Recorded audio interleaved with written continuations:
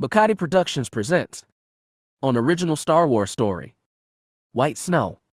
Preparations. Written by Vhetin 1138. BlueSend base has been destroyed and the bounty posted on the head of Imperial Admiral Luun has been claimed.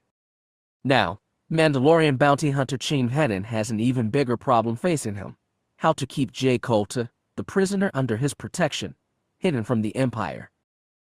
If she is discovered, it will mean execution for all involved. If not, then Jay will begin her long path down the road to becoming a lethally effective bounty hunter. All that stands in her way is the full might of the Galactic Empire. Chapter 1. Echoes. Akanirika Jai, Raminer or Inakarchur. Train now, die much later. Mandalorian proverb. Mandalorian freelance transport void, exact coordinates unknown, hyperspace tunnel en route to Mandalore system. Cin Vhetin sat back in the pilot seat, propped his feet up on an empty section of the control panel, and watched the swirling blue-white tunnel of hyperspace as they blasted their way through it. The roiling maelstrom of hyperspatial energy cast strange, otherworldly highlights across Voya's cockpit, but he didn't lower the ship's blast shields to cut off the view. Many rumors claimed one could go insane from staring at the whirling lights for too long, but after years of interstellar travel, he found it strangely calming. He absently rubbed his chin, turning a large fragment of twisted, burnt metal over and over in one hand. The metal was smooth and cold, always so cold. The edges were as sharp as razors and would slice deep if he wasn't careful. It didn't stop him. He ran the pad of his thumb over the raised insignia on the metal surface, the picture torn in two by the jagged edge of the fragment and now showing little more than a few parallel lines. He hadn't figured out what the symbol meant yet, despite years of trying. To this day, the piece of shrapnel remained a mystery, a haunting reminder of days past that seemed to follow him wherever he went, nagging and clawing at his attention at every inopportune moment. He closed his eyes and ran his thumb over the cool metal. Despite his ongoing frustration regarding the shrapnel's origins, it had become something of a comfort to him, like his own personal worry stone to ease tensions after tough or unexpected missions such as the prison assault on Karulag. The gentle hum of Voya's engines and the steady vibrations of the deck under his feet slowly began to ease away, leaving him in near perfect silence. His head slowly began to throb with a steady, familiar pain just behind his temples. All his senses focused in on the piece of shrapnel between his fingers, feeling its cool surface as he opened his eyes again. When he opened his eyes, his vision was tinted with blue. He knew from prior experience that his eyes were currently emitting a steady glow and soft sapphire white smoke was wafting up around his face. His vision began fading to black and he heard an echoing scream, distant as if the sound had been torn from the throat of a faraway banshee. "There's someone in there," a similarly distant voice cried. "Get him out. If he's alive, he's going to need medical attention." Another scream. "Damn it, he's bleeding everywhere. It's a miracle he survived." "Cin. Kriv, look at him. Are you sure he's alive? Hurry. He doesn't have much time." "Cin." Vhetin started, jerking forward in his chair. The piece of shrapnel fell from his hands and clattered away across the floor as he scrambled to grab his helmet. Instinct kicked in and he reached for the pistol holstered on his hip. He only hesitated when he felt a hand fall on his shoulder. "Easy, Cin," Raim said, squeezing his arm. "It's just me." Vhetin slowly felt himself let out a long breath, the trance broken. The light faded from his eyes, and all his senses flooded back to him in a strange, chaotic blur. His heart was pounding, his breath coming in short, sharp gasps. Rain glanced at the piece of shrapnel lying on the ground, but Vhetin quickly scooped up the fallen shrapnel and tucked it away into one of his belt pouches, out of sight. The older man settled into the co-pilot seat, pulling his helmet off and resting it on the floor next to him. He glanced over at his friend with a slight frown. Vhetin knew he wasn't in for an angry rebuke, but a lecture was far more possible. "You know you aren't supposed to be doing that. Looking into that thing's history again?" "The deal was a month," Vhetin said, clearing his throat with no small amount of difficulty. "It's been 2 since I tried last time." "You know what I mean." It's dangerous for you to dig so deep. You almost died last time. It could kill you if you try again.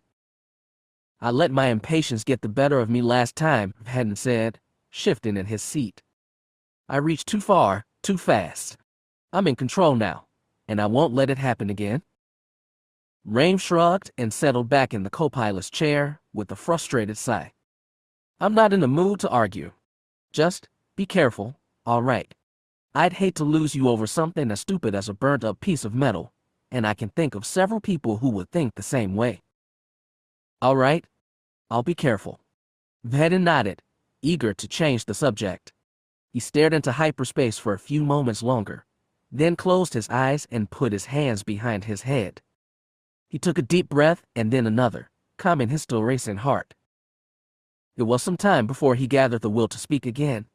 When he did, there was a note of dry amusement in his voice. Say it. Raim shook his head. I'm not going to. Say it. You should have more respect for your elders. I hardly think you're old enough to be considered an elder. Say it. Raim sighed explosively, but the hint of a smile tugged at the corner of his mouth. Fine. You were right. About. Come on, Cin, don't make me grovel. About. So the girl wanted to be a bounty hunter, just like you said she would. Whoop-de-fear-fucking do. It still doesn't mean she'll want to work with a partner. I'm not convinced I want a partner, Vhetin said quietly. Not yet. But you said. I said she would make a good bounty hunter, he corrected. That if she decided to team up with someone, they may be very lucky if she's trained right. She shows potential. That's all. You confuse me, Cin. Just like she does. She wants to be trained as a bounty hunter so she can mete out justice to evil, corrupt, manipulative people. Vhetin shrugged. I can't think of a better reason to undergo the training. So if she wants to be a bounty hunter, I say let her. Yeah, Raim said, but people call you a borderline sociopath, so excuse me if I don't take your view of things at face value. Vhetin sighed. Please put emphasis on borderline when you say that. Sorry. The other man quickly apologized. But you know I'm right, don't you? Vhetin didn't answer, and his companion didn't press him for a response. After a few moments of awkward silence, Raim finally shrugged and pointed out, she's still got a long way to go. She may not even have what it takes. Our training isn't for everyone. Do you even remember her personnel file? Vhetin asked. The girl is smart, determined, and dedicated. She's used to fighting to get what she wants. I think she'll make it. And what if she isn't like Brianna? What if she takes our training and decides to go off on her own? Vhetin frowned and sat up, looking over at his red-armored friend. What do you mean? She says she wants to become a bounty hunter so she can do a little good, Raim said. Administer justice in an unjust galaxy. Well, what happens if she decides to leave Mandalore after her training is finished and you two find yourselves on opposing sides? How does killing her to get at a bounty fit into your own pursuit of justice? Vhetin frowned deeper. Raim had a point. He couldn't begin to count the times he'd had an erudite bounty hunter at gunpoint. The hunting trade was a cutthroat industry. Hunters these days had no problem shooting each other in the back to get at a target. Many hunters had as many tallies on their helmets for fellow hunter kills as they did for their targets.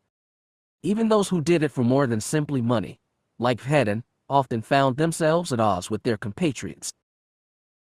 It was entirely possible that he would find himself at odds with this new girl, even if she made it through the rigorous training necessary to survive in the galaxy's criminal underworld. And it was equally possible that they would find themselves fighting over a bounty. Vhetin knew that one way or another, it was not a fight she would win. It was not a comforting thought. Raim nodded, satisfied that his argument had struck home. I thought so. The other day I asked her if she knew what she was doing. Now I pose the same question. Do you know what you're doing? Vhetin didn't speak. He didn't have an answer. Not yet. Let's just see what happens, he finally said, scowling behind his expressionless T-visored helmet. It may never come to that. Chapter 2. Nightmares, Homecoming, and Imperials. Jay wanted to cry. She wanted to curl up in the corner and weep, burying her head in her arms to escape this nightmare in which she found herself. She wanted to return to her cell, to the stormtrooper guards with their stun prods and cruel words. But her captor refused to grant her such mercy. "I will not ask again, Captain," Darth Vader boomed, hoisting her up into the air with the sweep of one gloved hand. "Who is your accomplice? Who paid you to sabotage the counterinsurgency mission?" Jay choked and clawed at the invisible hands that tightened around her throat, eyes watering as a strangled choking sound fought its way from her throat. Thunder rumbled overhead as she writhed in fear and pain, legs kicking and flailing against open air. The bright, whitewashed walls of the room hurt her eyes, but it was nothing compared to the pain that blinded every other sensation as Vader smashed her against the table again. She screamed as her forehead slammed against the tabletop, stars bursting in her vision. Before she could recover, she was thrown hard into her seat and slid back a few inches from the force of the push. Her chair tipped back a dizzying amount, then landed again with a hard and jarring clack. She blinked blood from her eyes, wiping at the fresh cut and matching bruise forming on her forehead. "Do not test me, Captain," Vader snarled, lowering his hand and giving her a momentary reprieve from the choking grip around her neck.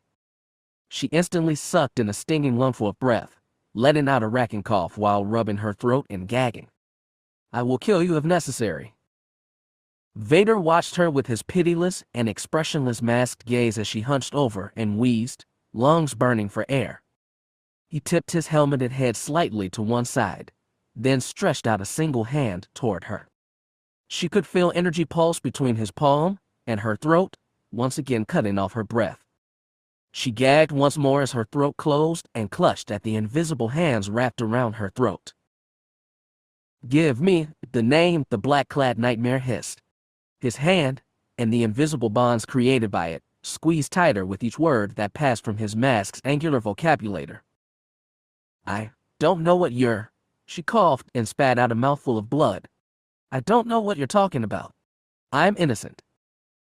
Again, she felt herself hauled into the air.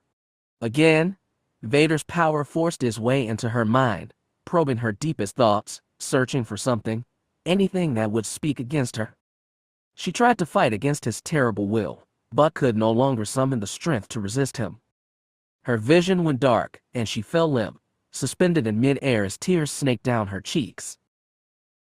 The Dark Lord stared at her, eventually letting her slip back down to the ground. She sprawled against her cold metal chair, too weak to move.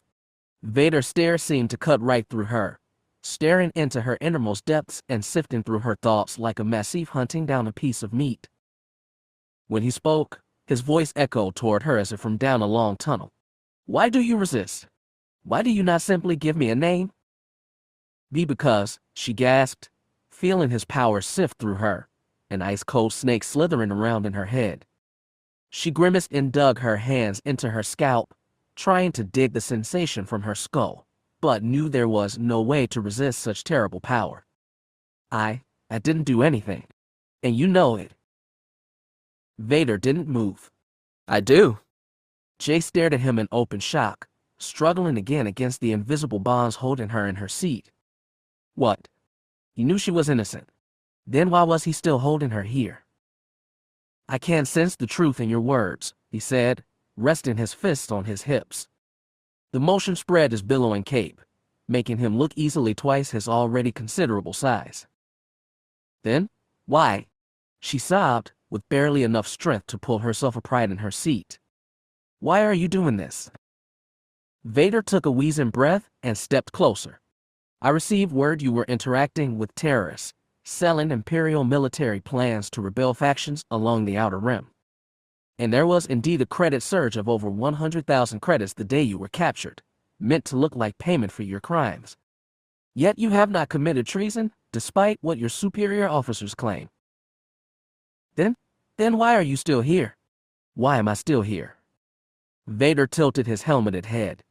"If I release you and pardon you of all accusations, those who do plot against the Empire will be galvanized into further action, believing they can feign innocence and walk free. He clenched a fist and Jay felt invisible fingers once more close in around her neck. She wheezed, unable to clutch her throat and fight against Vader's indomitable will. The Dark Lord stared at her before stepping away and turning his back to her. "You are a small piece in a much larger game, Captain. And now you are an example to all who would rebel against the will of the Emperor." He inclined his helmeted head. "It gives me no pleasure to do this, Captain Kolta. But your torture and death is necessary. For the Empire?" Then the invisible power radiating from him surged forth like a wave crashing against the beach. A telekinetic blast hit her hard in the chest and knocked her out of her seat. Her cry of shock and pain was sucked from her lungs before it could even begin to form. The force swirled around her, hoisting her into the air as thunder rumbled outside. Then, with a minuscule twitch of his gloved fingers, Vader threw her hard against the back wall, and the world faded into darkness. She didn't know how much time passed, but she woke to the cloying scent of smoke in her lungs. She tried to open her eyes, but couldn't. She tried to move her arms, but couldn't do that either. She heard an explosion in the distance and felt the ground shaking beneath her feet. She could hear screams and the distant snap of blaster fire. What was happening?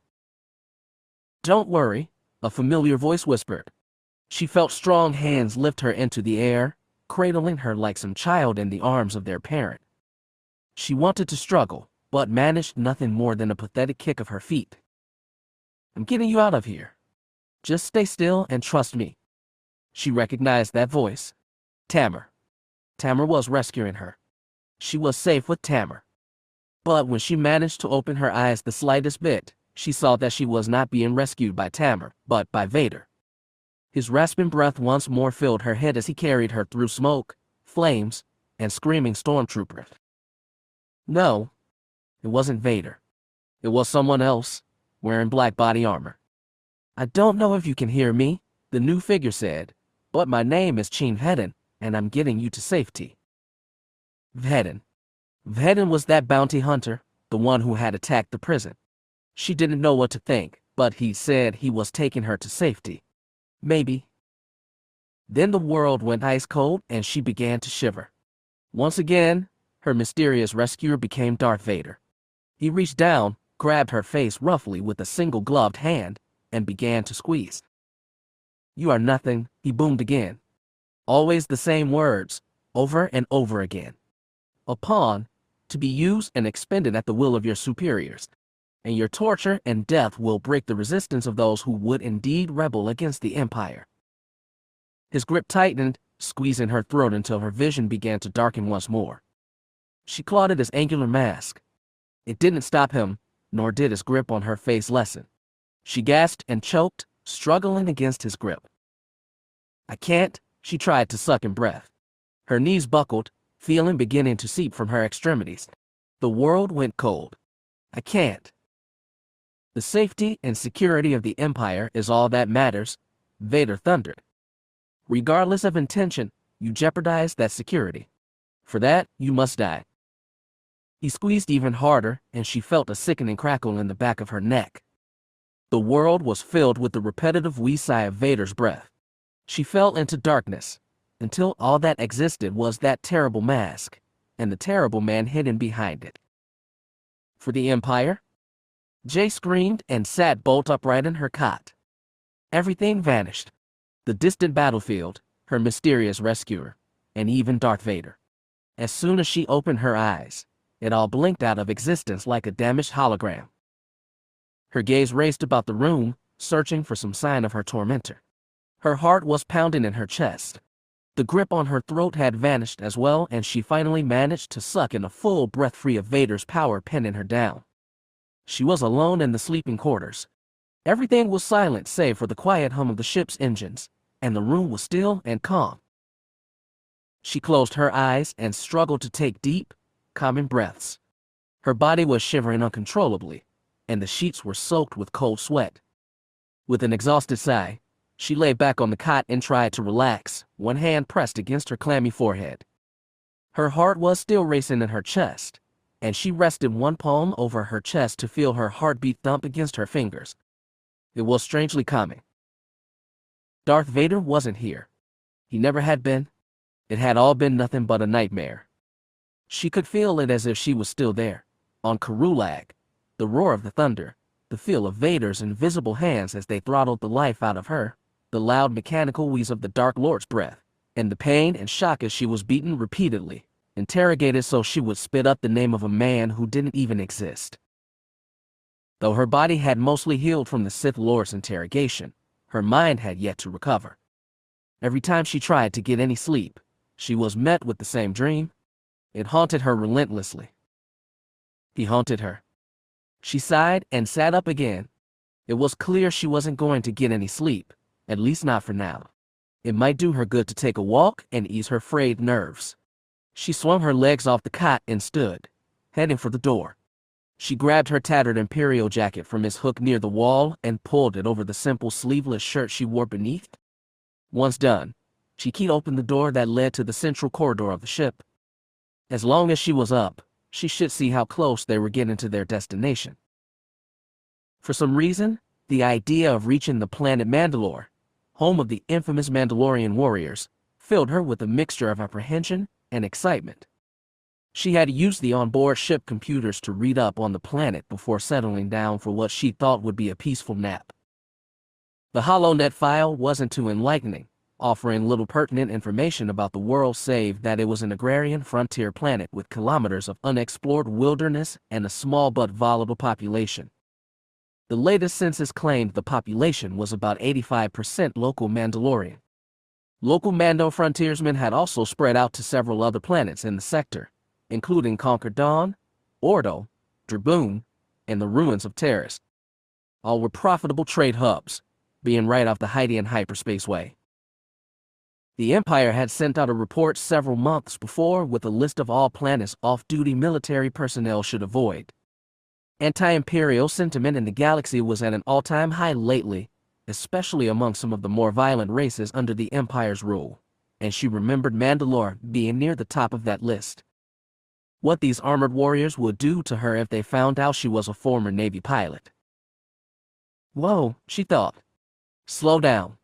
These two Mandas found me and they've been nothing but kind since I've met them. If I want to impress them enough for them to agree to train me, I need to calm the crew down. It was true that, for all the determination she'd shown earlier when she decided to become a bounty hunter, she did have serious misgivings. Bounty hunters weren't usually known for their kindness, and many were seen as little more than thugs, hired killers with a craving for blood and chaos. Mandalorians were the cream of the mercenary crop, trained from infancy to hunt and kill their prey. At best, they were seen as warmongering mercenaries. At worst, they were a culture of savages. So she was finding it difficult to reconcile the galaxy's image of both Mandalorians and bounty hunters with the two she'd had the fortune, or misfortune, of meeting face to face. Reyma Mateo was easygoing, funny, and effortlessly charming, something that had truly surprised her. The galaxy had branded bounty hunters as among the lowest of the low, the scum of the galaxy, but as hard as she tried, she was not able to convince herself that the gray-haired warrior was a bad person. He seemed genuinely concerned about her well-being, which she found very odd from a person who hunted down living beings for profit. Cin Vhetin, on the other hand, was a different story. He was quiet and uncommunicative, usually only speaking a few words at a time. He kept to himself and rarely took the initiative to strike up conversation with her, usually lurking in either the cockpit or his quarters. However, during the rare occasions they had spoken, he was nothing but polite, if a little brusque. She didn't get the impression that he was overly unkind, but as far as being a good person, and someone she could trust, she couldn't tell yet. Taking a deep breath, she gathered up her courage and knocked on the door to the cockpit. She heard armor shuffling within and a heavy clank as the door unlocked. After a few moments it hissed open to reveal Rain standing on the threshold, dressed in his full-body silver and red battle armor. His helmet was clipped to his belt by some kind of specially adapted hook, and his pistol was holstered on his belt. "Hey there," he said with a welcoming grin. "I was just about to wake you up. We're almost home. Come in, come in." As she stepped into the roomy cockpit, she noticed Vhetin securing his black and gray helmet over his head. She frowned a little at that. He always seemed to have his helmet on in her presence. It was like he was deliberately trying to hide his face from her. Maybe he's just shy, she thought. I've seen stranger things. You're in for a treat, Rain was saying, gesturing for her to sit in the gunner station while he took the co-pilot seat. According to our rules, not many erudees are allowed down so easily. We're usually a very secluded group. Usually, Jay echoed. Rain grimaced. Unfortunately, at the end of the Clone Wars, the newly formed Empire stationed a garrison near our capital city to keep us in line. It's a pain in the ass to have them spying on all our business, and it's garnered some pretty hostile attitudes toward outsiders. More so than usual. Can't you do anything about it? Jay asked. She'd heard that Mandalorians were the toughest mercenaries in all the galaxy. They were feared far and wide, and the sight of even a single armored warrior was enough to make even the most hardened criminals back down and run from a fight. At least that was what she'd been told. Vhetin spoke up for the first time. We've yet to kick them out. Our leadership doesn't want to escalate this into a diplomatic incident, or, Manda forbid, a full-scale war. So we've settled for taking occasional potshots at the garrison base and making damn sure they know they're not wanted. Apart from that, is nothing but passive aggression and frustrated tolerance. He turned away and began typing commands into the ship's control system. The deck jerked beneath her feet and the ship began to decelerate, the control panel letting out a steady series of beeps. Jay could feel the deceleration in the pit of her stomach even though they were still traveling faster than light. Then the bounty hunter reached up to a long lever on the control panel in front of him and gently pulled it back. The ship let out a high-pitched whine and finally exploded back into real space. Everyone in the cockpit was thrown forward by the force of the deceleration. The lights in the cockpit dimmed for a moment, then warmed once more as power was restored. Vhetin quickly set to work on a post-hyperspace inspection, tapping commands into the console in front of him with near-blinding speed. Rain sighed and put his hands behind his head, a happy smile on his face. Osik, the gray-haired Mandalorian, sighed. It's good to be home. Jay's eyes were almost instantly drawn to a huge planet off to the right of her vision. It was massive, blotting out almost the entire viewport. Different shades of green and beige were scattered across the planet's surface, and she could pick out two large oceans. Clouds swirled over the darker green parts of the planet, obviously forests and rural areas, and she could even see a hurricane forming over one of the oceans. Nowhere could she see the huge industrial sprawls that had spotted Coralag's surface or the slate-gray residential areas of planets like Imperial Center. She saw little more than plain, unfettered wilderness stretching across as much of the planet as she could see.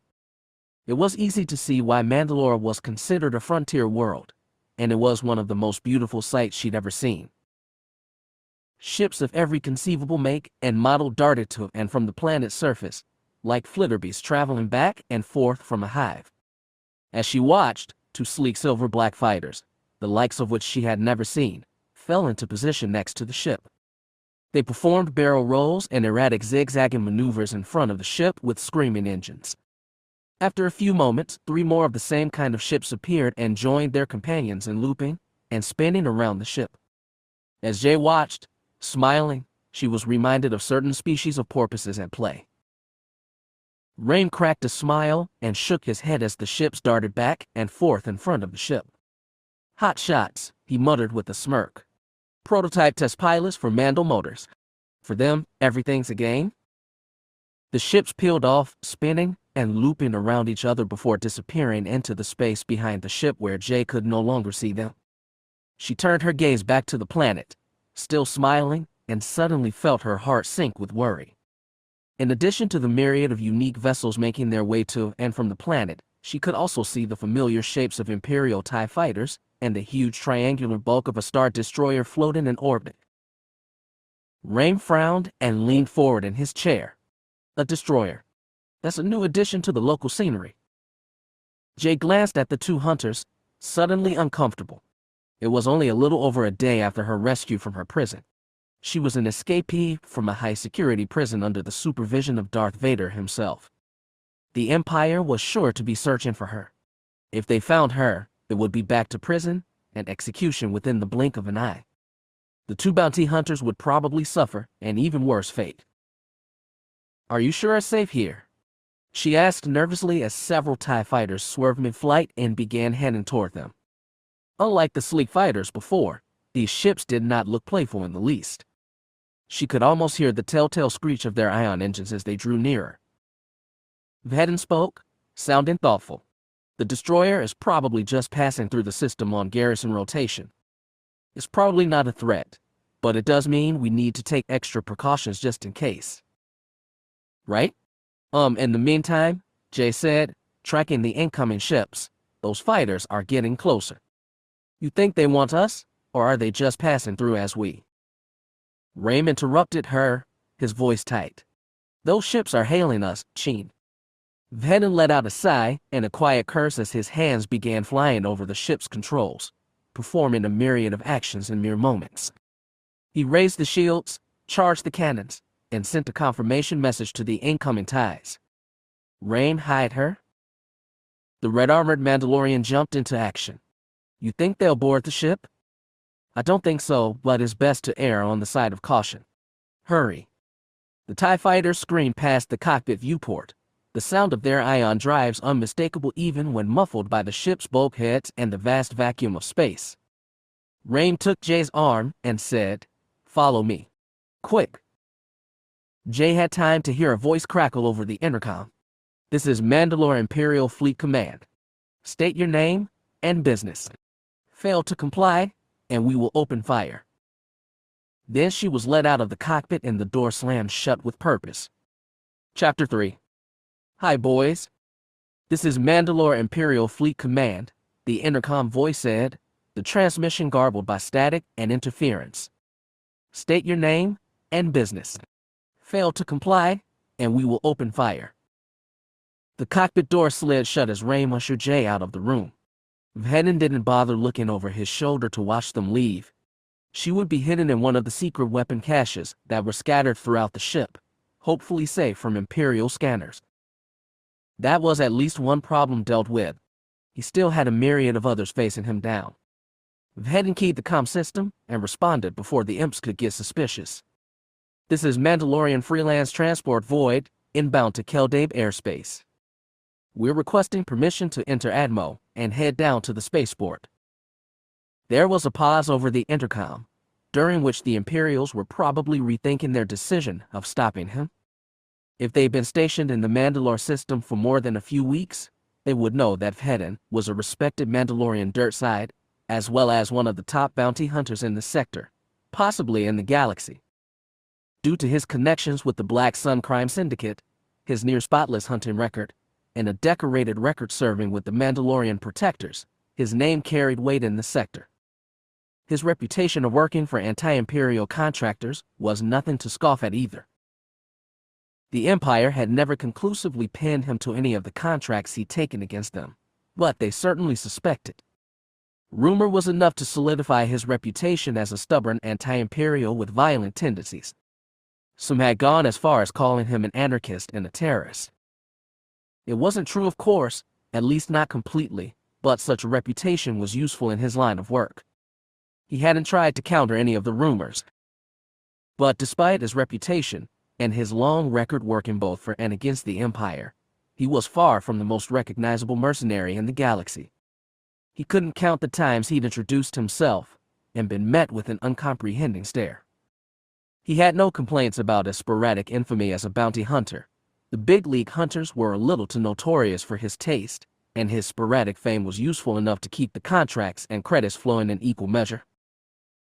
"In my opinion," he said once, "the best place in this trade is second place. Fett takes the infamy, I take more of the cash."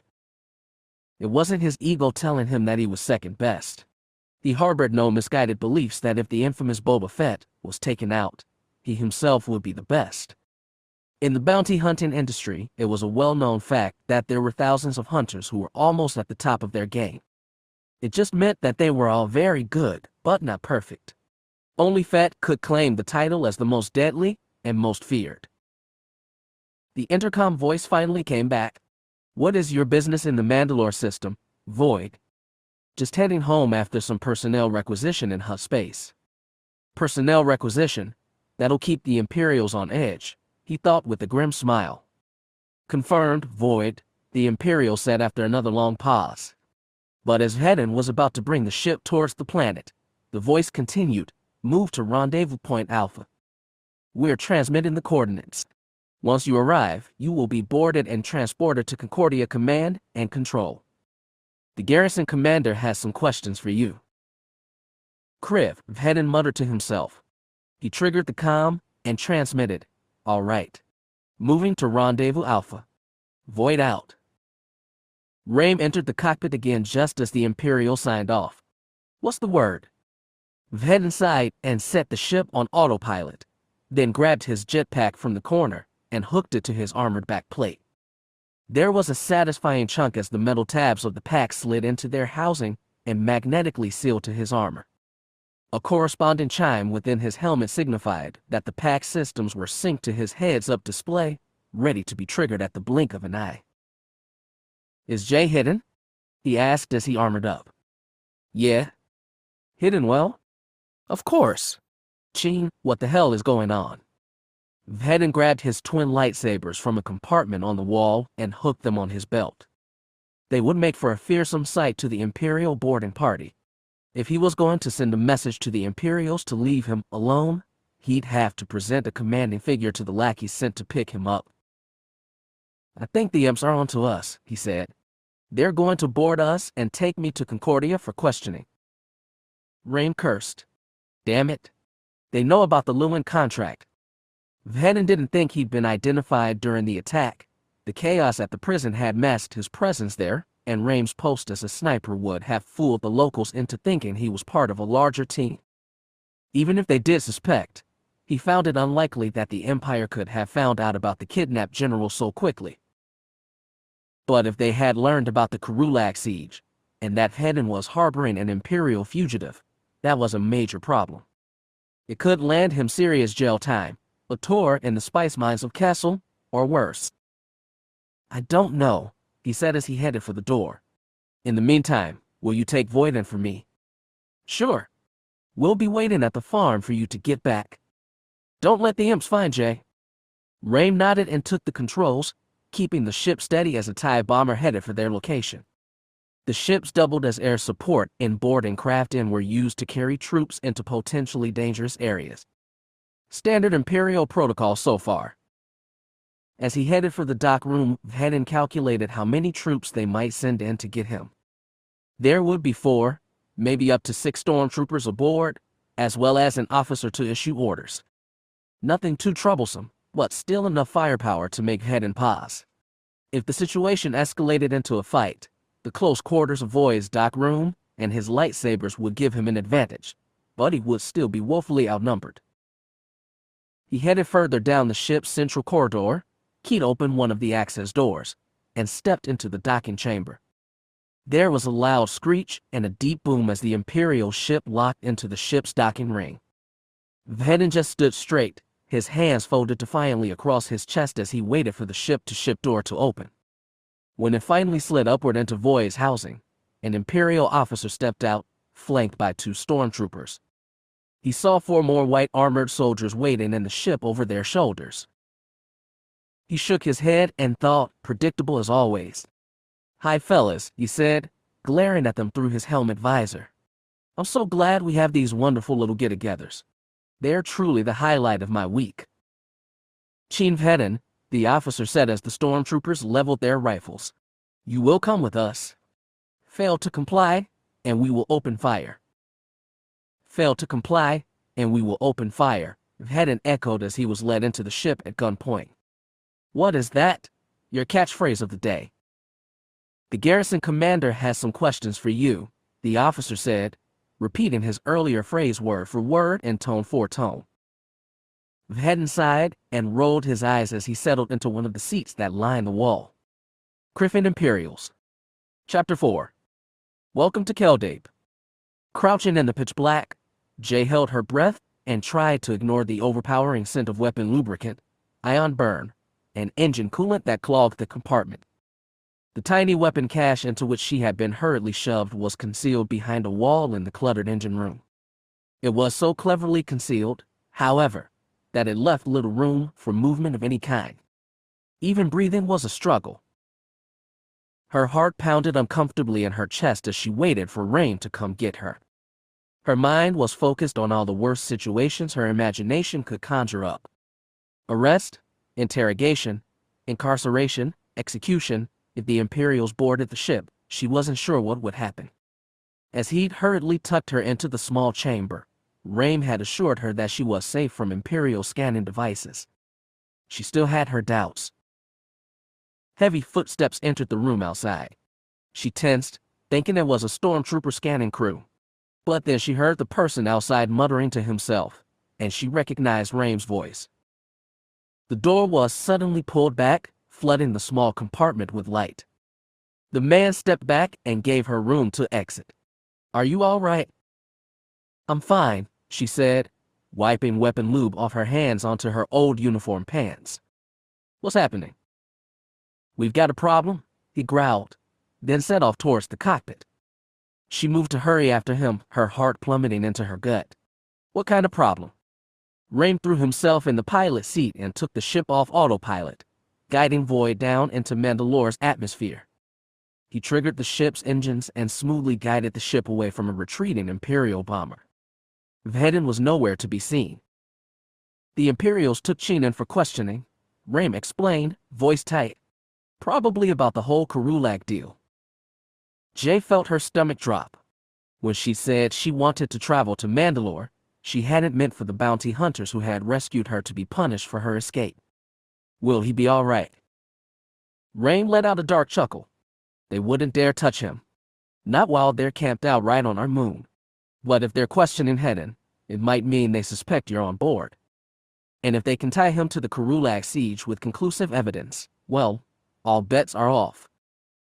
Do you think? Before you say it, no. Vhetin won't say anything to the Imperials. You can't trust him. The deck began to buck and shake beneath her feet as the ship descended into Mandalore's atmosphere. She was forced to take a seat in the co-pilot's chair. And what if they already know I'm here? Rain flew in silence for a moment, then said, "Once we get you down to Kell Dae, you'll be fine. But just keep your eyes peeled, all right? Don't go picking any fights or do something stupid to bring attention to yourself. We'll let this all blow over, then worry about what to do next." "Okay," she said, strapping herself in. "I told him," Rain muttered through clenched teeth. "I told him taking another anti-Imperial bounty so soon was a bad idea. But did he listen? No." When they eventually broke free of the lower atmosphere, Rain took the ship down over a long, winding mountain range covered by a forest that stretched on for miles. They flew over the woodland for about 5 minutes, trees zooming past at a blinding pace as the ship raced through the sky. After cresting a particularly tall mountain, the ground suddenly sloped away beneath them, and Jay stared down at the spectacle that had revealed itself beneath the ship. A deep blue river wound its way through a lush forest valley far below, flanked on all sides by mountains and seemingly endless forest. Further along the valley, the woodland tapered off to give way to grasslands, angular farm plots, and seemingly fields of crops. Near the northern area of the valley, Jay could pick out the circular boundaries of a sprawling city built over a large sloping hill. The ship descended through the scant cloud cover and made a straight line for the city. Rain tapped the glowing blue intercom button, and a burst of static invaded the cockpit. The older man twisted a dial and leaned closer to the mic.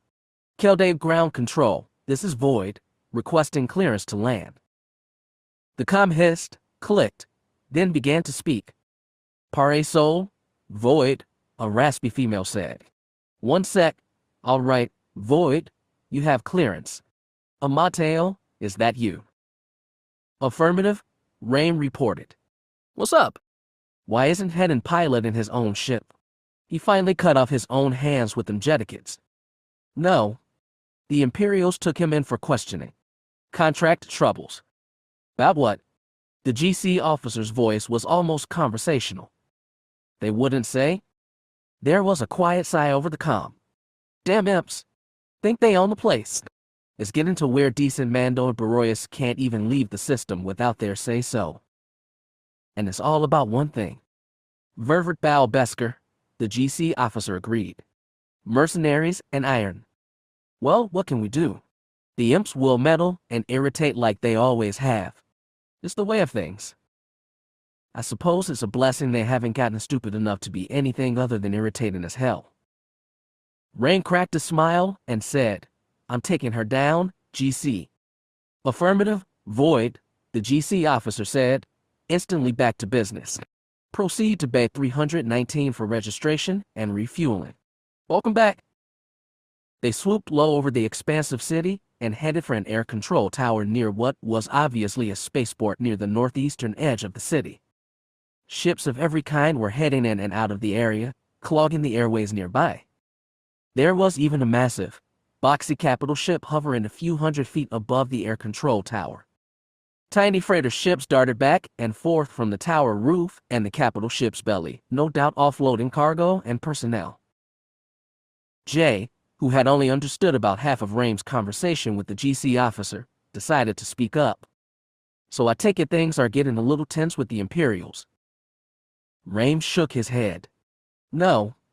Tense would have described the situation at the end of the Clone Wars, when the imps first got here. Right now I'd say things are spiraling out of control. You saw what happened. They wanted to talk to Vhetin, so they just took him, right off his own ship. And we aren't even officially part of their damn empire. Legally, they have no jurisdiction, but that doesn't stop them from walking all over us like Mandalore is their favorite backwater province. He set the ship down in an empty docking area, Bay 319, and killed power to the ship's drives. As soon as the dust from the touchdown settled, men and women in gray-yellow jumpsuits jogged forward, dragging fuel hoses and other tools. They ration our incoming supplies, Raim said while he watched the dock hands work, tax our outgoing exports, strut about Kell Dae like they own the entire bloody city, then complain that no one speaks to them. There are rumors that one of the younger officers even shot himself. He felt so unwanted. He eventually stood and gestured for her to follow as he made for the exit. It's my opinion that if they want to feel useful, if they want to feel like heroes, they should stay the hell away from our sector of the galaxy. Stay near planets like Coruscant and Corellia, where there are millions of brown nosers to fawn over them at a moment's notice. I grew up on Corellia, Jay said quietly. Ah, well there's always the odd one of the bunch who turns out all right, Raim said with a wink. But seriously, all it's going to take is some idiot kid to stick a bomb in the garrison base, and pow, he punched a fist into his palm. The entire planet's under military quarantine. I thought you said it was safe here. It is safe, he assured her. We Mandoate are a pretty independent lot.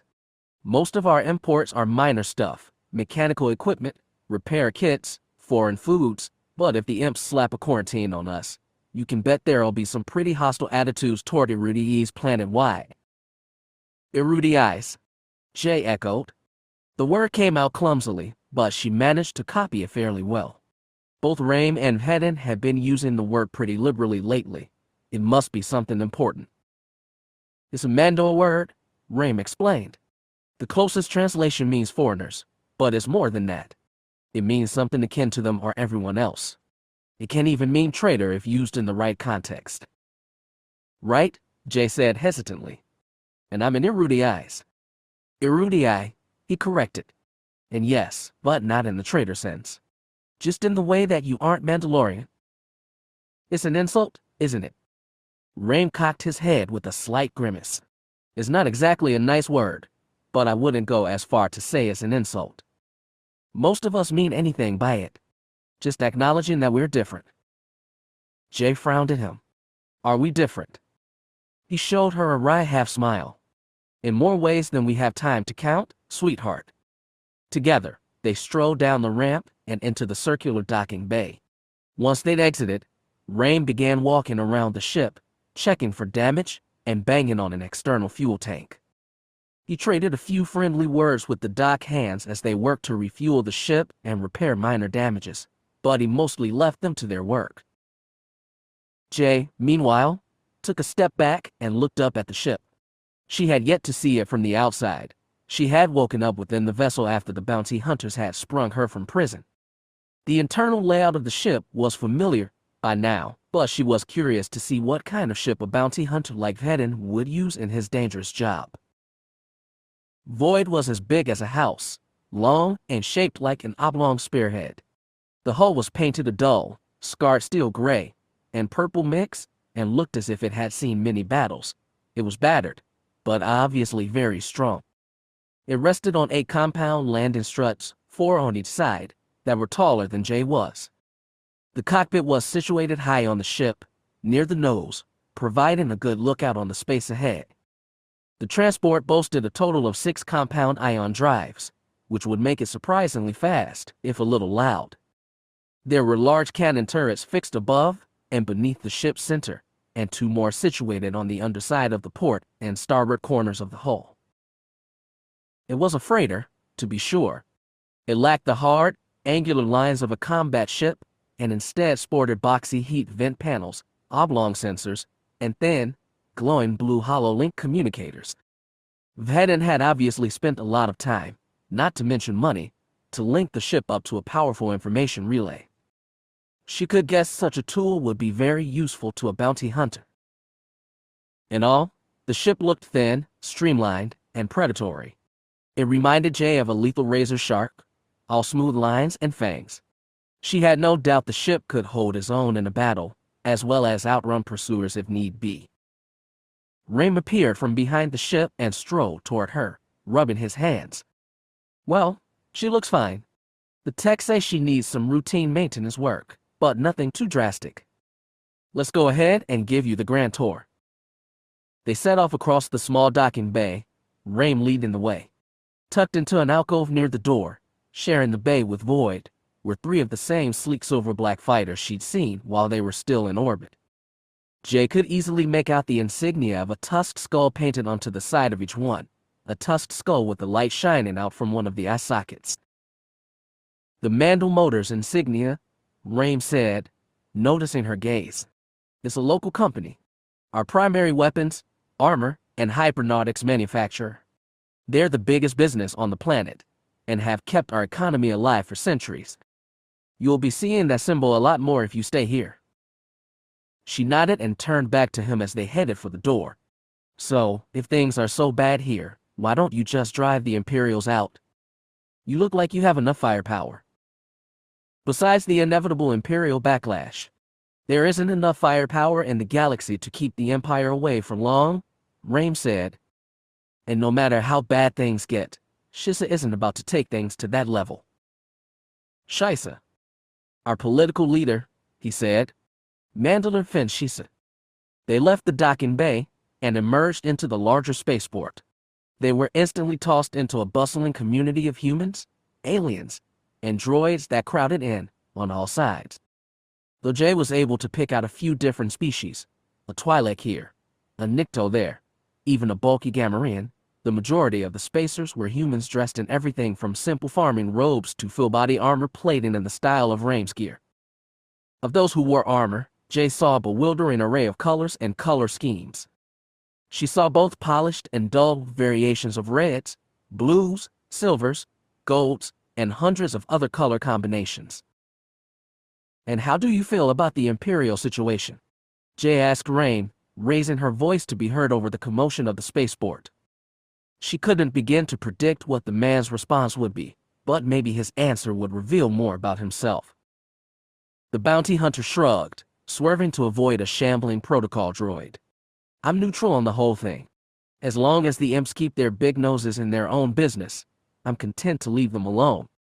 But when they try to interfere with our lives, like they did when they pretty much kidnapped Vhetin, well, then I get pretty riled up. And is that the general consensus planet-wide?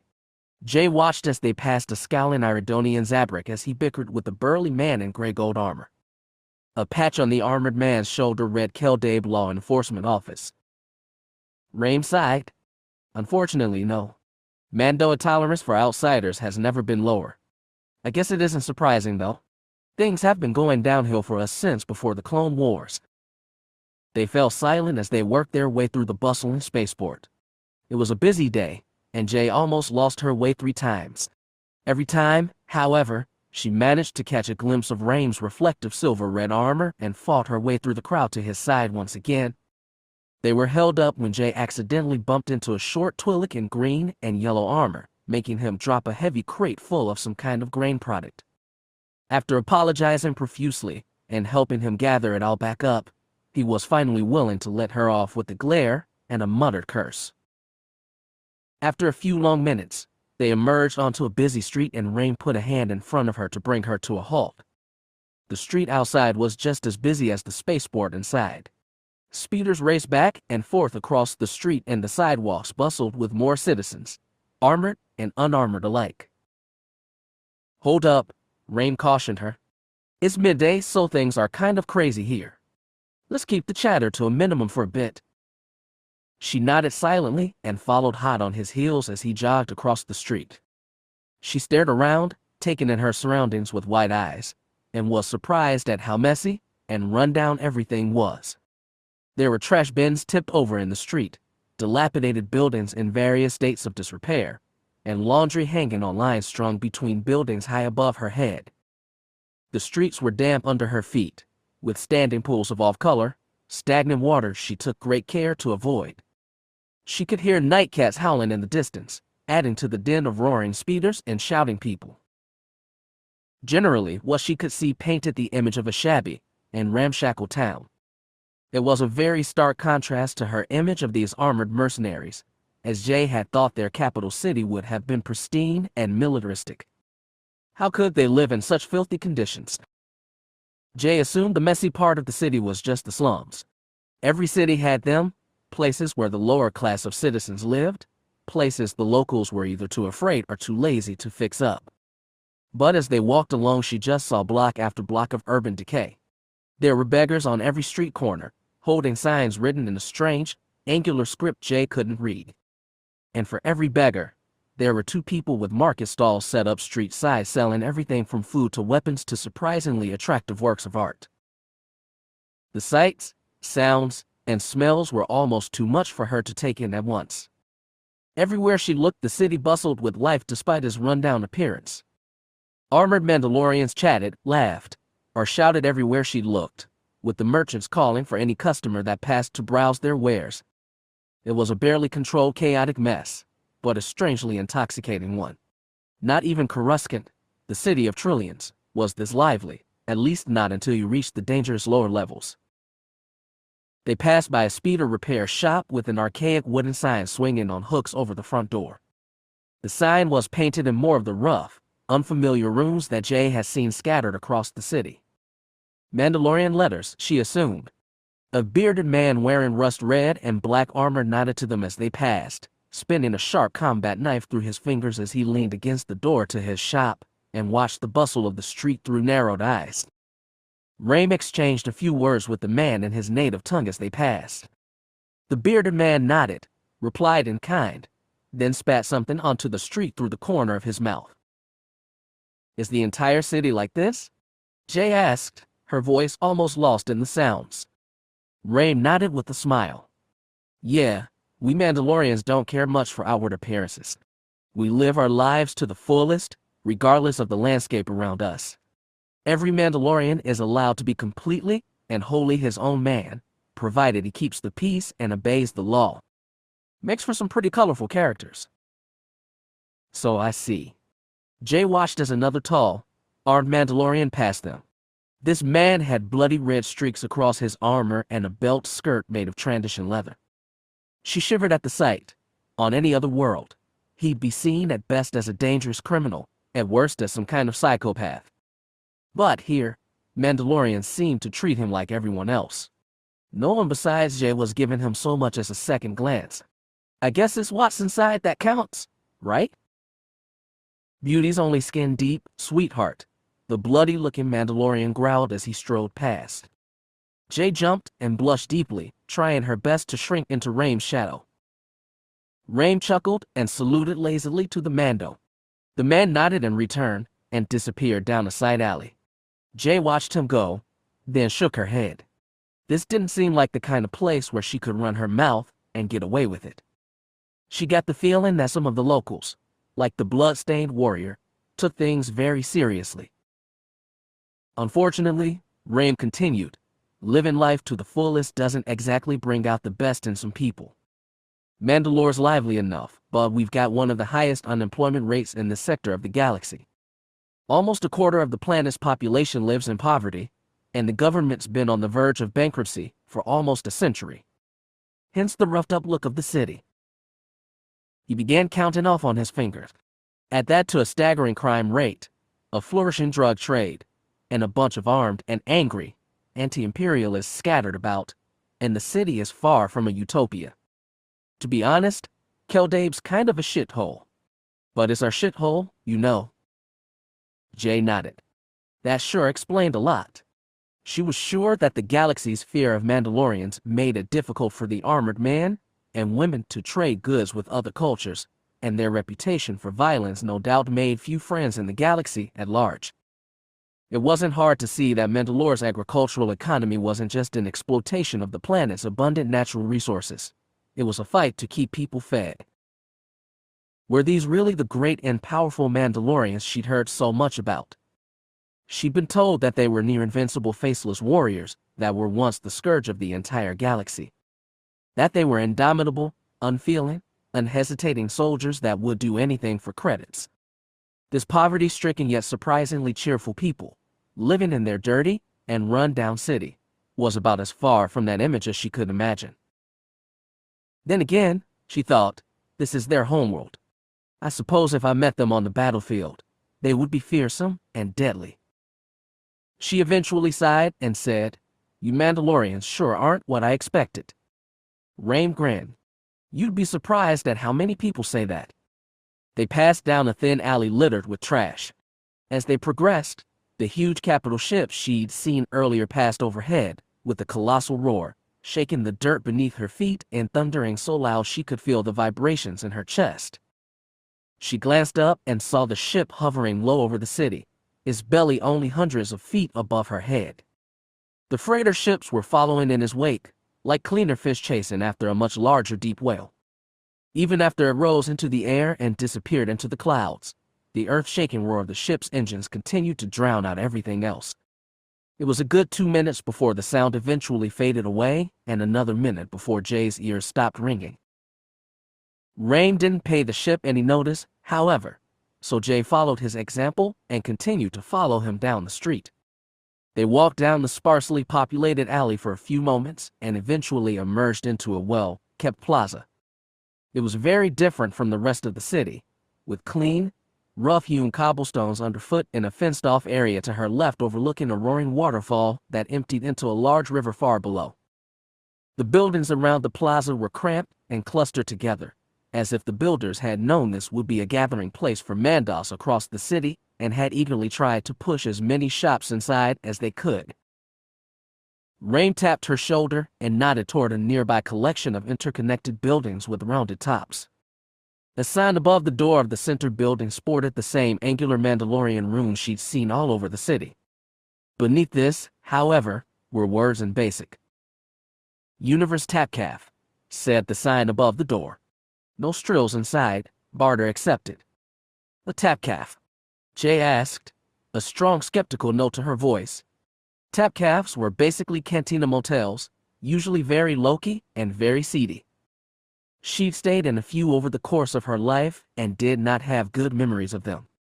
BlueSend prison was probably cleaner than this place.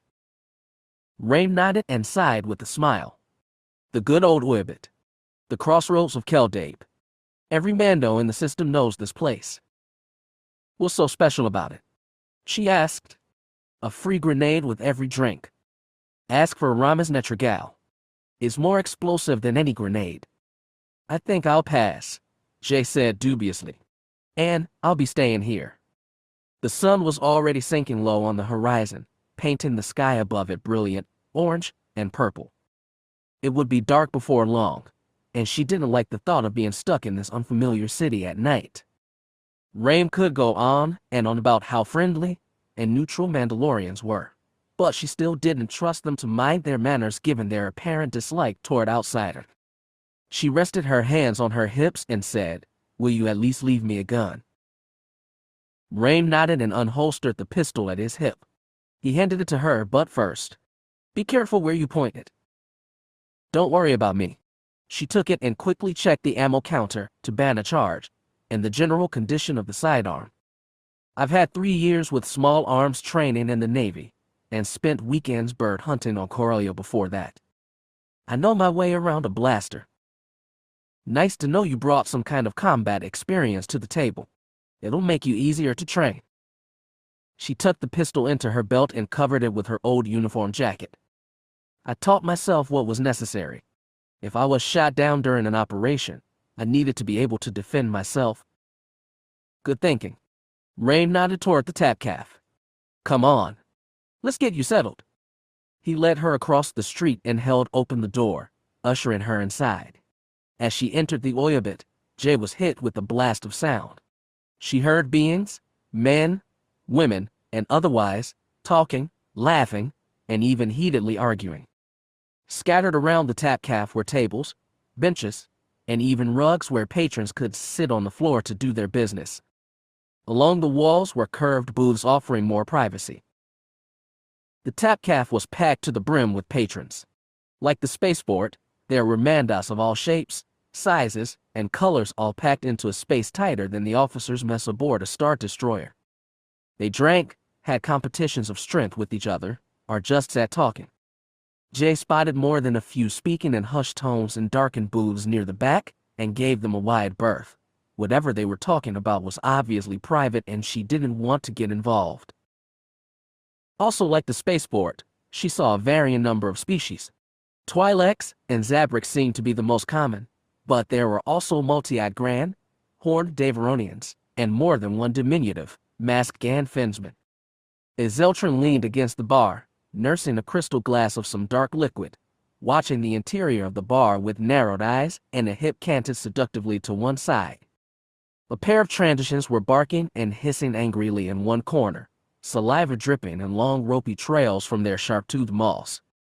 Over it all a single man was shouting, all right, everyone. Last call. Last call." A few of the more inebriated patrons groaned their disapproval, but the same man, who was standing behind the bar, shouted, "No, none of that. I have a life too, you know. Last call. Get your last-minute drinks before I lock up the liquor cabinet." Raim hadn't been lying when he said this place was the crossroads of Kell Dae. It looked as if half the city was packed into the tap calf. The building was deceptively larger than it looked, and the branching rooms to the left and right of the central area served to pack in even more customers. Antique-looking server droids buzzed back and forth, while living tap calf staff also darted about taking orders or delivering food and drink to the bar goers. The man who had spoken earlier, obviously the bartender, was cleaning a dinged and dented metal drink mug. A long cook's apron was draped over the front of his armor, smeared with gravy and other stains that looked suspiciously like blood. He had long gray hair that hung to his shoulders and a thin, serious face. "Aramis," Raim called, wading through the sea of armor plates. He waved to the bartender, trying to get his attention. "Aramis." The bartender looked up and stared around at his surroundings with narrowed eyes. When his gaze fell on Raim, he relaxed and nodded in greeting. Raim fought his way to the bar, politely pushing aside other mandas as he went. Jay followed as closely as she could, careful not to disturb any of the armored soldiers that surrounded her. Once he reached the bar, Raim put his hands on the bar top and said, "I need to rent a room for the night. If you can, I'd prefer if you keep it quiet." The bartender set down the mug, frowned at Jay, and said, "Raim, I'm disappointed in you. Maya's a great gal, and you won't find me keeping your secret. I was at your wedding, remember?" Raim glanced at Jay, then back to Aramis with narrowed eyes. "You think I'm cheating on my wife? Why you stuck up, little?"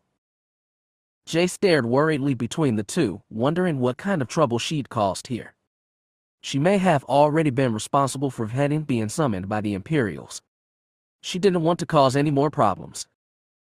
But after a moment, Rain cracked a grin, then burst out laughing. He reached forward and clasped the bartender's arm at the elbow in a brotherly handshake. "It's good to see you again, Aramis." "Likewise," the bartender said, his face still stony and impassive. "I heard about the imps taking Vhetin away. Bad bit of luck, that."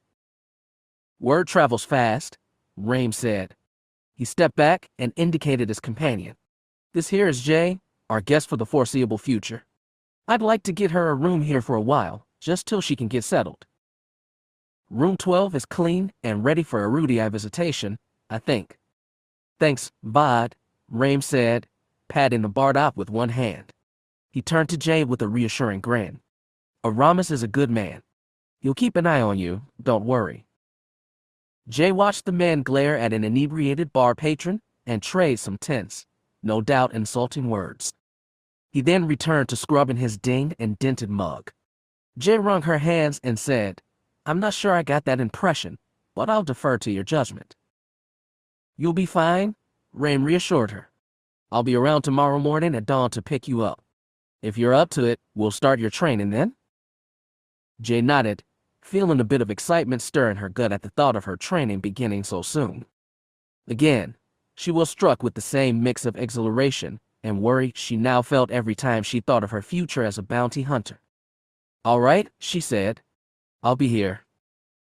I'll be off then." He replaced his stylized helmet and tapped 2 fingers against his forehead in a jaunty salute to the bartender. "Aramis, it's always a pleasure." The bartender waved the dirty mug in farewell, and the bounty hunter turned and left the tap cafe, disappearing into the busy city.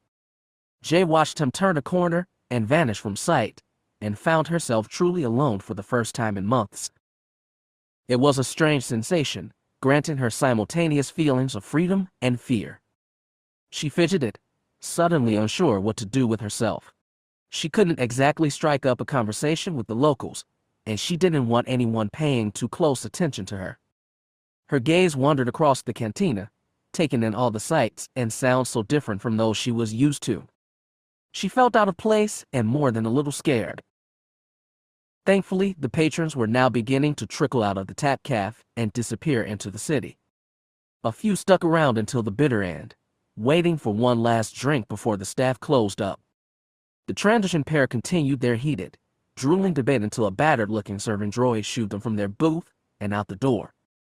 The Zeltron leaning against the bar flipped Aramis a credit chit, shot Jay a mischievous grin as she passed, and swaggered out into the night. Within the span of a few short minutes, there were less than 10 people left in the building, not including the staff. Jay was amazed at how many people had truly been crammed into the tap cafe, as well as how quickly they had vanished when told. "We're closing up shop early today," Aramis explained suddenly from behind her. "Repairs to the building. I'm guessing that might make you feel a little more comfortable." She nodded quickly and quickly glanced down at her shoes. Aramis either didn't notice her discomfort or didn't care. He just swung his washcloth over his shoulder, jerked his head, motioning for her to follow. "This way, Erudii. I'll show you your room." He led her up a small set of stairs at the back of the bar, tucked away from the main flow of traffic across the tap cafe.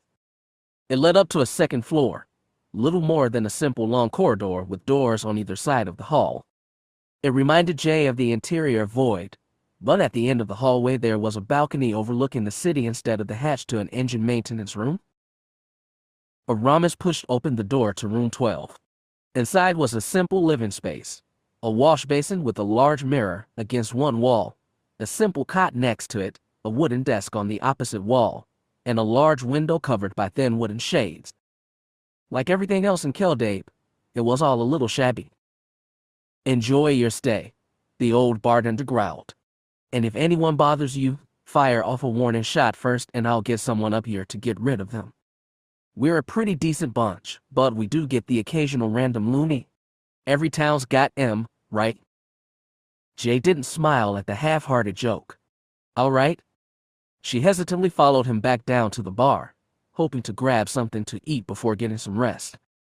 After all the excitement of the day, her stomach was beginning to grumble loudly. As much as she craved a warm bed and a solid 10 hours of sleep, her body told her that it craved a meal even more. Downstairs, almost all of the mandas had cleared out, and the few that remained were cleaning up. She watched them sweeping, setting chairs up on tables, and wiping down eating booths. From what she could see, those left were a mixture of bar staff and people staying at the tap cafe, no doubt helping out to work off some of their bill. Aramis took his place behind the bar slowly, like an old king ascending to his throne, and returned to cleaning dishes. "Get you dinner, Erudii," he grunted, not looking at her. She let out a quiet sigh of relief. He'd read her mind. If it's not too much, trouble. With a sickly wash of worry, she suddenly realized that she couldn't pay. The Empire had no doubt liquidated her credit account when they branded her a traitor, and she couldn't risk trying to access it now. If someone was watching the account, they might be able to track her to this planet. She was very literally penniless. For a moment, she considered the sign outside, barter accepted. Trade was always a good alternative when credits ran dry. But she didn't have anything to trade apart from the pistol Raim had given her, and she wasn't about to give that away for dinner. Aramis raised an eyebrow, seemingly reading her mind. "Can't pay." Blushing furiously, she shook her head. "Have anything to barter with?" Aramis grunted and turned back to his dingy cup. "Fine. Since you're Raim's guest, I'll charge it to his account." "No, I don't want to be." "I'll hear none of that." The bartender interrupted her. "A Mateo wouldn't want to see a friend to go hungry. He won't mind, at least not unless you get drunk on Netrigal and buy the entire tap cafe out from under me. Any chance of that happening?" She shook her head quickly. "Not a chance." "Then find yourself a seat. I'll send you a plate." She was surprised by his generosity and still more than a little embarrassed at her inability to pay. "I don't know what to say." "Thank you is usually a good place to start." "Right? Of course. Thank you." "Don't mention it. Now find yourself a seat before the droids finish cleaning up for the night." She was about to turn toward the tables when Aramis suddenly glanced up and frowned at her, his blue eyes narrowed. "Now that I've got a good look at you, you seem familiar. Have we had you on Mandalore before?" Jay shook her head. "No, this is the first time I've been on this planet." He said again. He shuffled around and consulted a wall-mounted datapad behind the bar, scrolling through lines of text with one calloused, worn finger. After a moment, he clapped his hands and said, "That's it." He turned back and leaned on the counter, setting aside the dirty mug and his cleaning rag. There was something about the motion Jay didn't like. "You are Jay Kolta," he said matter-of-factly. "Wanted alive for 6,000 credits for involvement in the destruction of BlueSend Naval Base and Prison, Javilian Forest, Karulag. A hefty sum for such a scrawny thing, if you ask me." Jay blanched, her blood turned into ice water in her veins. That datapad was a bounty database. She had been stupid to think it was safe here, among bounty hunters of all things. For all she knew, Raim was trying to gain her trust just so he could turn her in without a fight. Her hand drifted to the pistol hidden on her belt. She wouldn't be taken back in without a fight. She wouldn't go back to Karulag, with his endless lightning storms, dirty prisons, and him.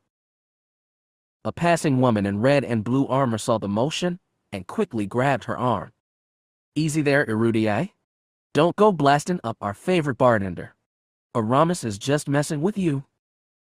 The bartender smiled the slightest bit, nothing but the very corner of his mouth twitching upward.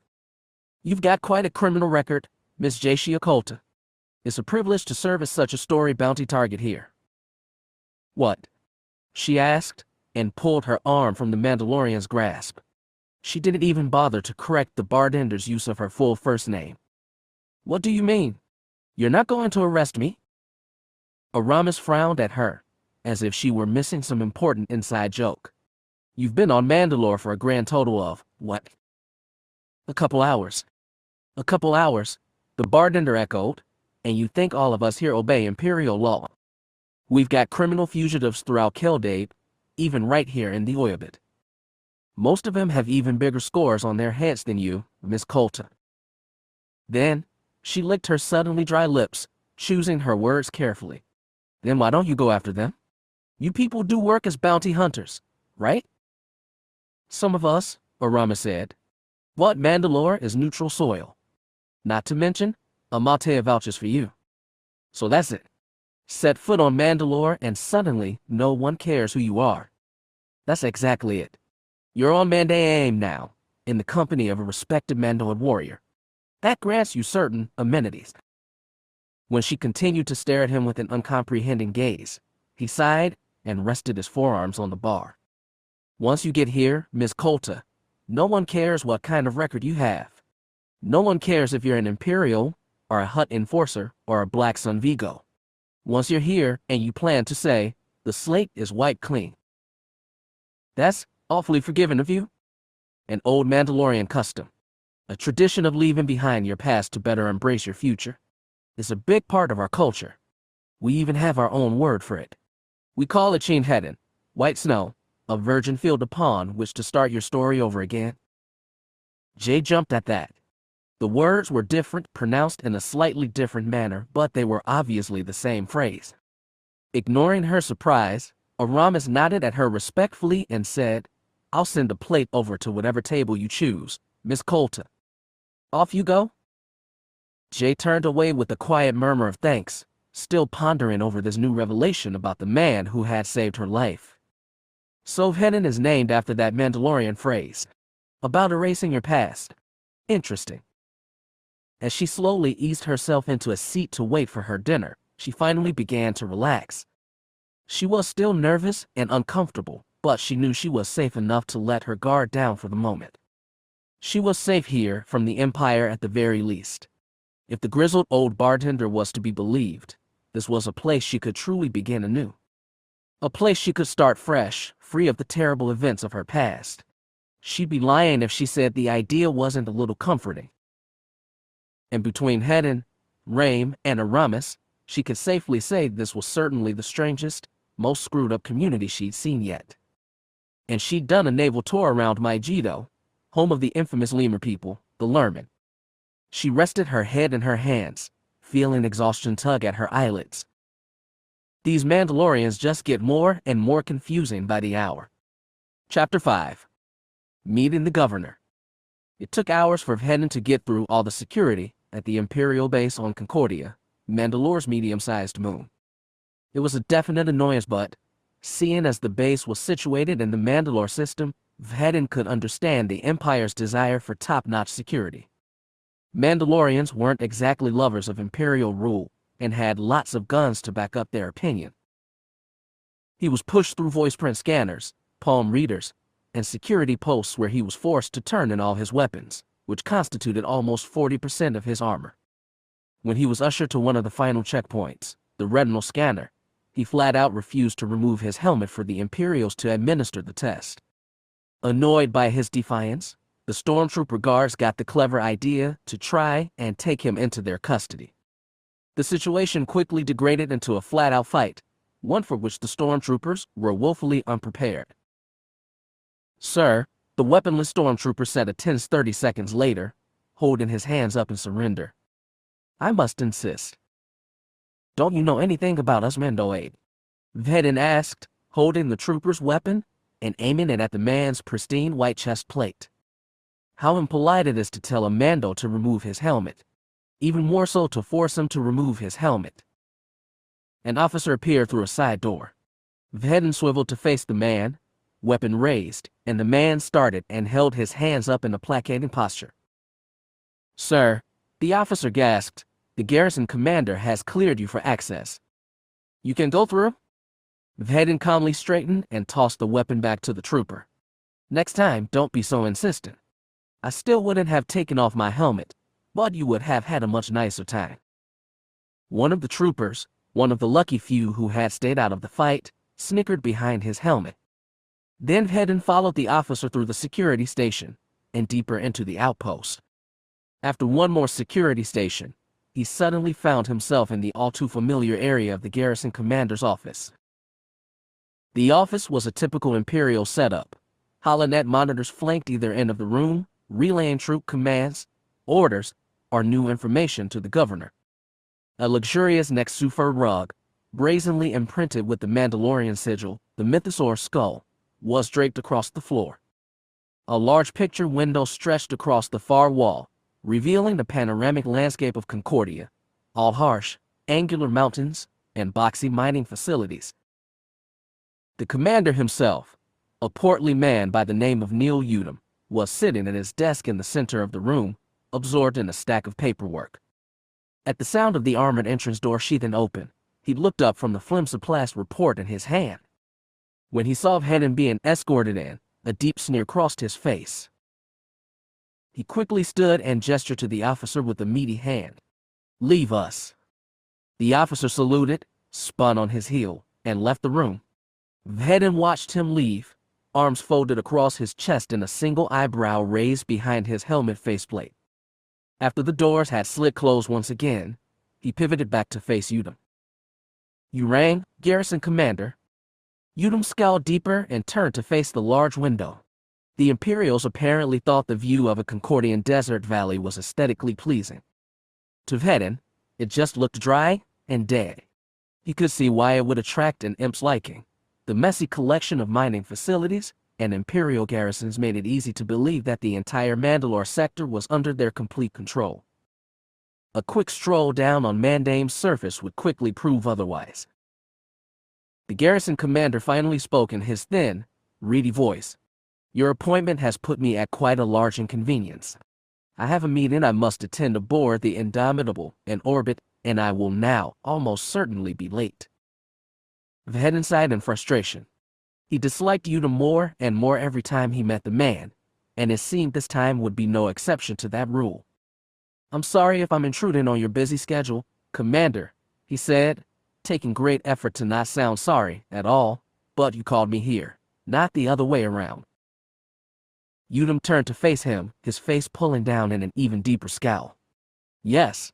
Tell me, bounty hunter, have you been paying attention to the HoloNet recently?"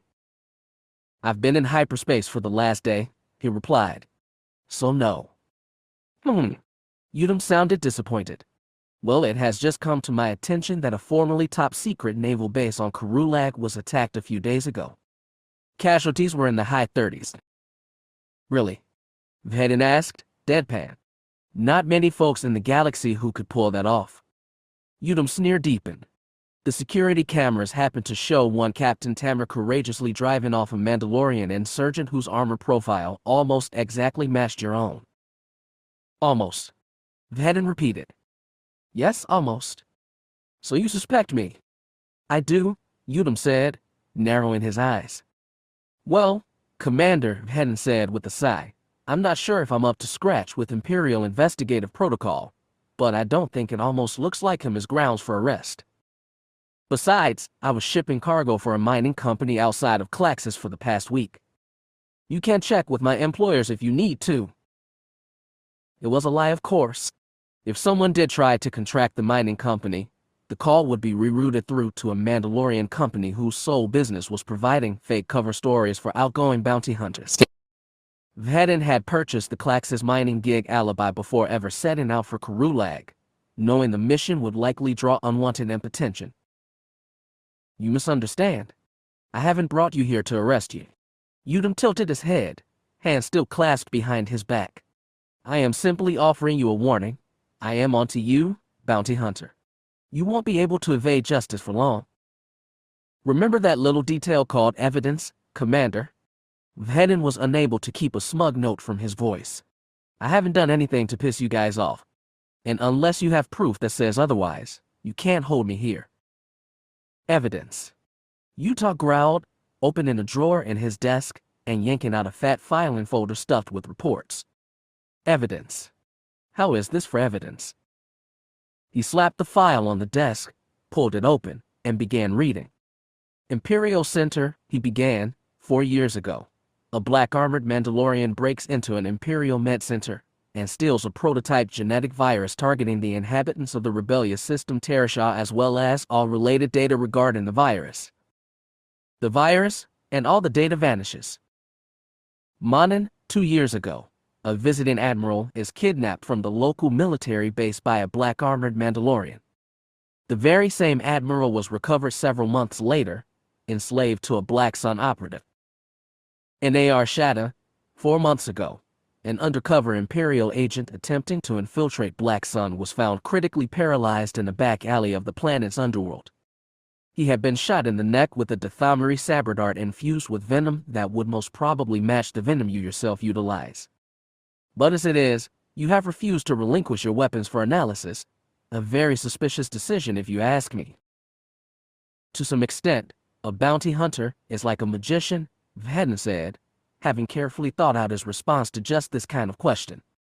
I won't allow my methods to leak out. If I did, I'd have 1,000 beings copying my hunting style within the week. Then I'd be framed for even more jobs than I am now. Utah tapped the folder. I have over 100 different occurrences potentially linking you to rebel employers, Mandalorian. And if Vhetin interrupted forcefully, I can't be held responsible for every so-called crime committed by a Mandalorian in black armor. Well, he interrupted again. And are you going to make an arrest because of armor style? Because it doesn't matter how many planets are under your supervision, Commander, a case based solely on profiling still won't stand up under fire. We Mandas may not be well loved in the galaxy, but there still aren't many courts that would listen to your so-called evidence. Unum slammed his fist on the desk, short-circuiting the holographic words on a few sheets of flimsoplast. Damn it, Vhetin. I have overwhelming evidence that paints you as a rebel sympathizer, at worst a traitor and a terrorist. I may have decided to overlook the standing warrant for your arrest due to your connections planetside, but I will not have you committing crimes against the Empire right under my nose. And if I can ever prove any of these suspicions, I'll personally appoint myself as your executioner. Vhetin chuckled dryly. Tell you what, Unum, if that day ever comes, I'll come quietly if you can catch me. Unum's face began to turn a satisfying shade of purple. His hands were quivering as he balled them into fists and sat in his chair once more. Let's get something straight, shall we? He snapped. I don't like you. And I know for a fact that you don't like me. Is that on a personal level or generally, sir? Because, and I hate to break this to you, there are lots of people who don't like you. Lots of people with really big guns. Unum's brow furrowed dangerously. Is that a threat? A simple observation of your current popularity ranking on Mandalore, Vhetin replied. Now was there some other reason you called me up here besides pointing out all the trouble my fellow black-armored vote are stirring up within the Empire at large? Because I've got more important things to do than sit around and be accused of crimes I never committed. Funnily enough, there was another reason, Utah said, finally looking pleased. All the prisoners and staff at the BlueSend prison are accounted for save 2, General Pontius Luun, the suspected target, and 1 Jay Kolta, a death row prisoner. Now this vote of yours. Vhetin mentally corrected the Imperial, rolling his eyes. Seems to have kidnapped the general and taken him force knows where. But this Kolta woman, and no one really, is nowhere to be found. What's your point? Did you smuggle her to your precious haven, Mandalore, trying to keep her safe from us? Vhetin sighed. Sir, try to stay focused. We've already established that I wasn't there. Why would I want her? Why do you Mandalorians do anything? For profit. Vhetin sighed. You can't check with the bomber crew that picked me up from my ship. There were only 2 life forms aboard. Besides, if she truly is a no one, then who will be willing to pay for her? No profit margin for me or my kind, there. And we're not exactly in the business of rescuing damsels in distress. He secretly thanked the fact that he had those hidden weapons caches. Anything stored within was shielded from Imperial scanners. Any kind of scanner, in fact. It had saved his life on many occasions, and it looked like now it was saving his neck again. And Jay's? Who was the other life form? Unum demanded. My co-pilot, Raymond Mateo. He brought the ship down after I left. And if my word isn't good enough for you, you can always ask the imp goons down in Kell Dae ground control who are supervising the real GC officers. They'll say the same thing. Udom was so furious that he looked as if his head was about to explode. He turned bright red and his fists shook on the desktop. Vhetin had to hold back a laugh and instead nonchalantly asked, "Is there anything else? Because as it is, I'm looking at another 5 hours getting back through security before I can get home." Udom's hands were shaking as he pointed to the door and growled, "Get out." Vhetin saluted lazily as he turned and headed for the door. Once there, he paused and turned back to the commander. "Oh, and I'll need a lift to Kell Dae, since you didn't even give me the courtesy of flying my own ship up here." The door slid shut on the furious Governor Udom, and Vhetin smiled with satisfaction. Another sunset, another Imperial outwitted. With this streak, he should be able to strike the Empire a serious blow within a few hundred years at least. Not much progress, but progress nonetheless. The important thing was that he and Rain were in the clear, and his new guest, Jay, was safe from Imperial suspicion. That made it a good day by anyone's standards. Chapter 6. Who is that mysterious masked man? Orbit Tapcaf, Kell Dae, Mandalore. The night brought more fear and more nightmares of Darth Vader. Jay woke once more, drenched in cold sweat with her heart racing as if it wanted to burst from her chest and bounce away. The same dream, Vader torturing her, beating her with invisible hands, and demanding that she reveal her non-existent accomplice before revealing that it was all just for show. That he was only doing this to her to pressure other potential traitors into following orders. She tried to sleep afterward, but managed nothing more than a fitful doze that left her feeling more exhausted than when she'd gone to bed the night before. Knowing that further attempts to sleep would be met with the same failure, Jay rose early, eager to get out of the decaying city and into the more rural areas of the planet she'd seen from orbit. Rain had told her that she would begin training today if she was up to it. She honestly didn't know if she was. She was exhausted, mentally strained, and still a little sore from the events on Karulag. But she wasn't about to let that slow her down. Anything that could help her get back at the people who branded her a traitor was worth the effort. And the pain? She dressed quickly and gathered her minuscule amount of belongings, tucking her borrowed pistol back into her belt and covering it with her old uniform jacket, now stripped of its ranking bars. The bars had made her skin crawl and her blood pump furiously every time she saw them. They were nothing but a reminder of all that she'd lost and everything that had been taken from her. She didn't need that hanging over her head. Not anymore. She glanced at a chrono on the wall. Apparently, it was still pretty early in the morning. Through the window, the distant horizon was just beginning to show the first traces of dawn. Most people she knew would either still be asleep or just rolling out of bed. She herself wanted nothing more than to curl back up under her covers. But she knew nothing but more nightmares awaited her there. As she headed down into the cantina below, she saw that here the day was already well underway in the Audiobook. The cantina's main room was once again crowded with humans, Mandalorians, and assorted aliens, armored and unarmored alike. A beat-up holo monitor in one's corner was showing what looked like the local news, spoken in a language she couldn't understand. A human male was giving a report about what looked like the prison siege on Karulag. When it showed the blurry image of a man in Mandalorian armor sitting on the branch of a tree, the room broke out in scattered cheers and applause. She heard several repeated words like Oya and Kandosiai, Ramika. Then the news chanced to what looked like a sports broadcast, which drew far more attention than the outpost siege. As she approached the bar, Aramis looked up, wiping down the same cup as the night before. If she didn't know better, she would have found it easy to believe he had been scrubbing at that mug all night. Morning, Aramis grunted to her as she approached the bar. He didn't even look up as she approached. How he knew it was her, she couldn't begin to guess. "Get you breakfast, Rudy?" She politely declined and murmured, "Have you seen Raymond Mateo? From last night. He was supposed to meet me here." Aramis shook his head, his long gray hair waving back and forth as he did. "He isn't here. Said he's got some farm issues to clear up, so he sent Vhetin to pick you up instead. He's waiting for you over there, in the back corner." He leaned forward and quietly added, If you're going to train with Vhetin, though, you're definitely going to want a good breakfast in you. Give you more strength.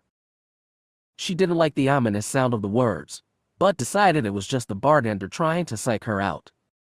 So she relented and said, "Okay, have you at least got some clean dishes?" For the first time since she'd met him, for what looked like the first time in years, Aramis' intense, craggy face broke into a wide grin. "I do," he said, "but it'll cost extra." Despite herself, Jay found herself grinning back. "I'll take whatever is quickest to make, but still edible." He nodded and jerked his head toward the tables. "I'll bring it over when you're done talking. In the meantime, you'd better get going. You don't want to keep Stripes waiting." She nodded and waded her way through the sea of armor towards the back corner table. Before she got close, however, she decided to duck behind a tall Mando in the crowd and search for the Mandalorian. He was still a bit of a mystery to her, and anything she could find out about him could only benefit her. She stepped behind a tall man in blue armor, who was standing with his back turned to her, and stared out from around the man's shoulder. It didn't take long to find him. He stood out even among his fellow mercenaries. He was sitting at a low table near the northern wall of the Tapcaf, fully armored, next to the large fireplace. His arms were folded across his chest and he was staring out into the crowd absently, leaned back in his chair with his legs folded casually. His foot bounced slightly, as if to the beat of music. Something about him still made Jay uncomfortable, and it was apparently no secret. Even a few other Mandalorians were giving the hunter a fairly wide berth. A few gave him quiet greetings, to which he nodded silently in return. He didn't seem to notice her approaching and simply watched as if he was carved from Durkree. She began to think he wasn't paying attention at all when his helmeted gaze suddenly zeroed in on her like she was holding a homing beacon. Her heart skipped a beat when that helmeted stare finally fell on her. He stood, nodding politely in her direction. As she stepped around the big blue Mandalorian she was using as cover, pretending she had just arrived, he held out his hand to her in greeting. "Jay, right?" he said with a slight bow of his head. "It's good to see you get settled in." She cautiously shook his hand. The last time she'd seen the man, he had been piloting his ship just before the Empire had requested his presence and spirited him away to the colonized moon of Concordia. Would he be angry with her about the inconvenience? He didn't seem to be. "So I take it you got all that Imperial business ordered out?" she asked, trying to be polite. He nodded. "I managed to escape without serious injury, yes. And your cover is officially solid. The Empire has no clue you're down here. You're safe." "Thank you." She was genuinely grateful. Ever since she'd been sprung from prison, this man and his red-armored companion had given her almost everything: a place to stay, money for food, and a chance at a new future. She was beginning to see why Tamara had trusted them so deeply. "Just part of the job," he said. "How was your stay at the Orbit?" "It's more comfortable than it looks," she replied.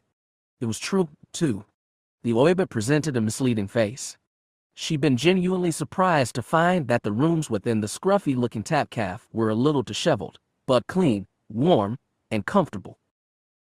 Vhetin sat back and settled into his earlier position, leaning back in his chair. "Raim sends his apologies, but he's got some farm equipment malfunctioning, and he can't pick you up himself. He sent me to take you out to the farm so we can begin training." "Is it all right if I eat something first?"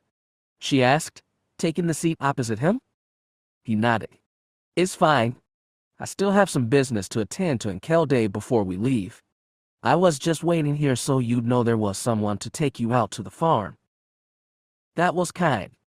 Vhetin didn't acknowledge the praise. Instead, he opened one of his many belt pouches and offered her a handheld comlink, then stood from his seat. "Contact me on that when you're ready to head out. Call-in number is 903421.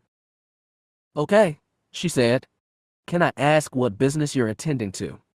"Info run," he said curtly. "Nothing that concerns you." Then he turned and disappeared into the crowd. She watched him through the Oyuba's main window as he stalked resolutely across the plaza outside. Then he turned a corner, the wind catching his comment as he did, and was lost from sight. She frowned after him, more than a little startled by his sudden disappearance. But before she could think too much on the matter, Aramis appeared holding a bowl of a lumpy gray porridge with dark scarlet sauce. Easy breakfast with clean dishes, as ordered, the bartender said. Highly setter? She quickly thanked him and pulled the dish closer, stomach grumbling at the rich smell of the porridge. As Aramis was about to leave, however, she touched his arm to stop him. That man, she slowly asked. Who is he? Aramis looked around the tapcaf. Stripes. Oh, he's one of them Baroyas. Bounty hunters. He's one of the more well-known Mandas galaxy-wide as far as effectiveness goes. He's right up there with old Babaca. That would probably be Boba Fett to you, or you bastard if you ever actually met him on a hunt.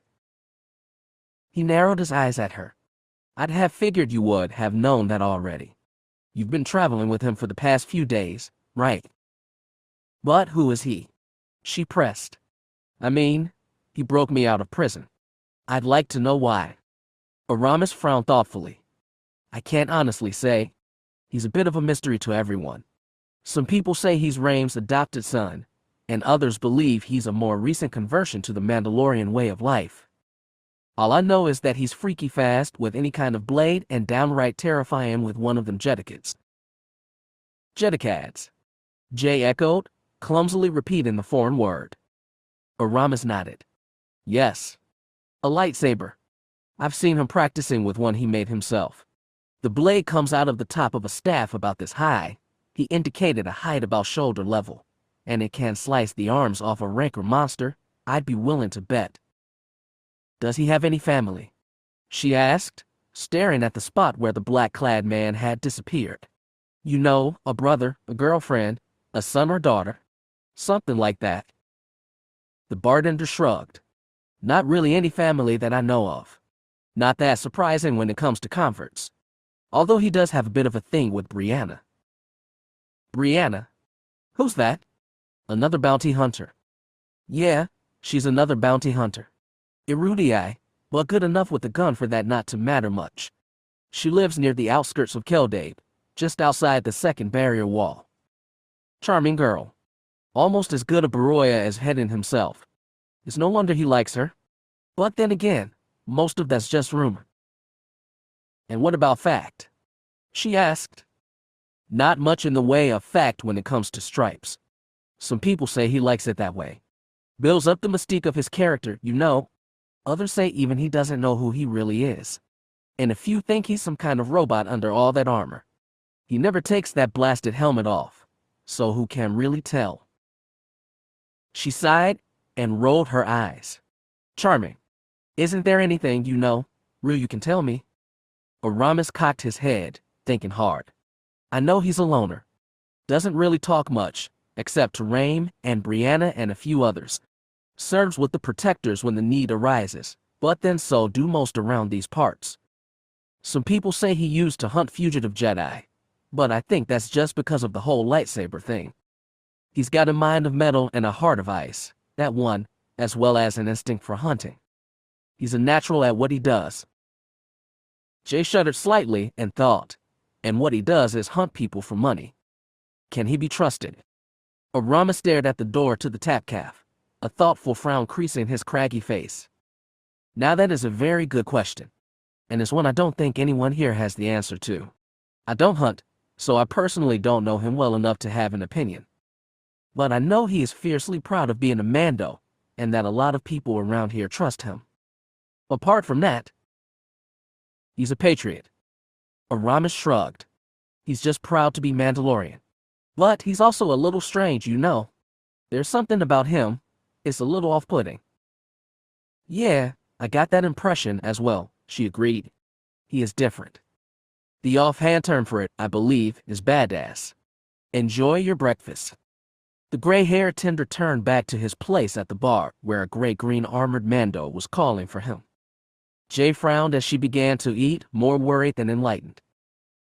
Chapter 7. Sparring Match. Somewhere outside Kell Dae, Mandalore. A half-hour later, she was racing over the countryside on a rented speeder bike, flying for Rame's farm. Vhetin, A black gray smear against the green landscape around him was just ahead of her. "Try to keep up," he said over the comlink he'd given her. She could barely hear his transmission over the wind roaring past her. "Rain doesn't reward tardiness." "I can't handle myself on a bike," she told him. "But it would help if you gave me some better directions. As it is, I barely know which road we're on." "We're almost there," he reassured her. "Just keep tight on my tail, and you'll be fine." And with that, he gunned the engines of his bike and shot ahead. She cursed and raced after him, pushing the old bike as fast as it would go. After a few moments, they drew even once more. "So tell me," she said, "where exactly are we going?" "Raim's farm," he replied. "That's where you'll be training." "Yeah, I know that. Could you be more specific?" Vhetin kept his gaze fixed on the road ahead of him. "He works on a grass-grain farm that we've used as training grounds for years. I suspect Raim will show you around when we get there. It's really nothing special." He sped past her again, obviously done talking, and she sighed and followed. After some time they passed around a small copse of trees, and Jay saw the brown smear of buildings in the distance, surrounded by fields of waving grass-grain stalks. "That's it," Vhetin said, pointing toward the buildings as he sped along the rough dirt road. "That's the farm." Raim was waiting for them on the edge of his land, a huge metal hydro spanner in one hand. The nearby building turned out to be a small house, with 2 large windows facing the road and several small sheds spread out around it in a rough half-circle. A much larger barn dominated the complex, with the central tower rising high up into the sky. The area between the house and the sheds was littered with farming equipment, repulsor lifts, hover tractors, and threshers to name only a few. Most were in various states of disrepair, and one even had snake-like vines twining over its surface. Raim was dressed in a dirty, oil-stained coverall over what looked like his armor's black bodysuit. After Jay had skidded to a halt, spraying mud everywhere as her bike wound down, he approached and rested the super spanner over his shoulder. "You made good time getting here," he said, helping her off the bike. "How was your stay at the orbit?" "Fine," she replied, watching Vhetin hop off his own speeder and make instantly for a shed that was built behind the house. As he walked away, Jay saw a long, smooth staff hooked to the side of his rocket pack. She instantly remembered Arama's words. The blade comes out of the top of a staff about this high, and it could slice the arms off a rancor monster, I'd be willing to bet. I guess some of what Arama said about him is true, she thought to herself. But what about the rest? Was he really a Jedi hunter? If this man used to hunt down telekinetic, mind-reading, superhuman Jedi, that meant he was good at hiding how dangerous he truly was. She'd have to be careful around him. Despite everyone saying he was trustworthy, she couldn't shake the feeling that this man was a force to be reckoned with. She didn't want to know what happened if she made an enemy of him. Shaking such thoughts from her mind, she turned back to Raim with a smile. "Well, I'm ready for our training to start. How do you want to begin?" Raim smiled and picked up his super spanner again. "Oh no, I'm not going to be the one training you. I'll provide whatever help I can, but it'll be Cin who teaches you." Vhetin returned, seeming to melt out of thin air with a short metal sword in each hand. "To begin," he said, "I'm going to teach you the ways of simple melee combat in basic hunting psychology. Tracking and fighting are some of the biggest parts of bounty hunting, and you're not always going to have a gun at your side. After that, we'll take it to higher levels: marksmanship, heavy weapons, hand-to-hand combat, advanced hunting psychology, maybe even lightsaber combat." Wait, I thought Raim was going to be teaching me," Jay interrupted. She had been under the impression that she would work under the tutelage of the friendly, charming Raim. Learning from his uncommunicative, slightly unnerving friend was another matter entirely. "As skilled as Raim is, he's just a farmer at heart," Vhetin said, turning to look at his friend. "And I've had to pull him out of more tough spots than I care to remember." "If you want to learn how to be a good hunter," Raim said, nodding and leaning on the huge super spanner, "you'll want to learn from Cin. Everyone, even the Empire, admits that he's one of the best in the business. A little trigger happy if you ask me, but still. I already told you, Cin Vhetin growled. That business on Rylith wasn't my fault. They shot first. So you retaliate by blowing up an entire Imperial military bunker. Did you know the HoloNet report said that explosion caused millions of credits worth of damage? They still shot first, the black armored man muttered. Then he turned to Jay and said, Anyway, are you ready to begin? Jay hesitated and managed a nervous smile. She'd have to take things as they were. She could hardly complain after all these two had given back to her. All right, I'm in. When do we start? Right now if you're up to it. She nodded. I'm ready. He nodded back, possibly in approval. First I need to see what level of melee training you've had already and assess your technique. I think a simple sparring match will do just that. Follow me. He turned to walk back towards the barn. Jay was about to follow, but Cin touched her arm as she passed. I just thought I'd warn you, he murmured. Cin doesn't really have well, let's just say he won't go easy on you. It's not part of his mindset. He's going to give it all he's got. What? Jay blanched. Like he'll actually try to kill me. He shook his head. No, he wouldn't take it that far. But expect to walk away from this with more than a few bruises. Just because you're new doesn't mean he's going to go easy on you. It's a kind of respect, if you can believe it. Right? Jay glanced after Vhetin, growing more nervous by the second. Cin managed an anxious smile and said, Don't worry. This will be a learning experience for the both of you. He's never taught anyone before. She nodded again, more nervous than ever now. Cin let her go and motioned for her to follow the other bounty hunter, who had disappeared around the corner of the small house. As she turned the corner, she found a corral built into a dirt pad, with lines and rough circles painted onto the ground. Sparring boundaries, Jay assumed. The better you get, the smaller your fighting area. It's meant to test your skills. Vhetin was standing in the center of the corral, head bowed as he waited for her. When she approached and ducked through the fence surrounding the corral, his head snapped up and he turned toward her. Are you ready to start? No, she said, but I won't get better just standing here, will I? No, he cocked his head. No, you won't. As she moved closer to the center of the corral, he picked up an armored vest and helmet from the ground near the fence. The vest consisted of what looked like a sleeveless leather jacket with 4 armor plates, arrayed into a rough hourglass shape. The helmet was similar to other Mandalorian helmets she'd seen around Kell Dae, but was missing the flag-like rangefinder and had an open-faced T-visor. Beskar sparring armor, he explained. Lighter and not quite as durable as full Beskar, but it's not like anyone's going to be trying to kill you. Not yet. She pulled the armored vest on, with Vhetin helping her tie it up the back. He tied it a little too tight for her to be comfortable, but she guessed it was supposed to be like that. Once he was finished, he walked back to the center of the corral and waited. When she pulled on the helmet, her chin almost dropped down onto her chest. Whoa, you call this light? She said, pulling her head up with some effort. The bounty hunter said nothing. He just waited for her to grow accustomed to the extra weight of the armor.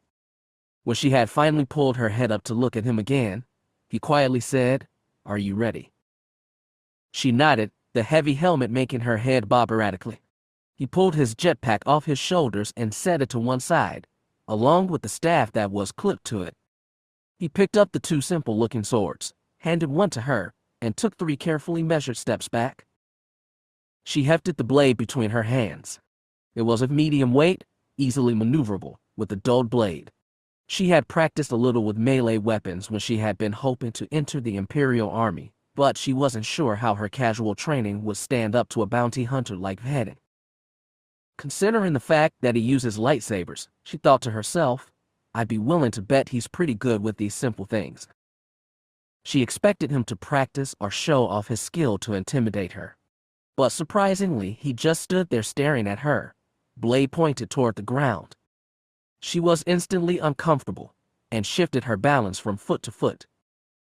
She stammered, Then the tip of his sword swung up and, in what seemed like the blink of an eye, he was right up in her face, clashing her sword against his with almost unbearable force. She was surprised by his sudden ferocity and almost lost her balance. The force of the blow quickly traveled up her arms, jarring her from her helmeted head right down to her feet. But she quickly regained her wits and began to parry his ferocious attacks. This was slightly familiar territory. She remembered training against a sparring droid in her youth. It was an old pre-Clone Wars model, with blunted clubs for hands. It would do its best to attack her in short, jarring bursts of motion. She got pretty good at fighting against it, to the point that she believed herself a competent swordswoman. This fight was nothing like that. The droid was fast, but also expertly measured. Every attack was precise and calculated, following a rhythm that Jay had quickly learned to watch. Vhetin showed no such rhythm. He slashed, retreated, pivoted on one foot and slashed from another direction before Jay could recover from parrying the first blow. His attacks were quick, brutal, and almost completely unpredictable. She backpedaled frantically, trying to move out of his reach and regain her balance. He gave her no reprieve. He was right there, slashing and stabbing with tremendous power, almost overwhelming Jay from the start. She had to pour all her concentration into knocking his blade away and parrying his attacks to her neck and abdomen. She didn't know what he'd do if he won, or even what he considered a win. He didn't look like he was just sparring. He looked like he was trying to kill her. Then, to her surprise, she realized that he wasn't actually trying to hit her. Sometimes the blade would pass within inches of her arm or leg or head, but they were carefully measured to purposely miss.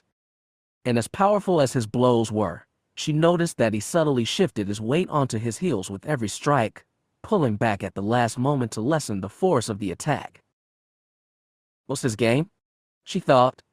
Raim had specifically told her he wouldn't go easy on her. So what was he doing? After a few of his false attacks, she decided to use that against him. If he wanted to go easy on her, that was fine. But she sure as hell wasn't going to go easy on him. She was going to show him exactly what she could do.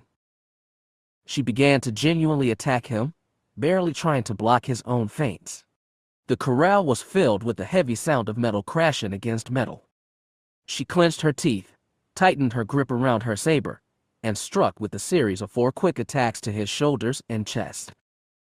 She found all her efforts turned aside, every thrust and slash expertly dodged or parried. She frowned in confusion beneath her sparring helmet and doubled the speed of her attacks. She slashed and stabbed at him to the best of her ability, but he effortlessly deflected her clumsy blows, swinging her blade off to the side.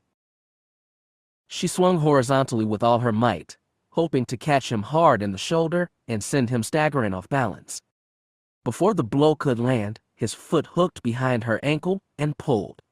The world lurched out from under her and she landed heavily on her back, a grunt of surprise escaping her lips. The cold steel of a sword blade pressed against the unprotected part of her armor between her chin and her collarbone. Within moments, the fight was over. Vhetin knelt next to her, holding his sword against her throat. She gasped for breath, shocked by the sudden end to the duel, and stared up at the pale blue sky. Her eyes watered and her arms throbbed. "Why do you want to be a bounty hunter?" he asked suddenly. "I don't think it was your dream as a little kid to go crawling through the underbelly of the galaxy, dragging murderous, immoral scum behind you as you went." "I've always been a sucker for the armor," she replied sarcastically. "I'm serious." The blade didn't move. "Why did you choose to come with Raim and me instead of traveling on our own? I need a more in-depth explanation than I want to punish those who wronged me." She thought about that for a long time, uncomfortably aware of the sword blade still pressed to her neck. After a time, she shook her head and honestly replied, "I don't really know." He nodded, as if that was all the answer he needed. He stepped back and allowed her enough room to get to her feet. She grunted, rolled over onto her stomach, and pressed a hand against the small of her back with a grimace, feeling pain race up her spine at even that slight motion. Vhetin moved back to his starting position in the center of the corral and tapped his blade against his metal shin plate expectantly. "Bounty hunting is not for the weak of heart," he said quietly. He was staring at her through the expressionless faceplate of his helmet, she could tell. And it is not simply something you turn to when you find yourself out of a job. For Tay Manda's sake, came an unknown voice from the edge of the corral. Go easy on the woman, Stripes. In real life, your enemies don't go easy on you, Vhetin responded, glancing past Jay. To do so in practice would just soften her up. Get her killed in real combat. She looked behind her to see who had spoken and saw a new Mandalorian was present. This one dressed silver and blue armor. He was leaning against the fence, his helmet hung casually on a post nearby. His hands were covered by a pair of pale gray gloves made from some kind of delicate-looking leather. He was maybe in his 40s or 50s, with a broad, hard-lined face and short stubble for hair. The face of a clone. She had seen faces like his throughout the Navy for years. He nodded to her and gave her a wide grin, throwing her a lazy salute from his casual position on the fence. Don't worry, Erudii, he said in a familiar gravelly, accented voice. Stripes may not go easy on you, but he won't kill you. At least not on purpose. That's a comfort, she said sarcastically as she pushed herself to her feet. Her muscles screamed in protest. As long as it's not on purpose. The man ducked inside the corral and approached, drawing his own version of her short dueling sword from a sheath on his belt. Here's a tip: when he attacks from below, try to use his own movement against him. I'll show you. Step in front of me and attack my legs like he was. Why do I get the feeling I'm going to end up on the ground again? She muttered. The man smiled and shook his head. I won't hurt you, but attack slowly. I want you to see what this looks like. She nodded, her brow furrowing in concentration, and slowly swung her weapon at his legs. He matched her slow pace and pushed her blade down and to the side, away from his right leg. Snap his blade away from your legs and step to the side, he said as he demonstrated, out of the way. Don't trap his sword, but instead push it out and away from your body. His momentum will send him flying past you like a nut bush with a rocket up his ass, and it'll leave him open for an attack to his back. Not if he hears your plan, he won't. Vhetin was watching them intently. Then stop listening, the blue-armored man called. Start blasting some of that strap music you're so fond of. Vhetin said nothing and pointedly continued to stare at them. The other man turned back to Jay and offered her his hand. She shook it and he introduced himself with a short and sarcastic bow. Jan Skarata, he said. At your service, newcomer. Jay Kolta, she replied. The handshake was firm and friendly, and she couldn't help but smile. And what do you do around here? Repair ships during the week and work as a Black Sun hitman during the weekend. Serve drinks at the Audiobook and stir up a little galactic anarchy on your day off. You seem to know us Mandalore pretty well, he said. But no. I just occasionally help Rame out around the farm. Bounty hunting's my usual trade, but sometimes Ramika needs some extra hands to help keep things running round here. Now do you want to send Vhetin flying or not? She nodded. So, just step aside when he jumps at me. That seems pretty simple. Nothing is simple in melee combat, Jane said, and sheathed his sword. Good luck, Erudii. Don't forget to move his sword out of the way or he'll still manage to hit you. She took a deep breath and stepped back towards Vhetin. The black-armored bounty hunter was standing as still as a dursteel post in the center of the corral, his sword blade held loosely in one hand.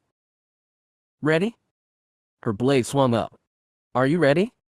He didn't reply and instead leaped forward just like before. She tried her best to follow Jane's advice, but wasn't fast enough. In what seemed like seconds, Vhetin had knocked her blade aside, punched her in the gut, and tripped her again. She lay on the ground again, holding her stomach and coughing. Vhetin stepped back to his earlier position with a bit more of a spring in his step. It made Jay's eyes widen in disbelief. He was enjoying himself. She scrambled back to her feet, feeling anger course through her like a cloud of fire. Her hands quivered around the hilt of her sword in equal parts pain, exhaustion, and indignation. That was a good try, the bounty hunter said. But not quite good enough. She said nothing in return. She just mirrored his earlier motion, jumped forward, and hammered away at his sword. 2 more times she hit the ground. As she scrambled to her feet a 3rd time, she let out a shout of anger and frustration and launched herself at him. She managed to land a weak punch at his helmet, but he just used the momentum to spin and come right back at her. He easily blocked her next furious attack, which landed so hard it sent a shower of sparks up through the air. "Good," he said. "Listen to your anger. It gives you strength, focus in the heat of battle." "You sound like a criffing Sith," she snapped as she tried to stab at his stomach. "The Sith's combat tactics worked," he said as he backpedaled toward the fence. He blocked the stab and whirled her all the way around with his counterattack. To a point. She let out a scream of rage and jumped at him again. He just stepped aside, using the same move Jan had just showed her. She whipped around, intent to slash at his chest. The blow never landed. She turned to see him leap into the air, higher than she thought possible. Seemingly in slow motion, he pivoted at the hips and lashed out with a heavy boot, kicking her hard in the side of the helmet and sending her sprawling. She crashed against the fence, then collapsed onto her stomach, ears ringing. Normally such a blow would have floored her, keeping her down for quite a while as she regained her bearings and her composure. But something was different about her now. Her anger was pouring through her, giving her the strength to scramble back to her feet and throw herself into the fight yet again. Vhetin somersaulted to his feet just in time to block her newest attack. But this time, he was driven backward by the sheer speed and ferocity of her slashes and stabs. His tactics were now completely defensive. Her body seemed to be moving of its own accord, all her energy focused into a blinding fog of rage. She was barely concentrating, hammering away at whatever inch of him presented itself. Yet she was unable to penetrate his defense. "If you let it," Vhetin said, blocking a strike to his head with an armored gauntlet and stepping back as she tried to kick him in the stomach. "Anger will make you sloppy. Unfocused. Like you are right now." She tried slashing at his head again. He blocked it and answered with a powerful side stroke that almost knocked her sword out of her hand. She felt sweat drip down her face as she jumped forward at him again. He made another move to step aside, trying to use Jang's move on her again. She saw it this time and swung her sword blade into the direction he was stepping. He had to pivot his blade and spin out of the way to avoid getting cut in the leg. She staggered to the side, momentarily losing her balance when the attack didn't land. Her opponent took 2 steps back and lowered his guard. "Good," he said. He was breathing hard, his pants rasping out over his helmet vocoder. "You're learning already. This may be easier than I thought."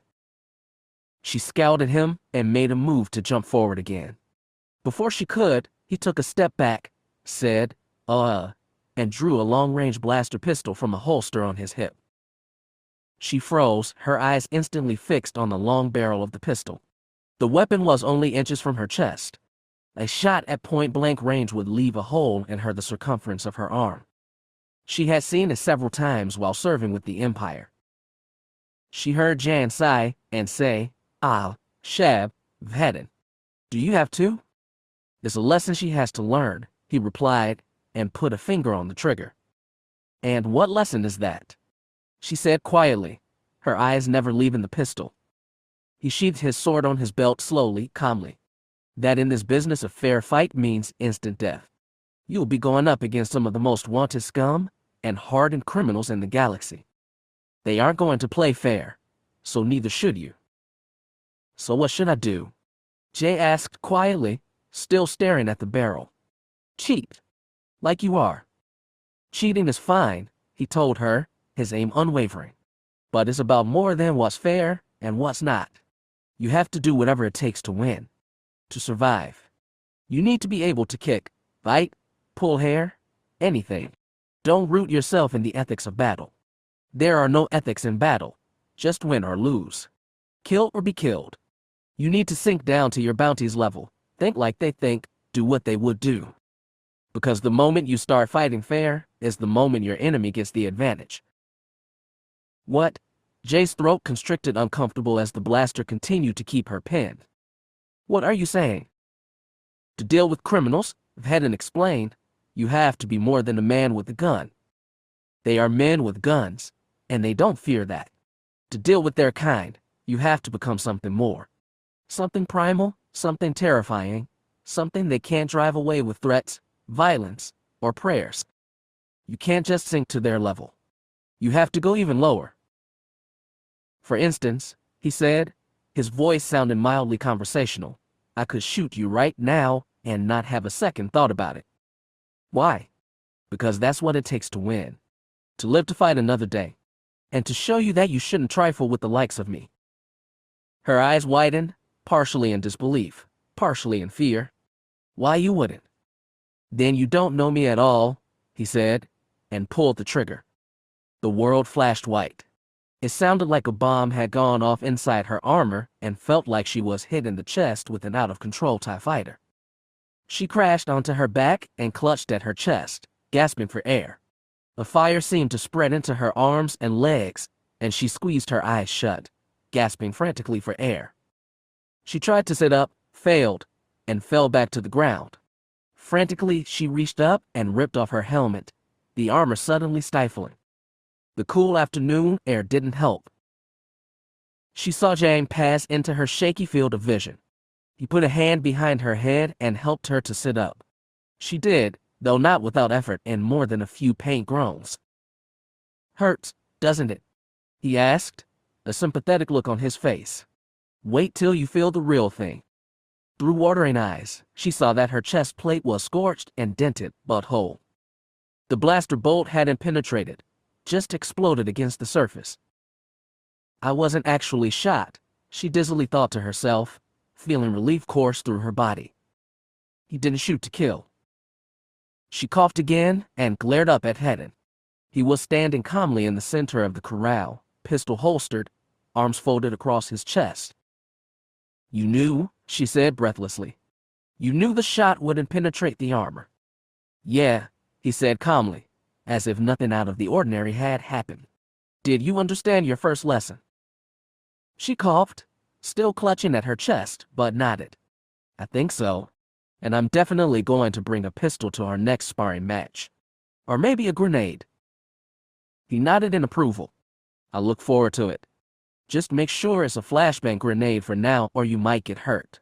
We can move up to using actual explosives in a few months. With Jang's help, she rose to her feet. Limping forward, she held out her hand to the black armored man. Good fight, she said. I learned a lot. As he reached forward to shake her hand, she kicked him hard in the groin. He had armor there, but she could tell it still hurt. He grunted and fell to his knees, clapping his hands to the affected area. In a single quick motion, she drew her own borrowed pistol and shot him in the head. He was knocked backwards and slid to the edge of the corral, rolling head over heels. He eventually came to a halt, lying face down on the dirt with a groan. He tried to push himself up, fell back onto his stomach, and was still. Jan's eyebrows shot up, and he let out a quiet gasp. After a moment, though, Vhetin grunted and fought to rise to his knees. He shook his head, muttering a quiet curse.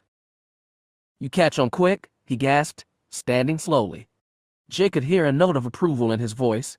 He grunted again as he limped over to the edge of the corral and reattached his jetpack as if nothing had happened.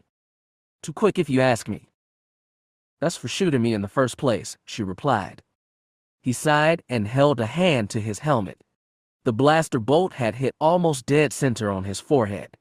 The armor itself looked completely unaffected, with only a blaster burn in the paint showing he'd been shot at all. He was obviously impressed.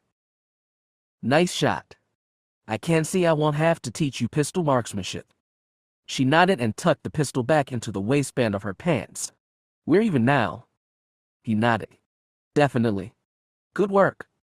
Jay, meanwhile, was staring at Jay with newfound respect. Do they teach you that in the Navy? Or was that just a personal touch? Chapter 8. Training continues. The next few weeks were repetitive to say the least. Every morning she would be picked up at the Audiobook by Vhetin, Raim, or Jang's Garada, and brought to the farm. Sometimes she would talk with whoever was there over breakfast before departing. Aramis had been right. A good meal was crucial before entering the dueling circle with Vhetin or occasionally the blue-armored Jang. Though the grueling combat lessons were equally painful, she couldn't tell who was the better teacher. Jang was funny, charming, and often mixed his fighting with jokes or taunts that made Jay enjoy the time spent training. Later she found herself sore from battle and laughter in equal measure, to which Jang replied that laughter was a good way to strengthen one's core muscles. But while Jang's sparring matches were usually gentler on her body, she got the feeling Jang was going easy on her. He pulled his punches and refused to take advantage of obvious lapses in her defense, and she hated it every time he did. She didn't want to be treated like a weakling erudii, as the locals would put it. She wasn't here to cut corners, and she didn't want to be treated like some fragile, delicate flower. She wanted to have the full experience, feel every strike and every bruise so she could learn as much as she could. When she eventually took the field as a full-fledged bounty hunter, she wanted nothing to take her by surprise.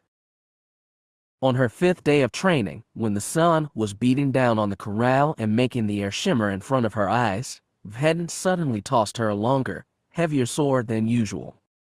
She caught it with more skill than previous attempts and frowned at her trainer. "What's this?" "A sword," he said blankly. "Yes, thanks, I know that," she replied with an exasperated glare. "What's so different about it?" He picked up an identical sword and swung it in lazy arcs in the air in front of him. "This is a traditional Mandalorian biscuit. It's heavier and more durable than those simple short swords we've been using. More dangerous too." That sparring session had been one of the most brutal, yet rewarding, fights yet. Since her first fight, she had quickly picked up the subtle nuances of melee combat, and was able to hold her own against Vhetin's skill even if she was unable to defeat him. She actually managed to penetrate his guard 3 different times. One time she managed to score a slash across his thigh. The blade danced along his thigh plate and dug past his flight suit, drawing blood. He let out a sharp curse and hopped back, holding his leg as blood welled between his fingers. She approached slowly, seeing blood drip down his leg just above the knee. "I am so sorry. Are you?" She wasn't able to finish. Vhetin spun and slammed the hilt of his saber across her helmet, sending her sprawling hard to the ground. She tried to roll back to her feet before he could press the attack, but he planted his heavy boot against her stomach plate and pinned her against the corral floor. For what seemed like the 100th time she had felt the cold sword blade pressed to her neck. "Don't ever let your guard down," he had told her. He tilted his head to one side, then stepped back and helped her to her feet again. "Not even for me. Inside this corral, I'm your enemy. You should treat me as such." With that, he left the sparring ring, limping only slightly and leaving Jay to blink stars from her eyes and ponder this new lesson. Vhetin was different. He was honestly unlike anyone Jay had ever known her entire life. Well, that wasn't quite true. Back on Corellia, she had lived next to a neighbor who owned a moody and reclusive cat hound. Vhetin reminded her a little of the creature, quiet and content to leave others alone so long as he was left alone. But when provoked, he turned into a veritable fighting machine. Nothing could stop him from accomplishing his goal. He usually said little until she was either flat on her back on the hard dirt of the sparring corral or limping away and calling a timeout. Then he would carefully explain where she had gone wrong and what she should do to try and defeat him. He didn't use that knowledge against her either. He honestly gave her a chance to take him down. She knew for a fact that he was not going easy on her, but she now knew better than to hold it against him. In fact, she felt like she learned more from Vhetin, even though by now she had new bruises on top of her old ones. After a week of training, Vhetin added what he called hunting psychology to her training schedule. At first, she thought it would involve books and studying. It wasn't long before she realized that her trainer preferred a more hands-on approach. After their sparring match, he would send her through the winding dirt paths that ran through Rame's grass-grain fields. He would give her a 5-minute head start, then coming after her. They had stun pistols to use in the eventuality that they came across each other. If Jay was able to stun Vhetin, she won. If she was able to evade him and remain in hiding for a pre-selected amount of time, she would also win. She knew it wouldn't be as easy as it sounded. Within the expansive grain fields, Jay learned about fear, the fear of being hunted, the fear of losing the target, the fear of knowing the bounty was out there somewhere but not knowing where. During her first trips into the tall stalks of grain, Vhetin easily tracked her down. He easily planted stun bolts in her back from hidden positions where his black-gray armor blended with the dark waving stalks that surrounded them. On her sixth run through the exercise, she began to understand exactly why he called it hunting psychology. She was beginning to appreciate her fear, to understand what it was telling her, and finally be able to use it to her advantage. One time, when her mind screamed at her that a seemingly empty stretch of path before her was a trap, she had listened to that fear. She backtracked and found Vhetin crouching on a parallel path, aiming steadily between the grass grain stalks, and waiting for her to pass. She shot him in the side 3 times with the painful stun bolts, then once more just to make sure he was down. "Good job," he had wheezed once he stopped convulsing. He rolled onto his back, breathing hard and clutching at his side. "I was wondering when you would pick up my strategy." She helped the Mando to his feet. "I realized that for all the times you were able to ambush me, I never spotted you running through the fields in the distance. So I figured you were just camping out somewhere, waiting for me to go by." Quick thinking. After 2 more runs, both of which had her catching Vhetin within minutes of entering the fields, she'd grown a bit of a big head. That night she had bragged of her victory to Rame over dinner, while Vhetin watched from one corner. The next day she had searched for his hiding spot for over 5 hours, meticulously picking her way through the huge grass grain field. She fired no shots, and no incoming blaster bolts raced from the shadows toward her.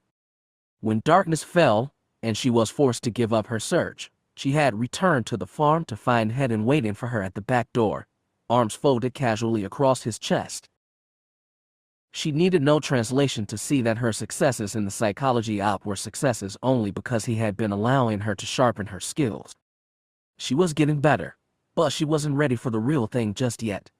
And if Vhetin truly didn't want to be found, he wouldn't be found. It wasn't a difficult lesson to learn. She was still a rookie, and had a lot of work ahead of her before she could be as stealthy as her teacher. She took her victories and defeats with more humility after that, willing and eager to continue her training. After the 4th week of her training, their sparring matches had drawn quite a crowd. When the two entered the sparring ring, they were usually joined by Rame and Jang, as well as 2 other Scarada brothers, Comric and Mariel, and a Mando woman in dark blue armor, who had never introduced herself. This small crowd had watched the sparring matches with interest, calling out advice or cheering when she managed to break through Vhetin's guard. By now, Jay had moved to the second smallest sparring boundary, the space only about 1.5 meters wide. She still hadn't managed to defeat Vhetin, but her skills were definitely improving. "Good job," Jang congratulated her as she ducked out of the sparring ring, sweaty and sore. "You almost had him there." She fixed him with a skeptical look. "What have you been smoking?" "I never even got close." "You were closer than you think," Vhetin had said, stepping out after her. "I almost broke a sweat." She laughed and good-naturedly punched his armored shoulder. He took the blow easily and said, "I'm serious. You're learning faster than I had anticipated. Well done." "A compliment," Rame said, his eyes stretched wide in wonder. "From you, Jay, you wouldn't have gotten that much if you had beaten him." Jay had grinned and laughed, happier than she had been in few months. She was incredibly lucky to be here, in the warmth and sunlight, surrounded by her new friends while they laughed and joked. If someone had told her she would be here while she'd still been imprisoned, she wouldn't have believed it. Wouldn't have dared to let herself believe it. She had caught Vhetin's gaze as the group broke up and nodded to him, smiling and trying to put all her thanks into the motion. He had given her a chance at a new life, guiding her down a path that led to rebirth and a chance to begin again, free from the threat of the Empire. She very literally owed him everything. For a moment, she worried he hadn't understood. But then he nodded back, a motion so slight that she almost missed it. She could almost feel him smiling at her behind that angular battle helmet. Then he turned and walked away without another word. She thought about following him and maybe putting some of her thanks into words. But before she could take a step, she heard someone clear their throat behind her. She turned to find Rain, giving her a knowing look with his hands resting on his hips. What? He knows, Jay. There's no need to thank him. She frowned, glancing after the black-clad Mandalorian again. Are you sure? Positive. Now what do you say to nutbush strips for lunch? Maya's recipe is to die for. Jay's stomach grumbled loudly at the mere mention of food. I don't think anything in the galaxy sounds as delicious. Rain grinned at her and jerked his head towards the house. Then come on. The food's already getting cold. Jay had followed her friend, only later realizing that day had been one of the best of her entire life. 6 weeks had passed since starting her training. Every day, the routines grew longer and more dangerous. She passed some tests and failed many more, but her progress relentlessly continued. She would have it no other way. She was currently back in her rented room at the Audiobook, examining a particularly nasty bruise on her back. The bruise, as she saw it in the mirror, was a brown-blue patch of skin almost directly between her shoulder blades, shaped like a boot print, courtesy of Vhetin, and it hurt like hell at even the slightest touch. She set her jaw and tried to stretch, only to be met by a spike of pain through the center of her back. A grimace pulled at her face, but she stretched anyway. As soon as she entered the training ring, she knew the pain would fade and swiftly be replaced by adrenaline. Nature's painkiller, Jay called it. Yes, the past few weeks had been a kind of satisfying hell. She knew without a doubt that she was learning, adapting to her new fugitive lifestyle. In fact, she was beginning to enjoy it, and actually looked forward to the next time she could enter the sparring ring with Vhetin or Jay. And if even Mandalorians are complimenting me, she thought with a smile, wait until the Empire gets a look at the new Jay. Chapter 9. Brianna. Rain's farm, outside Kell Dae, Mandalore. As she approached the farm by speeder bike once more, Jane leading her this time, she could see that this would be a different kind of training day. A starship had landed near Rain's farm. It was an ugly thing, dark rust brown and shaped like a lopsided crate with 2 half-circle wings sprouting from the sides. It boasted more onboard cannons than Jay had ever seen, sprouting from almost every available surface. Curving red stripes arced along the sides, giving it a slightly exotic look, like the ship had dark, angry eyes. Jay couldn't see the cockpit viewport anywhere on the ship. The controls were probably buried deep inside the ship to protect the pilot. She skidded to a halt and hopped nimbly off her speeder. Once the bike wound down, she pointed toward the ugly ship. Whose ship is that? James strode over, pulling off his helmet and surveying the ship with a raised eyebrow. He half smiled and rubbed his stubbly chin. Oh, now we are in for a treat today, aren't we? Come on, and I'll introduce you. Introduce me to who? Jay asked, following the Mandalorian towards the sparring circle. An odd snapping sound was coming from the corral. Jay paused and waited, listening for it again. There was a murmur of speech, then another loud snap followed by a deep thunk. She turned around the corner of Rain's house to see that the sparring corral was already in use and had been turned into a kind of makeshift archery range. Vhetin was standing inside, holding an angular compound bow in one hand. A quiver of black feathered arrows was slung over his shoulder in place of his jetpack. Standing in the corral with him was a strange woman Jay had never seen before. The new woman was tall, attractive, and athletically built. She looked a few years older than Jay, with long brown hair pulled back in a loose braid. Her dark eyes flashed as she took careful aim with her weapon, and as she craned her neck it revealed a long, faint scar stretching behind her right ear and down the side of her throat. She was wearing a high-collared leather jacket over a simple work shirt, and her heavy combat belt sported a full complement of weapons and gadgets, including a large pistol holstered on each hip. As Jay watched, the woman finally released the bowstring and let a red-painted arrow fly. The arrow whistled through the air and slammed into the back of a black arrow already embedded in the target, splintering the shaft and slicing its way through the other projectile. The woman let out a short ha and punched the air, spinning to face Vhetin. "Beat that, Stripes," she said. Her voice was elegant and smooth, bearing a strong, cultured Coruscanti accent. "I don't think even you can make a shot that bloody good." "Don't count me out yet," Vhetin murmured and drew back his own arrow. Raim, who was leaning against the sparring fence to watch, called out, "I buy lunch at the Audiobook for the winter." "Buy me lunch." The woman tipped her head to the side with a smug smile. "That's sweet, Ramika." Vhetin loosed his arrow. With a sharp whack, it grazed the red arrow in the side, sending it flying out of the back of the black arrow. At the sound, the woman spun and squinted at the target. She took a step closer to Vhetin and rested her hands on her hips. "Well, you missed the 10 ring." "But I hit your arrow," Vhetin countered, "and shot it out of my other one." He looked over the woman's shoulder. "What do you say, Raim? Be the impartial judge." Raim rubbed at his chin. "It's difficult to say. What do you think, Mika?" Raim's wife, a beautiful non-Mandalorian woman named Mia, was sitting on the back porch skinning a bowl of lumpy, orange carrots roots into a rough-hewn stone bowl. She didn't bother looking up to watch the archery match. "I think it's time you got back to work, Sayerika. This farm isn't going to tend itself." Words of wisdom if I ever heard them. "All right, I call it a draw." The archer woman sighed in mock disappointment and put a hand to her forehead. "Really, Raim? That's the best you could do? When Stripes called you an impartial judge, he didn't mean for the score to be neutral." "Well, I guess I owe you both lunch, then," Raim said, picking up a pitchfork and turning toward the distant fields. The woman tapped her chin, a thoughtful frown crossing her features.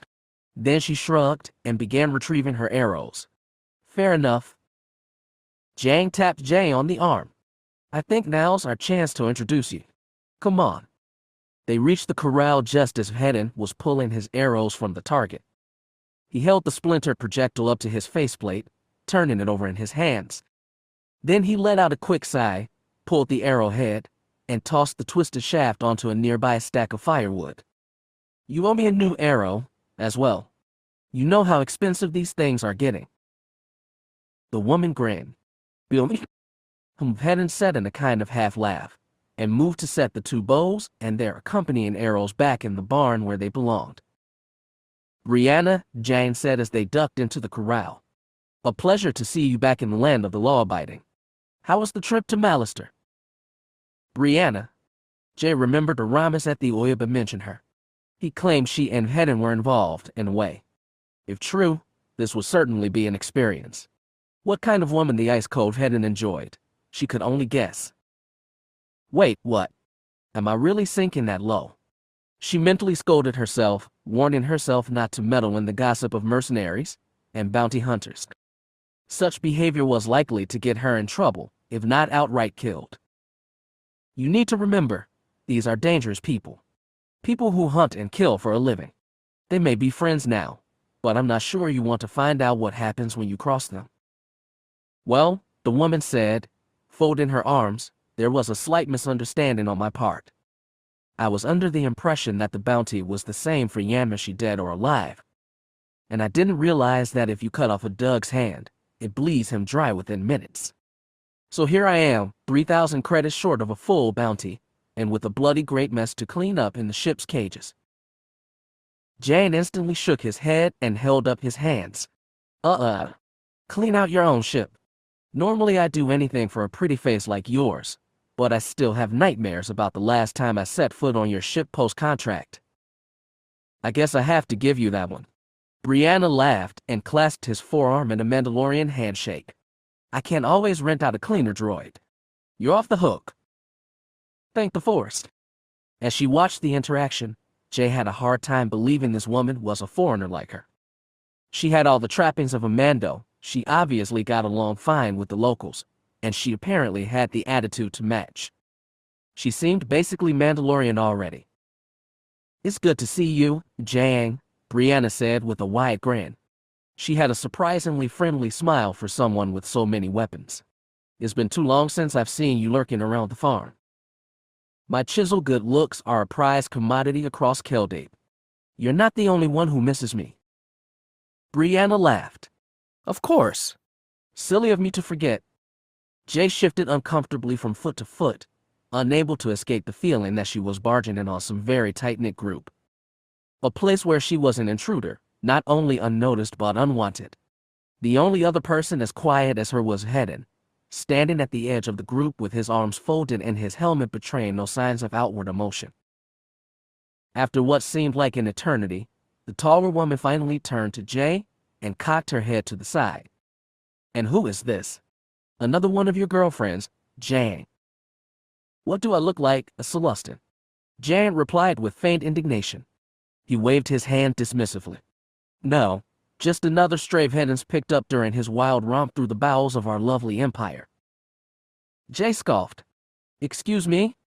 A jaunty wink was thrown her way. No offense intended, of course. The former ARC trooper gestured between them.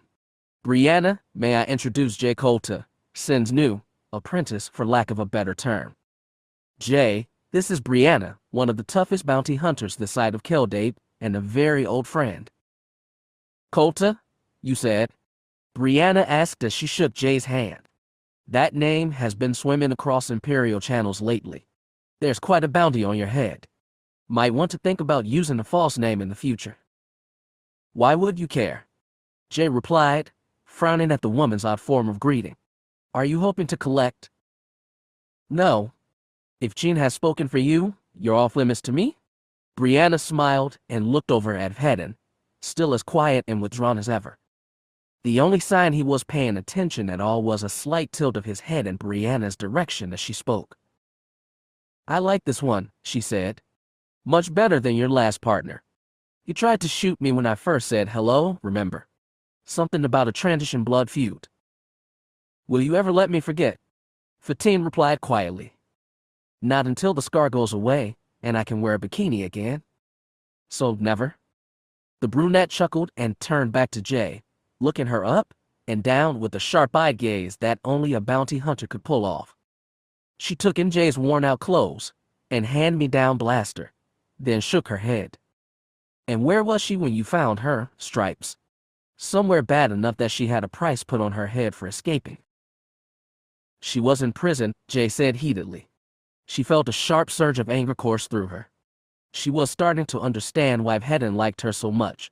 She seemed to be just as clueless when it came to good manners as he was. Before she could say more, though, Vhetin appeared Jay's side and folded his arms across his chest defensively. And what's the going price for your head, Brianna? 10,000. 12, she corrected. Yours is worth 18. I'm worth 7, Jane piped in. After a few moments of silence, he scowled and quietly murmured, not that anyone gives a damn.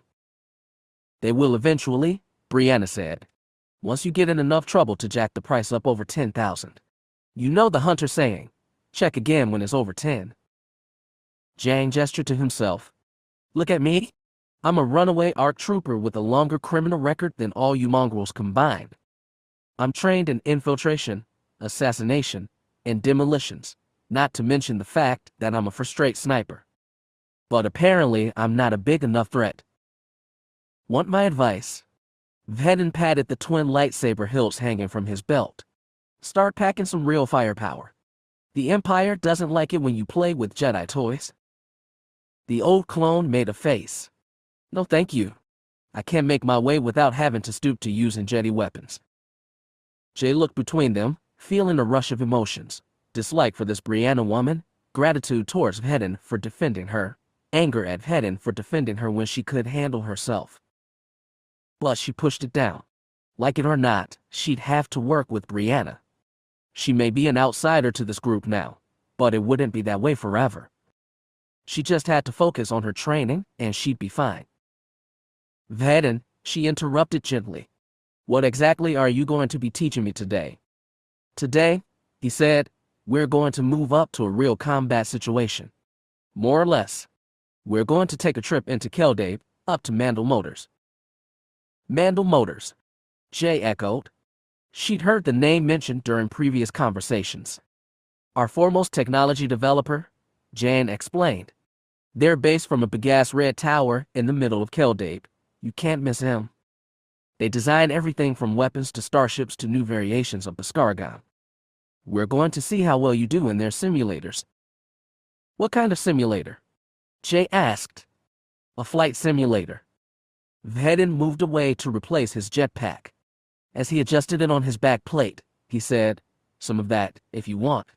Some real-time battlefield simulations. And of course, a good old stumball match. It's time to show Bree what we've been teaching you.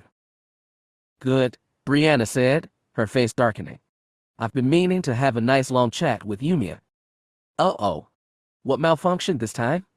Vhetin asked as they walked back toward the speeders. Bloody prototype rotary gun. It overheated and ripped the underside of my ship to hell. I had to use the entire Yamashi bounty to fix the Blood Lily. Poor darling's main power conduit was all ripped to shreds too. I'm sorry to hear that, Jane said, shaking his head. Blood Lily may be the ugliest piece of Osik this side of the Hydian way. Well, she's a tough old bird. Jay let out a short breath.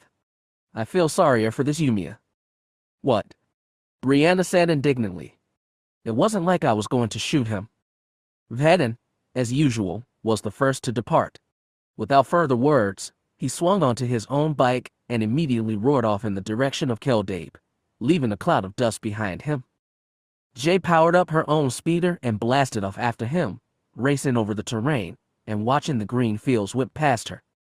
After a few minutes, she saw the dark shape of Vhetin's speeder growing nearer as he slowed to allow her to catch up. Her comlink sputtered to life, and she heard his quiet voice in her ear. I'll talk to Brianna. She's always like that with new people. What are you talking about? Jay scoffed with a dark scowl. She's utterly charming. She just doesn't like newcomers. She'll warm up to you pretty quick. I think you two will get along fine. We'll see, she said over the comlink. Until then, do you mind telling me what stumball is? Nothing lethal, I hope. Nothing like that, Vhetin said. Do you remember the old combat simulators in the Empire? The ones where you would have a blaster and shoot at the moving holograms?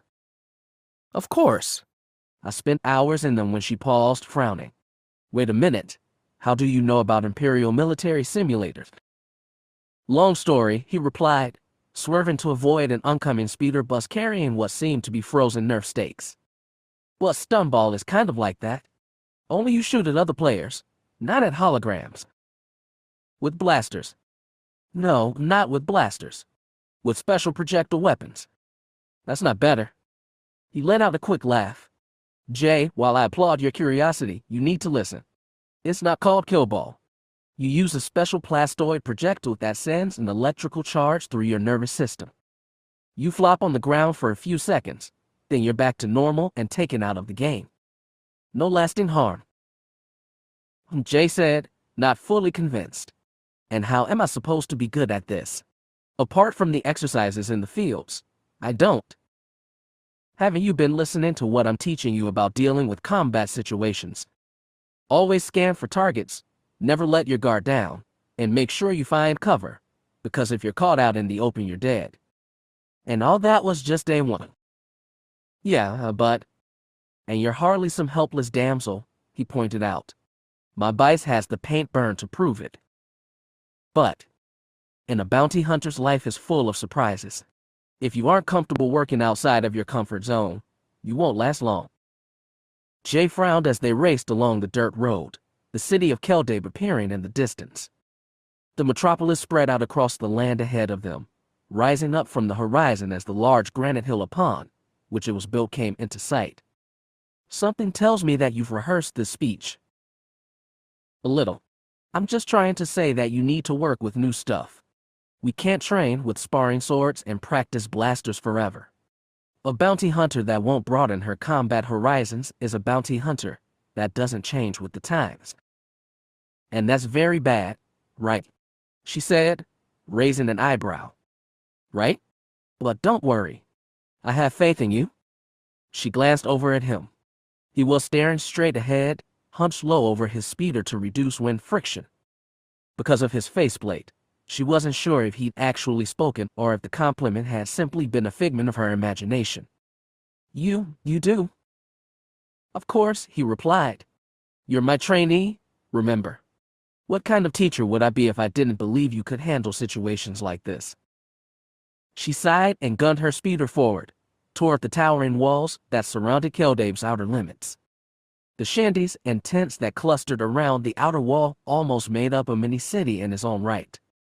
A flock of children emerged from the squalor and chased after their speeders as they slowed to enter the city, giggling and screaming at the downdraft of the bike's engines. I just hope you aren't putting too much faith in me. It didn't take long to enter through the huge reinforced gates of the city. A flock of Mandalorian citizens had already been cleared for entry, and the stormtrooper guard could do little to keep two more stragglers from tagging along. The guards were really only just a formality. More patrols of both Imperial and Mandalorian peacekeepers within the city could easily sniff out any potential troublemakers. Once inside the massive barrier wall, the two came to a halt and parked their speeders to allow the others to catch up. Jay leaned against her bike and watched the bustling city that surrounded them. Mandalorians and foreigners alike crowded every street corner in a dazzling array of color and life. Transports on the road were flashing past them almost too fast to see.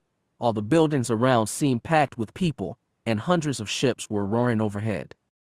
It looked remarkably busy, even for the planetary capital. There seemed to be a lot more people out and about today, she observed. Vhetin glanced around, as well.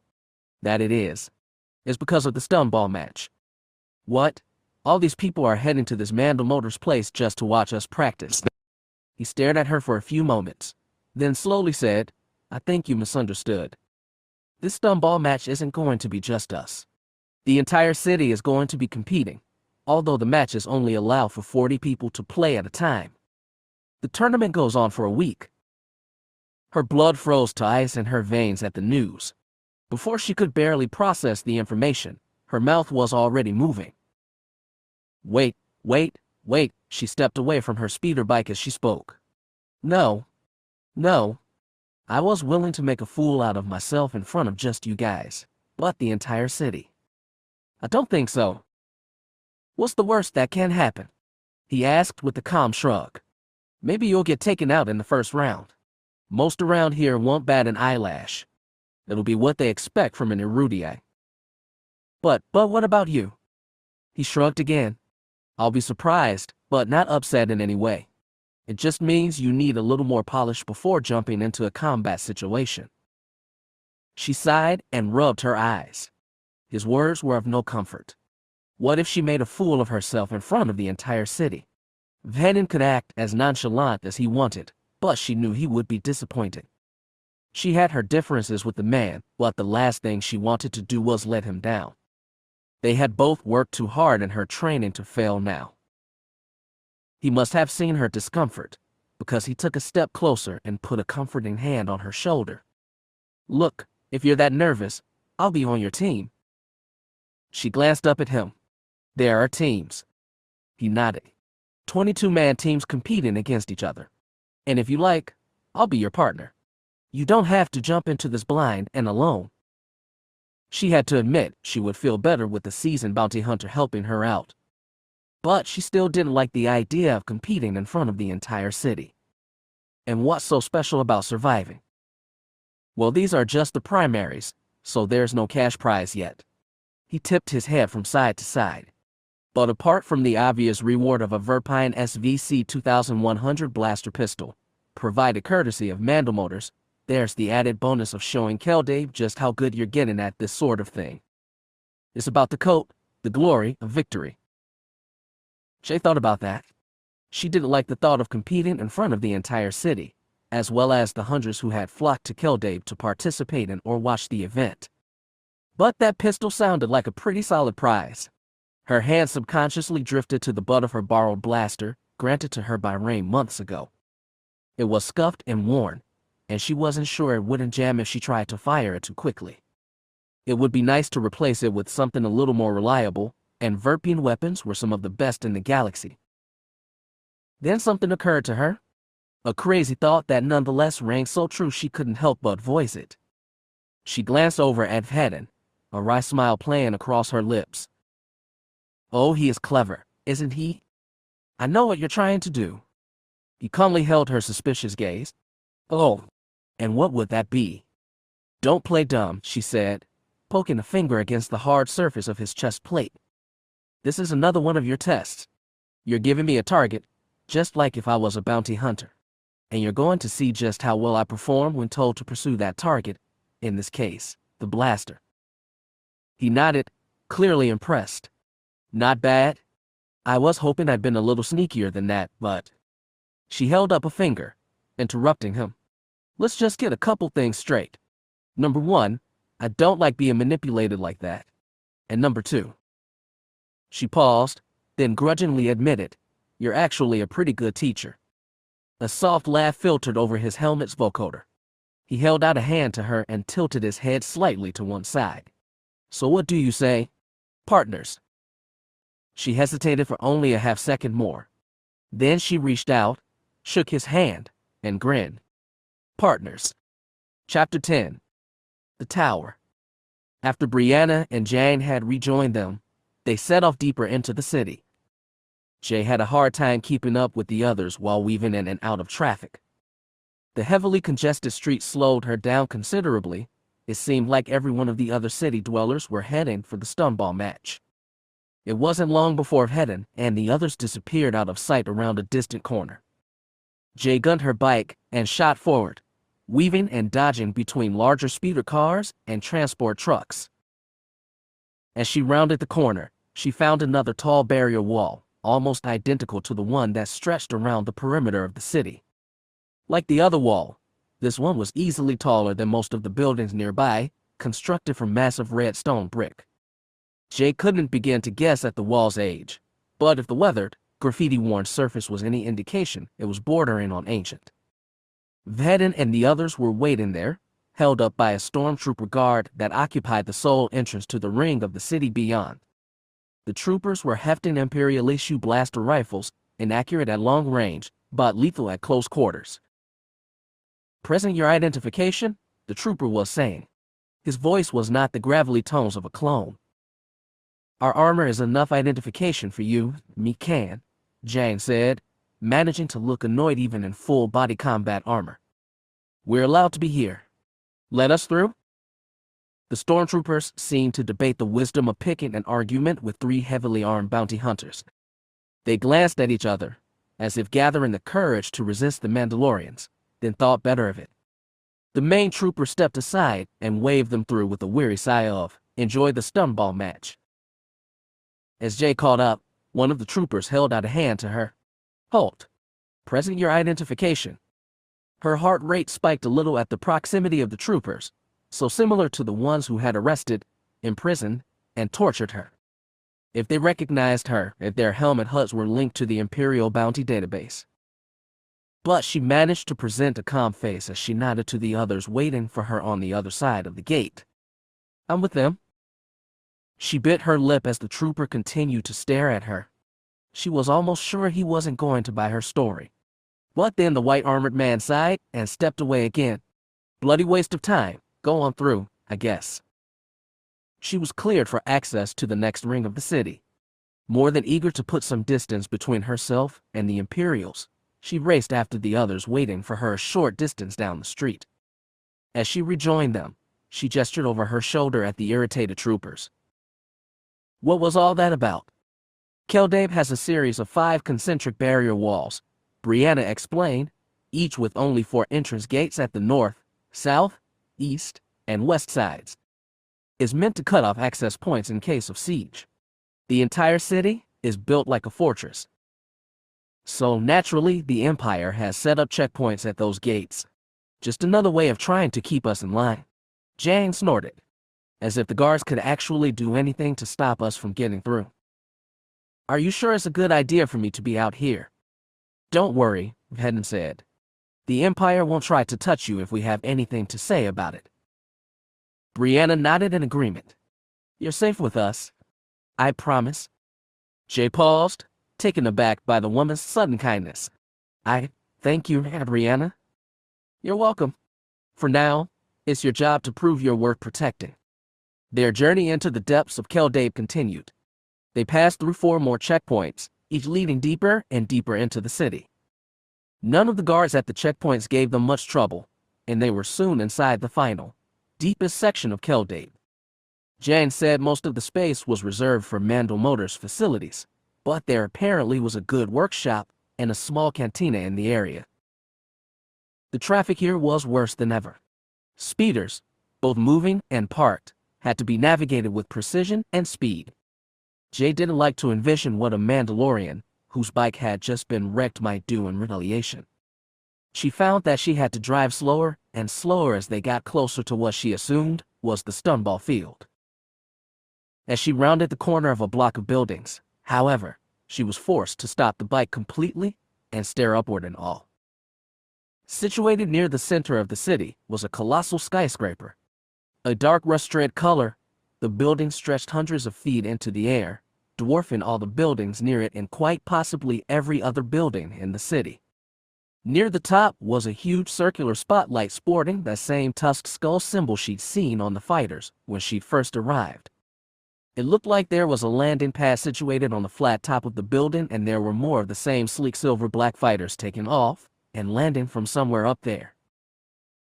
She had seen the tower before, but always from a distance. Kell Dae was built across the surface of a massive sloping hill, and the tower was built on the highest part. From a distance, it looked like any other building in the slightly more advanced central sections of the city. At night, its skull-shaped beacon shone out over the metropolis like a gigantic industrial lighthouse, but apart from that, it didn't seem to be anything particularly special. Yet from this distance, it was far from unimpressive. In fact, it was amazing. The scale of the tower, especially compared with the run-down slums of the rest of the city, was a sight to behold. The polished bronze surface shone and sparkled in the afternoon sunlight, making it look like someone dropped a brand-new, pristine tower in the middle of the shabby city. Mandalore's tower. Impressive, isn't it? Jay jumped and saw that Brianna had stopped her bike as well. The other woman had leaned forward, resting her forearms on the handlebars of the bike. She looked over at Jay and smiled. "I remember this was the first thing that hit me as I flew over Kell Dae for the first time," she said. "I was working on a cargo freighter, fresh out of the Imperial Academy. When I flew over the city, I almost crashed into another ship. I was so amazed." Jay glanced over at her. "You trained at the Academy?" "Washed out is more like it. But yeah, for a while I thought I wanted to be a Navy officer. Keeping order throughout the galaxy, putting down insurrections, becoming the pride of the Imperial fleet." She shrugged. "But I moved on to better things. Bounty hunting." "Got it in one," Brianna said with a nostalgic look in her eyes. "Never looked back after that." "Let me guess," Jay said. "Vhetin talked you out of joining the Empire." "Rame, actually. I didn't even meet Cin until a few years afterward." She took one last look at the tower, then said, "Well, we'd better be catching up. We don't want the boys taking all the glory, do we?" Jay nodded and increased throttle to her speeder. After a few moments of winding streets, she came to a grassy, open field that was crowded with parked speeders. Up ahead, she saw Vhetin swing his bike into an open space and gesture for them to follow suit. As her speeder wound down, Jay hopped off and looked around, her gaze lingering in particular on the huge tower once again. Its shadow stretched for hundreds of feet, all the way back to the final checkpoint barrier. She rested her hands on her hips, craning her neck to see to the top of the tower. "This place is amazing." "I'm glad you think so," Vhetin said, following her gaze up. "Besides the Audiobook, this place is really the only notable landmark we have." "There's Bone City," Jane pointed out. "Not to mention that nasty, burned area where Gahan accidentally lit his farm on fire last year. Those aren't exactly monuments to Mandalorian achievement. Speak for yourself. Gahan thinks burning that farm down was the best thing that ever happened to him." Brianna checked a chrono on her small wrist-mounted datapad. "We've got an hour till the match starts. Why don't we show our newcomer around? I still have to talk to Yumiya anyway. What do you say? Jane asked, turning to Jay for confirmation. Want the grand tour? She nodded emphatically. Yes, please. It was a short walk to the entrance of the huge tower. As they passed into the main atrium, Jay found herself captivated once again. The main lobby was obviously set up to showcase the best Mandal Motors had to offer, arranged more like a history museum than a hypernautics business. There were exhibits showing suits of armor, some of it looking thousands of years old, along one wall. Along the other were display cases of weapon prototypes, pistols, rifles, rocket launchers, and almost every other kind of weapon Jay could imagine. There were even a few pistols she was familiar with, but had never known were of Mandalorian make. And most impressive, stretching down the center of the huge lobby were life-size models of starships and speeders. There were all kinds of ships, ranging from old, ugly-looking cargo haulers to the newest exhibit, the elegant-looking silver-black starfighter she had seen across the city already. She paused by a bulky suit of silver-black armor she'd only ever seen in history holos. There was a frill of razor-sharp neck quills across the center of the helmet and a segmented chest plate that was vaguely similar to the hourglass shape of Jay's own sparring armor. The helmet was lacking the distinctive T-visor of typical Mandalorian battle helmets, but sported two equally menacing vertical slash visors, each situated right where the wearer's eyes would be. Jane walked up behind her and folded his arms across his chest, nodding in appreciation. That was the kid of one of our greatest warriors who lived a few hundred years before the Clone Wars. You may not know it, but you got a good taste for armor. Whose was it? Jane shrugged. No one knows his name anymore, but his suit still works better than most of our modern armor systems. The techs here hate this piece. They have no idea how to reverse engineer its systems, and it pisses them off to no end. The sound of raised voices suddenly drew her attention away from the exhibits. She turned back to the rest of the group and saw Brianna engaged in a heated discussion with the Mandalorian in green-gray armor. When the huntress grabbed the green-gray man by his chest plates and began shaking him, Jane started toward her with a sigh of, "Oh." Yumiya, Jay guessed, following close behind. Jane nodded. I thought so. Stuck-up dickhead. Brianna was snarling as they approached. Do you have any idea how much your stupid miscalculation cost me? Yumiya shook Brianna off and snapped, Keep your hands to yourself, Erudii. I said I was sorry. All right. Sorry isn't bloody good enough. Brianna shouted. I'm looking at a week's worth of repairs just to get Blood Lily to do more than limp from system to system. How the criff am I supposed to hunt with her out of commission like that? Yumiya was a tall man, with a bald head and a brow creased by years of frowns and scowls. He looked tougher than a transition broodmother, but he was completely disarmed by Brianna's fury. What do you want, then? He demanded. Money. Another gun. Oh no, Brianna said. She took a step away and pointed an accusatory finger at him. No. I was one of your best customers. But I'm not buying any more of your bloody prototypes for my ship until you make this right. Vhetin sighed and shook his head as Jay and Jan stepped up next to him. He leaned closer to Jay and murmured, Yumi is the head technician at Mandal Motors. He controls the production of every piece of equipment they manufacture, and Brianna is one of his most loyal customers. So why do they hate each other so much? They don't hate each other at all. They get into fights like this every time Yumi's tech malfunctions. It's become part of their relationship, I guess. You find it funny. It is, a little. Since their fights began, I've started to discover a pattern to their arguments. Pretty soon Yumiya will start to yield. Even as the bounty hunter said it, the man snapped, Fine. Name what you want. And Brianna will make a proposal. The other woman thought for a moment before a mischievous smile stretched across her face. She put her hands on her hips and said, All right, we'll settle this with a bet. You're competing in the stoneball match, aren't you? Representing Mandal Motors. Yumiya nodded. Of course. Why? Give me entrance into the match, just so I can personally kick your ass without repercussions, and I'll forgive you. Yumiya thought it over and eventually nodded.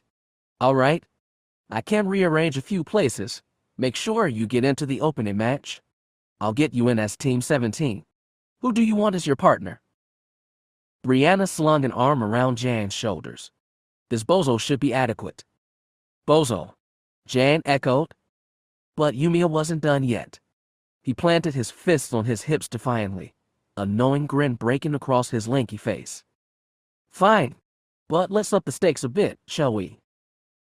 Vhetin leaned over again and whispered, Yumiya's also got a bit of a gambling problem. Never knows when to quite when he's ahead. Meaning, you'll see. What are you thinking? Brianna shot back at the man, a thoughtful frown on her face. How about, if you last longer than I do in the stun ball match, I'll pay for all the repairs you've had to make to your ship because of Mandalore's prototypes. What is it? 7,000 creds. Whatever it is, I'll personally pay it. Tempting, Brianna said, rubbing her chin. And if you last longer. Yumiya's stern face broke into an even wider grin. Then not only do I not pay, but you have to have Blood Lily fully outfitted with the newest Mandalore's prototypes. At full charge. Brianna thought over it, stroking at the scar behind her ear. Then she nodded. Okay. There's no way you can beat me, so yeah. I accept your terms. They shook on the deal and Brianna turned away, satisfied. As Umeo vanished down a side door marked employees only, she turned to everyone else. We should get suited up. You guys up for a nice stun ball match? This bozo Jan said, says Haran Lek. Hell yeah. Chapter 11. Prepping for the match. Mandalore's stun ball field, inner city, Kell Dae. As they had walked past, Jay had gotten her first glimpse of the stun ball pitch. It only took a single glimpse to see that it was a huge, tangled maze of durasteel pipes, wooden barrels, and hand-dug trenches, among other things, all stretching off into the distance. It was fenced off with rope mesh on all sides, pinning the competitors within. It looked like more than enough room to wage two-man war against the other players, and she was sure it had been designed to do so. Vhetin told her that the stun ball pitch had originally been built as a coliseum, where ancient Mandalorians would do battle to the death for the entertainment of Kell Dae's warrior. As such, it took up a great deal of space within the center ring of the city, usually reserved for only the most important buildings. Around the field was a large group of squat, rough-looking tents, each a private changing area for the teams. Brianna and Jan, as an opposing team, split up and headed to their own gear tent designated with their team number, 17. Vhetin led her to their gear tent, number 14. As she ducked into the tiny tent, she saw two wooden mannequins bearing black body armor. One set of armor was cut for a male fighter, the other obviously female. Vhetin's idea to work together had obviously been planned. She couldn't tell if she was even surprised anymore. As she examined her own suit, she noted that it was lighter than Mandalorian armor and seemed to be made of plastoid instead of Beskar. Mounted on the head of the female mannequin was a mask made from the same material. It had two eye-shaped visor holes, similar to that of a stormtrooper's helmet, and a mouth guard that probably held a comlink. A power pack was attached to the back of the mask, just under the thick protective helmet. That meant the mask probably had a heads-up display, or HUD. Vhetin nodded toward the mask. You'll need that. Rules allow Mando players to keep their helmets, but since you don't have a set of armor. She nodded and set the mask aside as she pulled the armored vest over her head. Vhetin helped her put it on, making sure everything was secure. Once he was certain her skull was protected from attack, he handed her a gauntlet with a red glowing data pad. That's a tracking beacon, he explained. If we're split up, hit that and I'll be able to find you. And vice versa. He nodded as she slipped it over her wrist, then buckled on the armored boots and shin plates. He continued, see that little number 40 in the upper right corner. She examined the data pad. There was a little white 40 up in the top left corner. The rest of the pad was situated with what looked like a holographic map of the stun ball pitch. Yeah? Let me guess. The number of players left in the game? You're getting the hang of this. Vhetin snapped the chest plate over his jumpsuit and handed her the mask. You'll probably want to pin your hair up too. More than one bounty hunter has been shot in battle because their hair fell into their eyes. You might even consider cutting it for good, if you really want to do this as a profession. Thanks, she said sarcastically. But I think I'll keep my hair the way it is. Your choice. Now let's have a look at you, he said, inspecting her armor as she tied her long hair up in a functional bun. Yeah, you're ready. Same with you, she said, trying her best to mask the anxiety in her voice. Dressed to kill. He reached down to a locked supply crate in the corner of the tent, tapped in the unlock code, and pulled out a pistol. He handed it to her butt first. Careful where you point that, he warned. It's tweaked to run on a hair trigger. And if you get taken out by shooting yourself in the foot, I might have to kill you myself. When she didn't laugh, he added, that was a joke. She sighed. It didn't help. Let's just keep ourselves in the game long enough to maintain our self-respect, then focus on winning the pistol. I know you want me to win, but can we shoot for a more manageable goal? At least at first. Deal, he said as he holstered his own pistol. But you won't disappoint me, I know it. I appreciate the confidence, but I'm too nervous to believe you, she said. She let out a quick breath and slipped her mask over her head. No offense. She was used to HUDs. She had been using them in Imperial starfighters for years. But this system was different. As she waited, there was a silent flash of amber light. Then holographic words scrolled across the inside of her mask. With a high-pitched whine, the HUD suddenly began pointing out almost everything about the world around her. It showed her specs of the pistol, polarized when she looked towards the source of bright light, and even showed her Vhetin's heartbeat. She noticed his heart was beating slightly faster than usual, so he was nervous, despite all his calm down, it'll all be fine talk. It only took a few moments to regain her bearings, even with the dizzying amount of information thrown at her by her HUD. As she headed for the tent entrance, she turned in her pistol over in her hands and inspected it closely. It seemed to be serviceable, far more so than her current hand-me-down weapon. She holstered it on a pack on her body armor's thigh plate, then patted the holster for good luck. They'll give us ammo at the entrance, Vhetin explained as they walked, and we can scrounge more from the poor saps we take down. Jay sighed and muttered, if we survive long enough. Come on. It's just a game? Yeah. I'm sure it looks that way to a battle-hardened badass like you. But you keep forgetting that I'm just a normal woman. You've endured weeks of Mandalorian commando training without ever complaining or trying to weasel out of it, Vhetin pointed out. That training isn't exactly a breeze. Trust me, Jay, you are anything but normal. She still shuddered at the thought of all the people who would be watching. As comforting as it would be to believe his words, she didn't want to embarrass herself and prove that she wasn't ready after all. She didn't want to let anyone down. Not even Vhetin. Chapter 12. Oh yeah? Part 1. A large wooden shack had been constructed on the edge of the stoneball pitch, dull and rickety like every other building in Kell Dae. The walls were stained brown-black by years of weathering, and one door was hanging half off its hinges. A long line of potential contestants were filtering inside, all dressed in the same dark armor Jay currently sported. She was a little comforted to see she wasn't the only foreigner competing today. She saw at least 5 helmetless erudies waiting in line with the rest. It was a few minutes before everyone had made it inside. Once everyone had squeezed into the shack and settled down, a burly dark-skinned man barked at them to form 4 lines, 10 people deep. The contestants were issued ammo belts with clips of stoneball pellets.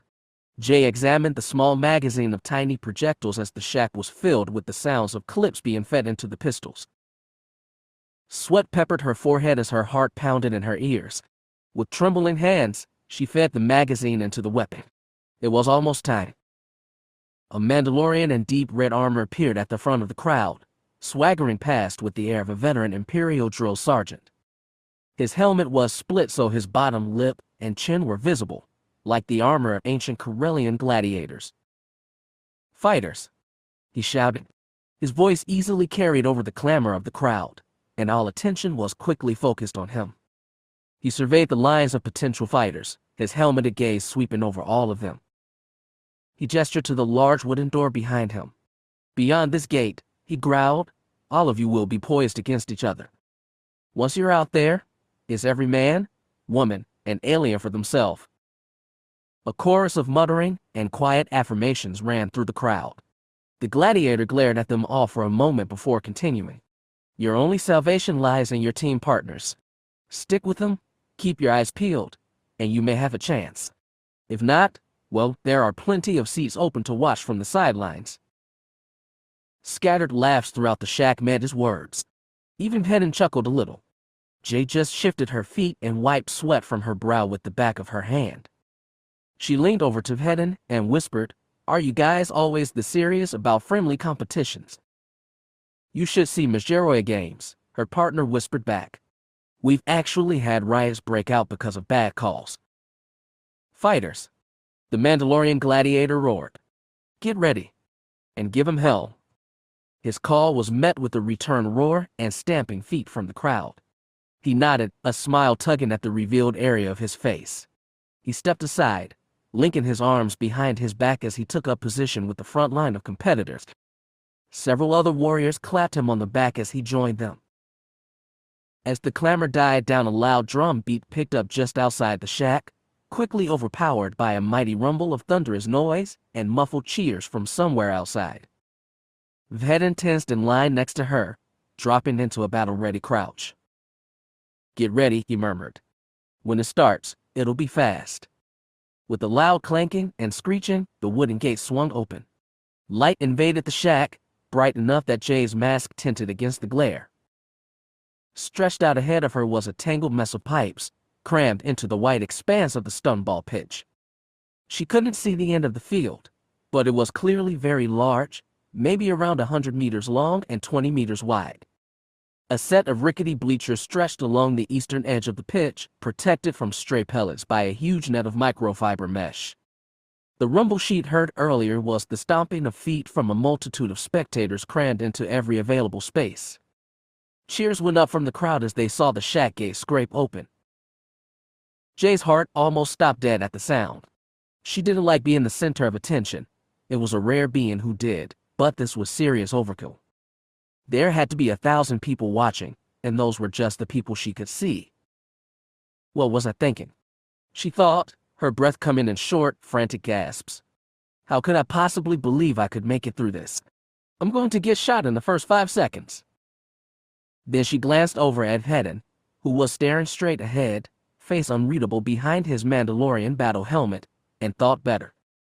I have friends here now, she thought to herself. Friends who are dependent on me.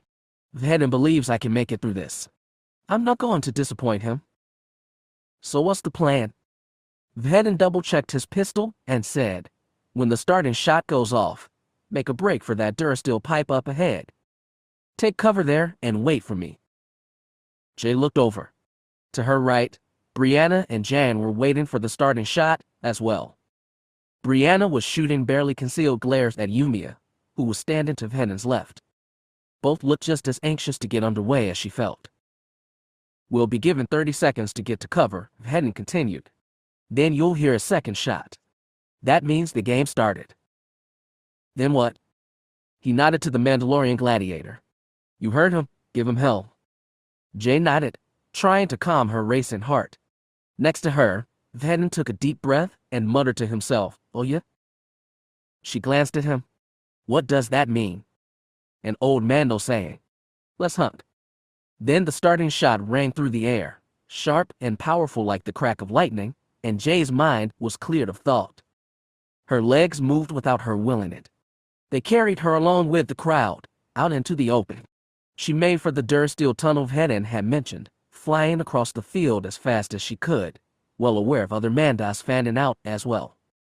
There were people everywhere, each trying to make it as far away from the other as possible before their 30-second prep time was up. The second shot rang out by the time she was halfway to the pipe, far too soon for her comfort. It was immediately followed by hundreds of other shots as the fighters began to weed out the competition.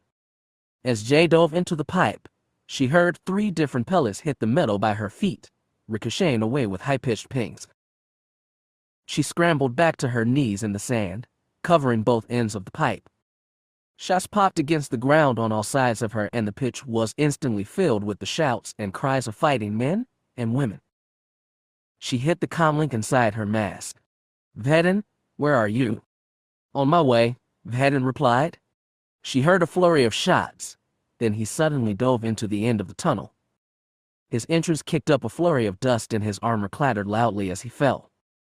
He was breathing hard, and he reloaded his pistol while fighting his way back to his feet again. She grabbed his arm and helped haul him back to his feet again. "Did you get anyone?" He nodded. 4. Almost took a pellet to the chest in the process, but I got them. 36-2 still isn't great odds. He peeked around the end of the pipe, then quickly ducked back in as 4 different stun ball pellets ricocheted off the metal. "Well, it looks like we've got a couple Vos set up as snipers. With pistols. Talented, aren't they?" He stuck his head around the pipe and squeezed off 4 rapid shots, his pistol kicking in his hand with a staccato snap. Snap, snap. Jay saw the player count on her datapad dwindle by 2. He pulled back and let out an explosive breath, then jumped from the pipe, rolling to avoid the inevitable fire directed at him. He reloaded as he rolled, came up to his knees, and emptied an entire clip. Jay wasn't able to see what he was shooting at. She watched with wide eyes as he worked. It was amazing. He almost seemed to anticipate incoming fire before it hit. Every dodge and roll was expertly executed, as quick and graceful as a Twi'lek dancer. His pistol came up and fired. The player count dipped by 1. He fired again, then again and again. His pistol snapped back and forth, his aim as sharp and precise as a droid. Yet for every pellet he loosed from his weapon, 3 more seemed to race his way, some missing him by little more than centimeters. He knelt and twisted, somersaulting back into the pipe as fire peppered the ground at his feet. He came back to his feet, pistol held at shoulder length and one hand planted in the dirt to steady himself. Jay's mouth had fallen open. She could do nothing but stare. He glanced over at her, panting. "How many are left?" 30. 10 are out of the running already." He nodded and said, "All right. On 3, we move to better cover. We can't get anyone in this damn tunnel." "On 3, she agreed. "Where are we headed?" He crawled to the other end of the tunnel and carefully peeked around the corner. This time, no shots greeted him. "There's a stack of wooden water barrels across the way. If we sprint, we can make it in a few seconds." She followed him to the end of the tunnel and waited for his countdown. The cacophony of shouts and pistol fire continued to overwhelm her mask's audio receivers. He glanced over at her. "Ready? In 3, 2, 1. They threw themselves out of the tunnel and sprinted toward the water barrels. Jay heard stunball pellets popping into the ground behind her feet and pinging away off the pipes that surrounded them. She saw movement out of the corner of her eye, her mask's HUD picking out a human silhouette. Barely thinking, she swiveled and pulled the trigger 4 times. All 4 pellets hit the man in the stomach and chest, and he fell, writhing as the electricity surged through his system. "Got one?" she cried triumphantly, beginning to sprint for the barrels again. Vhetin already crouched behind the barrels. "Nice shot. Keep it up, and we might stand a chance." Jay skidded to a halt next to her partner just as 3 separate pellets bounced off the ground at her heels. She glanced over her shoulder and saw another Mando sprinting toward the water barrels, probably attempting to claim their cover. She fired 6 times and the man fell. "I hate to admit it," she said, glancing back at Vhetin, "but this is fun." Vhetin nodded, keeping watch on the area behind them. A Mando woman darted from cover, firing at him as she went. He ducked and the pellets punched into the barrel above him, causing water to spout out in thin streams. He popped back up and fired once. The woman fell with a surprised yell. "Brianna," he shouted over the comm. Jay's audio receptors dampened the sound, protecting her hearing. "Brianna, can you hear me?" "What?" The other woman's voice came over the comm. The transmission was almost drowned out by stunball fire. "I'm a little bloody busy. Have you taken Yumia down yet? There was a pause over the transmission. When Brianna's voice came back, it was tight with concentration. As we speak. There was the snapping pop of a stunball pistol firing, and a distant, warbled scream over the comm channel. Jay saw the player count dwindle from 24 to 23. Got him. Yumia is down and out. Hi. Where are you? Vhetin asked, peeking out from behind the barrels and scanning the area. Somewhere safe. Jane and I are. There was a long pause over the comlink. Then Brianna said, Nice try, Cin. You can go bugger off. Damn, Vhetin said, amusement in his voice. The open comm died with the crackle of static. Almost had her. They waited, backs against the leaking barrels. Stunball pellets flashed through the air and the snap of pistols drowned out almost all other sound. Jay reached up to fire at a fleeing Twi'lek fighter. Before she could, Vhetin suddenly grabbed her shoulder and forced her head down toward her knees. Down. She immediately covered her head and a stunball pellet flashed over her, missing Vhetin's helmet by inches. He put a hand on her head, keeping her down as he aimed over her shoulder and squeezed off 4 shots. She heard a shout and the player count fell. She sat up again, her back thumping against the barrel. She let out a breath she didn't know she'd been holding. That was too close. Thanks. Vhetin grunted and said nothing. After a few moments of perusing the battlefield, occasionally firing off a shot to ward off anyone getting too close, he turned back to Jay. All right, he said, reloading his pistol. I'm going to try and narrow down the competition, but I need a favor. What? He hesitated, then nodded to her hand. I need your gun. My blaster. She blanched and looked down at the pistol in her hand. Hey, are you sure? He nodded toward a half-buried Durasteel pipe. You can't hide out in that until I'm through. I'll be back with your pistol before you know it. And if you aren't, then you'll have to swipe a pistol from one of the players who've been taken down. He shifted his footing, boots scraping in the rough sand underfoot. It'll be easy. Easy. You want me to take down and steal from an armored Mandalorian, and you call that easy. The first time we trained together, he said, you kicked me in the gitsy and shot me in the head. I'd say you're more than capable of scrounging up some extra ammo. She hesitated, far from excited at the prospect of giving up her only means of defense. Then she nodded and handed him her pistol. All right, but be careful. I'm going to want that back. He took her pistol and spun the 2 guns around his trigger fingers a few times, almost like an old clone trooper. Don't worry. I know what I'm doing. On 3. Tell you what, you can count this time. Jay took a deep breath. Okay. 1, 2, 3. Stunball pellets began stitching the barrels over their head. Jay ducked and covered her head with a shout, scrambling out of the line of fire. Go, Vhetin shouted. He dodged out of the way and threw himself in the direction of the pellets, both pistols blazing. Jay saw the player count decrease by 3 almost immediately before she turned away and sprinted for the Durasteel tunnel. She dove headfirst into the tunnel and landed hard a few feet down. The bottom of the tunnel had been dug into a bunker, providing cover for any who sheltered within. She staggered to her feet, using the cold steel wall to help pull her up while clutching at her sore ribs. Criff, she thought, coughing out a mouthful of sand. Sometimes I think Vhetin's got the right idea, strutting around in all that armor. Once she had regained her bearings, she made for the exit and peeked out, her eyes level with the ground. Vhetin met her gaze and nodded encouragingly. Then he sprinted out from behind the barrels, his pistol spitting pellets in all directions as he spun and fired, seemingly at random. That strange grace returned to his steps, carrying him out into the open. He threw himself into a spin as pellets ripped through the air behind him, then fell to one knee and opened up at his attackers. His pistols seemed to be everywhere at once, sweeping across the battlefield and sending competitors sprawling for cover. When his pistols clicked empty, he somersaulted into cover and reloaded with a quick, precise motions.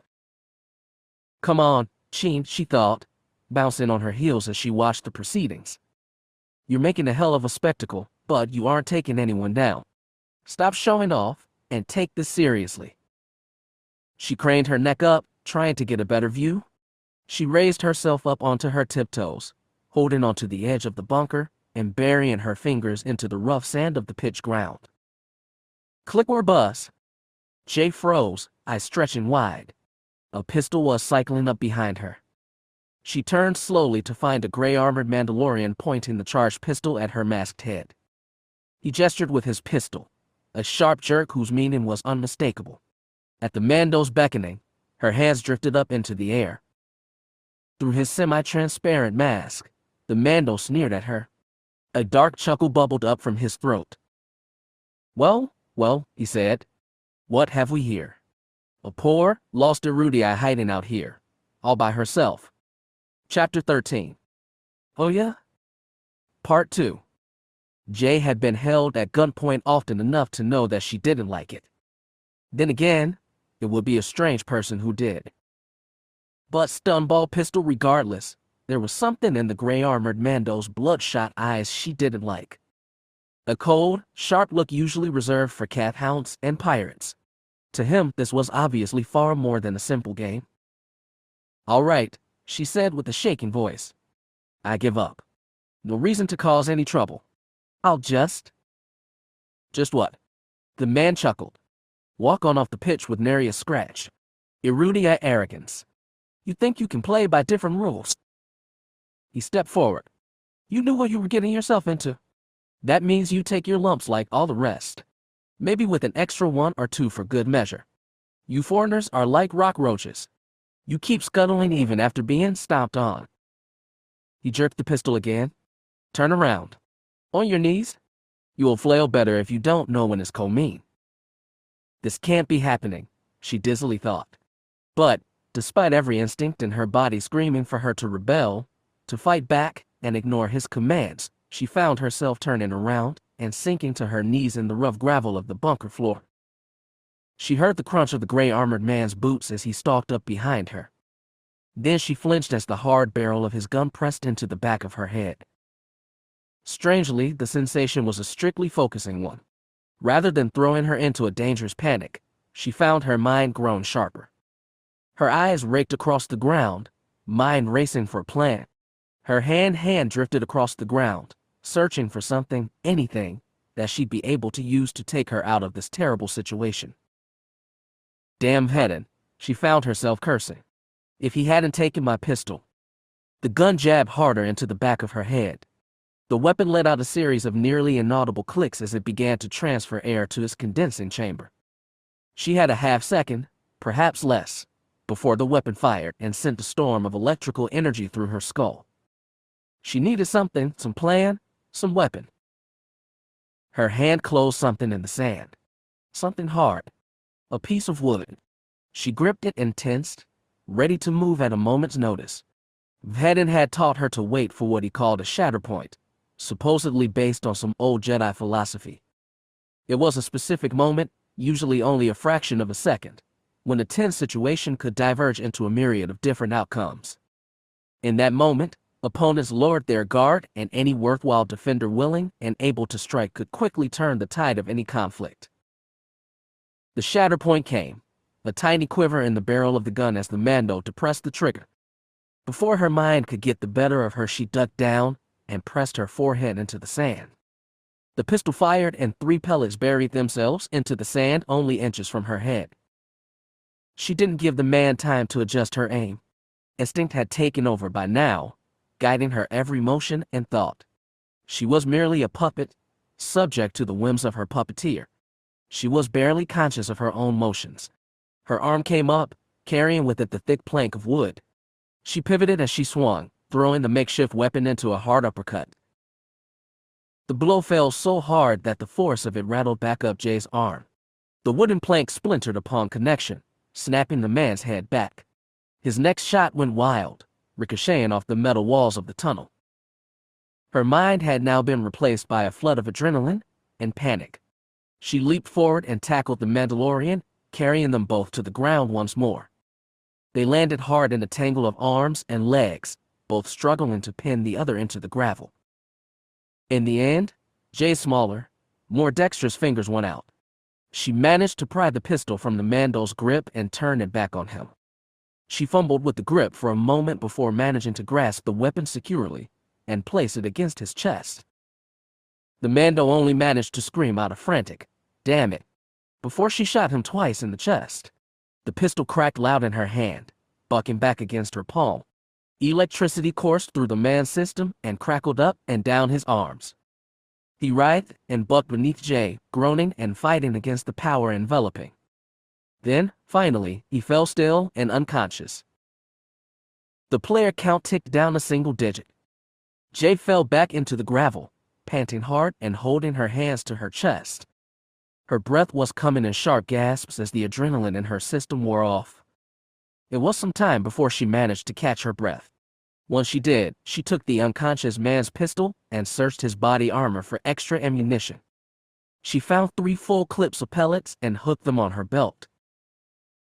Then she let her back hit the durasteel pipe behind her, closed her eyes, and let out a deep breath. Her hands were shaking uncontrollably, and she could feel sweat running down her face. This was becoming less and less like a game and more like an actual war zone. And here she thought she'd left the military behind her. But then again, that was probably exactly why Vhetin had brought her, to get a taste of real combat. She was beginning to resent how often she had to admit he was right. There was a shuffling of footsteps outside her tunnel. With a quiet groan, she forced herself back into a crouch, hefting her wooden weapon again. She waited to make sure it wasn't Vhetin, just so she wouldn't accidentally take out her own teammate. The footsteps came again, closer this time, quiet and stealthy. Whoever was there was trying not to be seen or heard. Probably not Vhetin. Then, she thought, narrowing her eyes. Stealth isn't his style. He likes to go out fighting loud and proud. Jay heard a woman's voice whispering, speaking into her mask's comlink. She couldn't make out the words, but they were distinctly hostile. Definitely not Vhetin. 2 feet appeared outside the tunnel, heavy boots crunching through the gravel at a slow and careful pace. But whoever this woman was, she'd made a fatal mistake, ignoring the durasteel tunnel and the bunker hidden beneath. All the better for Jay. She cocked her makeshift club back over her shoulder, then swung it like a bolo ball bat and smashed it hard against the woman's ankles. The other fighter let out a shocked scream of pain and surprise as she crashed to the ground in a clatter of armor plating. Her feet flew up in the air from the force of the blow, throwing her into an almost comical tumble. Jay wasted no time in leveling her newfound pistol and firing at her opponent. The stunball pellet cracked into the woman's shoulder, and she spasmed uncontrollably, flopping on the ground and scuffing against the rough sand with her heavy boots. When the electricity had run its course through the woman's system, Jay grabbed her under the shoulders and dragged her into the tunnel, out of sight. They both hit the ground with a thump. After disentangling herself from the unconscious woman, Jay took her pistol and ammo as well and tucked them into the holster on her thigh plate. She quickly turned back to the end of the tunnel to check how Vhetin was doing. The short answer, not well. The long one, he had managed to get himself pinned behind a stack of duracrete blocks by no fewer than 8 other fighters. All had joined together to take him down, standing out in the open and throwing everything they had at him. The black-armored Mandalorian was hunched over, on his hands and knees, covering his head with both hands and shouting, "Come on. This isn't even fair." He wouldn't last long like that without help, and it just so happened his partner was once again able to lend a hand and a gun. 3 shots fell 2 of Vhetin's attackers and sent the rest scattering for cover. Jay ducked down into cover before any retaliation could be mounted against her. She heard a few pellets pop against the ground by her head, but it seemed the temporary truce had been called off. Stunball shots once again began to scream across the pitch and whistle through the air. Deeper into the tunnel, the unconscious woman suddenly twitched and held a hand to her chest. A grimace pulled at her features and she let out a low groan of, "Ah, bollocks, that hurts." Jay glanced down to find the woman gingerly pull off her armored face mask. As soon as she did, Jay's hands flew up and covered her mouth. "Brianna." "Oh, Criff," I'm so sorry. I didn't know. The woman glanced around the tunnel, saw Jay, and seemed to put the pieces together. Once she did, she slumped to the ground and grunted, nice cripping shot, Kolta. Cin wasn't lying about your talent with a pistol. Jay fell to one knee next to the woman. I didn't know it was you. I never would have, never thought. Don't. Brianna raised a hand, then winced at the motion. Don't bother. You beat me fair and square. You already took my gun and ammo. Jay held out a hand, which Brianna gratefully accepted. The taller woman struggled to her feet, still holding her ribs. She rested a hand against the wall, then began to limp for the exit. Are you going to be okay? Jay called after her. Brianna dismissed the question with a wave of her hand. I'll be fine. Besides, it was a nice shot. Very nice shot. Best of luck, rookie. No sooner had Brianna clambered up out of the tunnel than Vhetin dove back into it.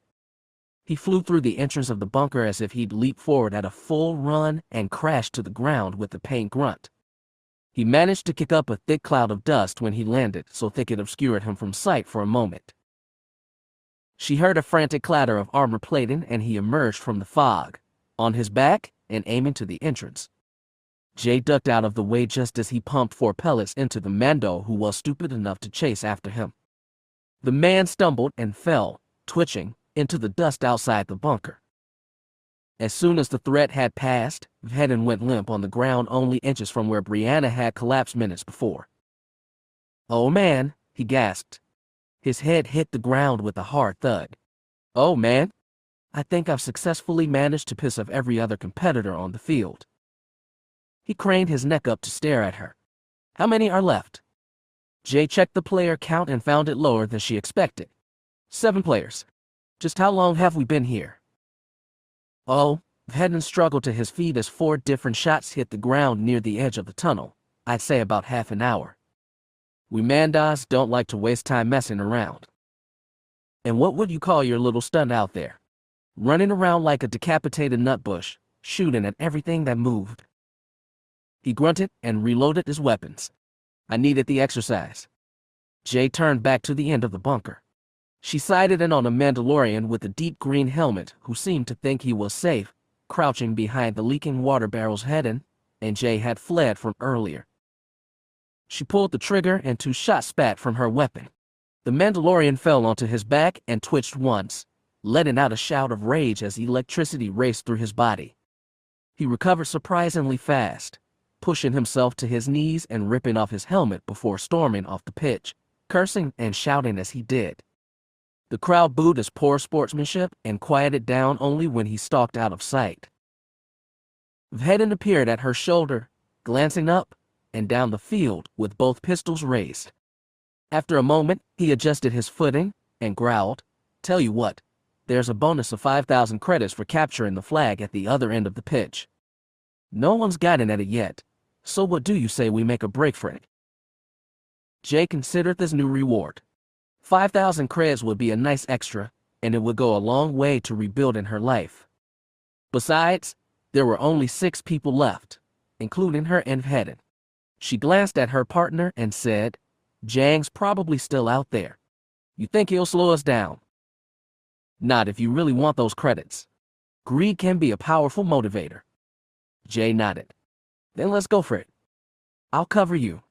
You just get to that flag. She glanced at him with a frown. Are you sure? You want to just throw away the victory? We are a team, remember. You win, I win. As for the credits, I don't much mind. I'm not exactly wanting for cash. You, on the other hand. All right, she said. You don't have to rub it in. And thanks. Don't mention it, he growled. Just run as fast as you can, no matter what happens. I'll be right behind you. On 3. He flexed his hands around the grips of his pistols. Just run. She turned back to the stunball pitch. Just keep running, she told herself, and grabbed that flag. 5,000 creds in the pocket and the pistol for less than 5 minutes of work. You can't do that.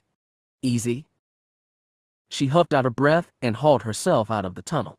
Shots began ricocheting all around her as soon as she hit open air, but she gritted her teeth and forced herself to take off toward the end of the stunball pitch. She leaped over a half-buried pylon, incoming pellets cracking right beneath her feet. She was vaguely aware of Vhetin right behind her, spraying twin arcs of fire from his pistols as he matched her step for step. She turned back to check how he was doing, but he shouted, "Don't worry about me. Keep pushing for the flag." She didn't need to be told twice. She snapped her gaze back to the land ahead and kept running, all her thought and strength aimed toward pushing her legs faster. Tunnels, half-pipes, and twisted durasteel girders flashed by, but she paid no attention to them, the shouts of enemy players, or the pellets that whistled through the air. "They're heading for the flag," a gravelly voice shouted. Jang's voice, unless she was very much mistaken. "Stop them." "There?" Crack. He was suddenly silenced. Vhetin lowered one of his pistols as he ran and growled, "Keep your mouth shut in a fire zone unless you want to give away your position, dickhead. You of all people should know better, Mr. Superbred Assassin." He sped up, easily keeping pace with Jay. "Almost home," he said, shooting at a Mando Jay didn't even bother to look for. She heard a cry, and the player count clicked down one more hostile contact. "Almost there," she gasped, seeing a red flag come into view on the horizon. Fire was racing up her side from the exertion, but she didn't slow down. She couldn't. Not now, when she was so close. Almost. Vhetin suddenly stumbled. She glanced over her shoulder, worried that his luck had finally run out. But her partner waved her on and shouted, "Go. Go. I just tripped." He took 4 steps before a pellet screamed through the air and hit him hard in the throat. She heard a dry, wrangle-choking sound over her comlink as her partner lost his footing and was slammed back into the hard ground. Electricity instantly coursed through his system, blue-white lightning popping across his armor. Vhetin. She skidded to a halt, taking a step back towards him. She didn't get far before she remembered his words, "Run as fast as you can, no matter what happens." No matter what happens. Obviously, he wanted her to get to that flag, even if he went down in the process. He was a bounty hunter. He of all people would understand necessary sacrifices.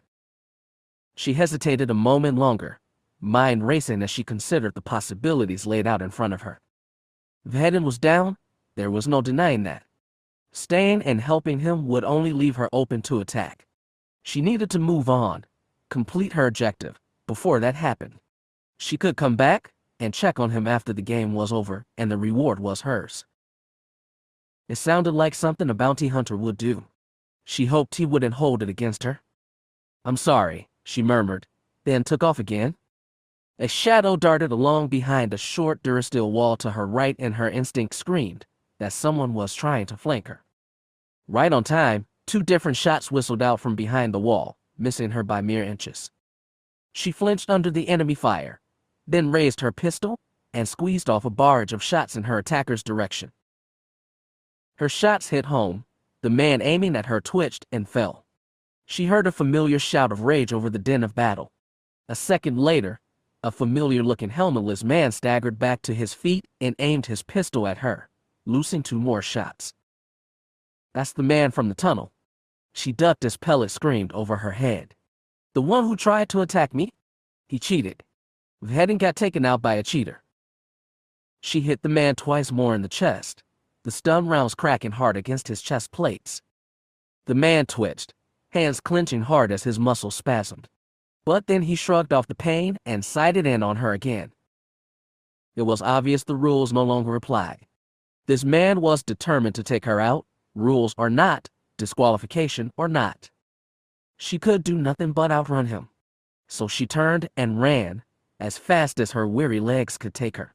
Her sprint kicked up a thick cloud of dust behind her, like she was a character in some child's holo tune. But no matter how fast she ran, incoming pellets seemed to continue screeching past her in a hectic cloud of projectiles. The red flag seemed to shrink further into the distance with each passing second. Her legs were growing weak, her feet thumping hard against the ground and her knees shaking dangerously. She gritted her teeth and let out a yell of effort as she willed her legs to move faster. Breathe, she thought.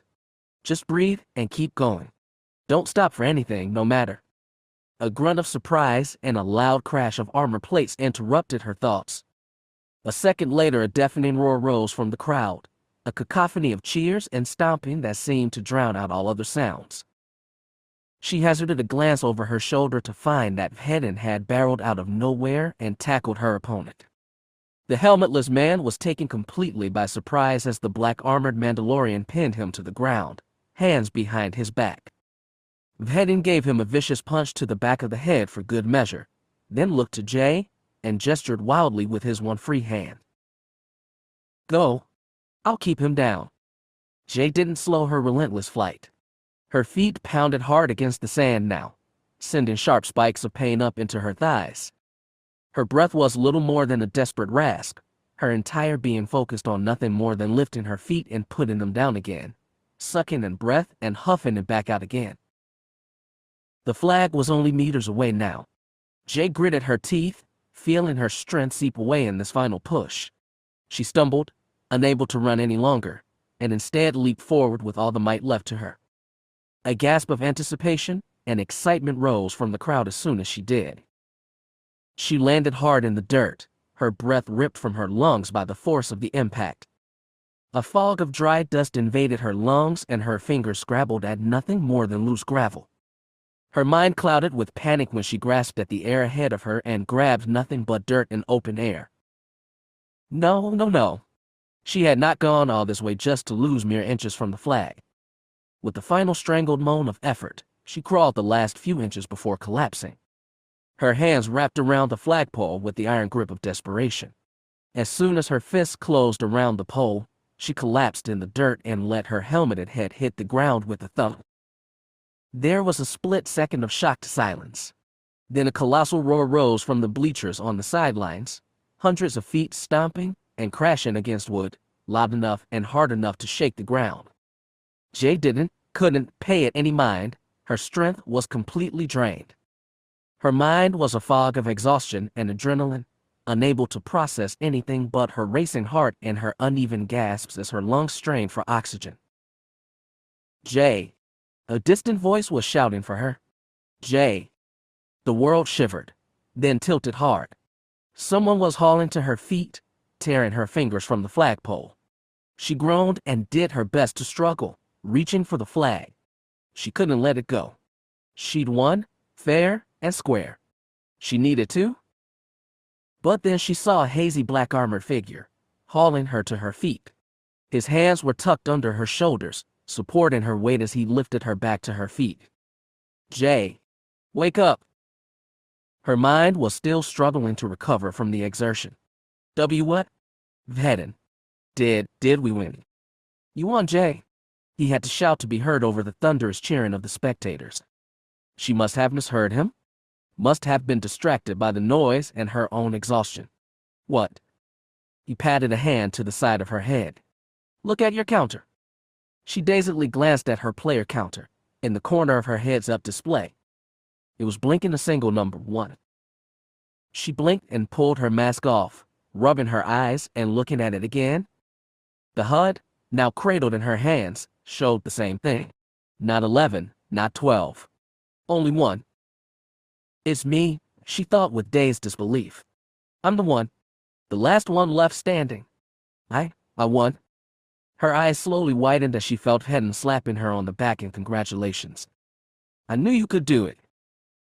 She still couldn't quite wrap her mind around it. I won. You won? She'd done it. She'd faced down this challenge and emerged victorious. Despite her own anxiety and inexperience, despite the chaos of battle, and even despite another contestant's cheating, she'd won. Suddenly Jang and Brianna were there too, laughing and shouting so loud she couldn't even hear what they were saying. She was surprised to see them so pleased with her. After all, she had shot Brianna while Vhetin had taken Jane out. If anything, shouldn't they be jealous of her success?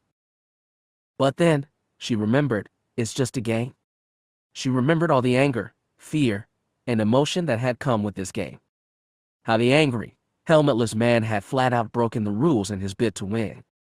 How Vhetin had taken a pellet while protecting her, sacrificing his own chance at the prize to ensure she made it.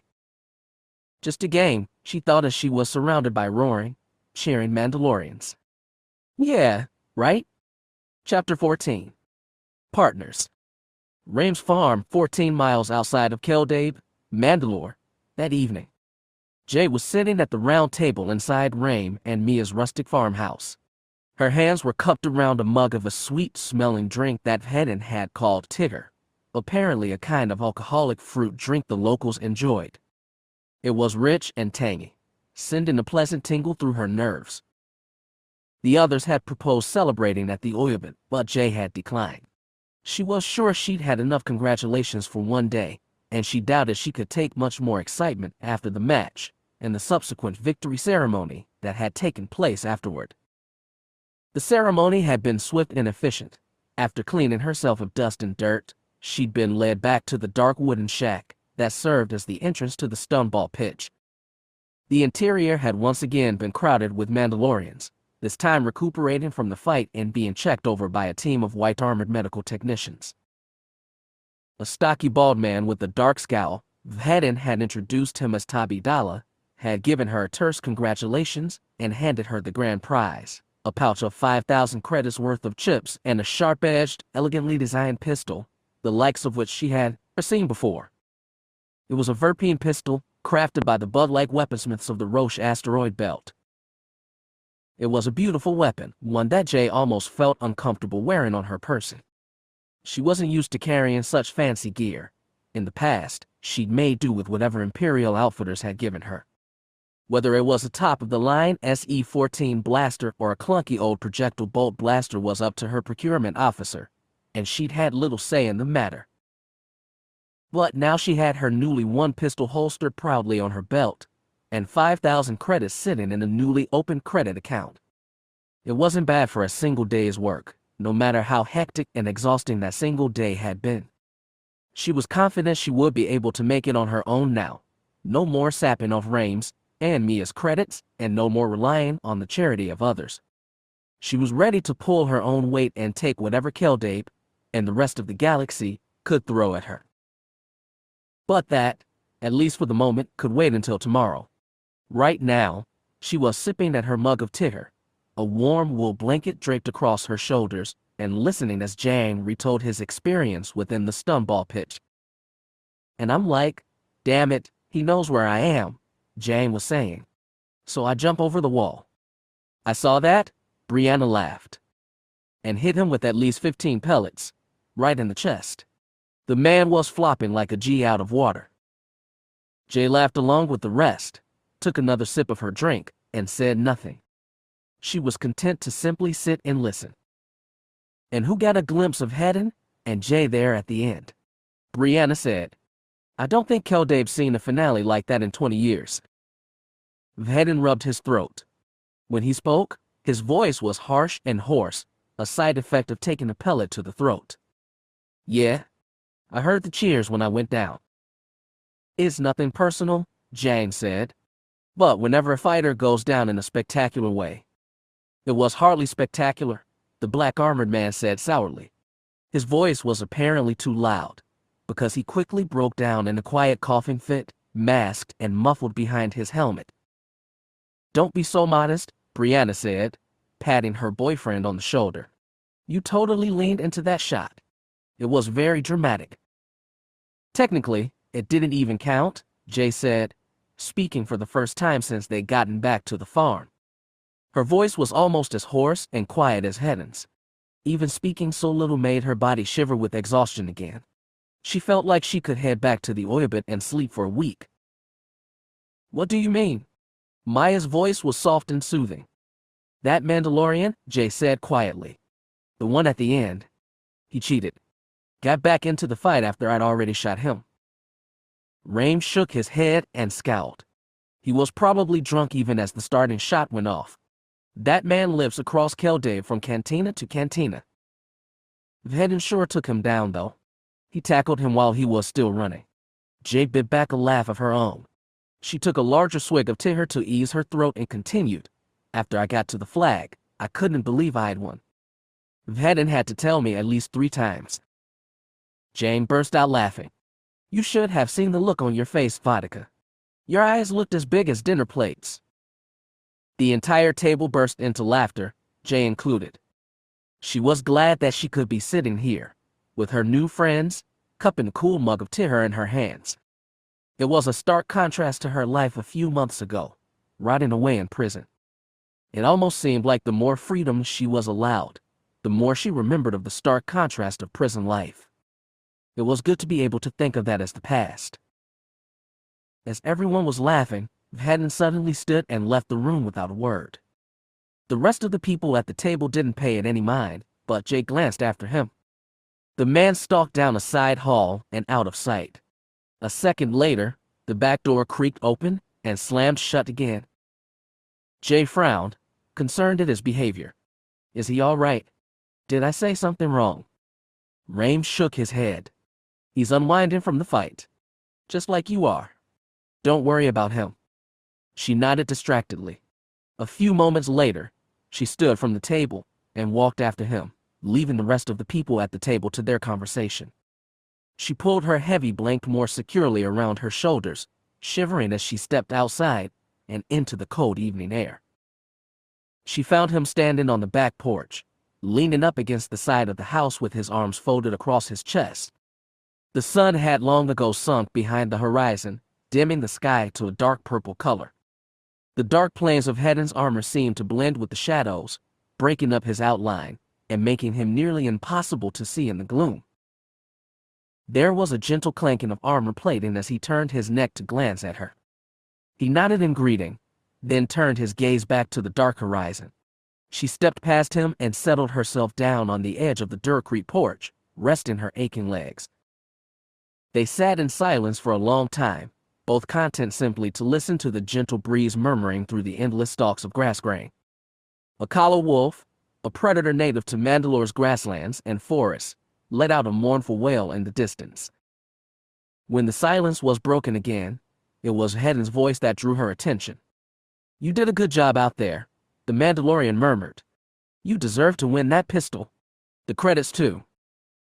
No. She shook her head. We did a good job. I wouldn't have made it through that match without you. I almost didn't. He rubbed his throat again with a dry grunt that may have been a laugh. I wish I could say the same.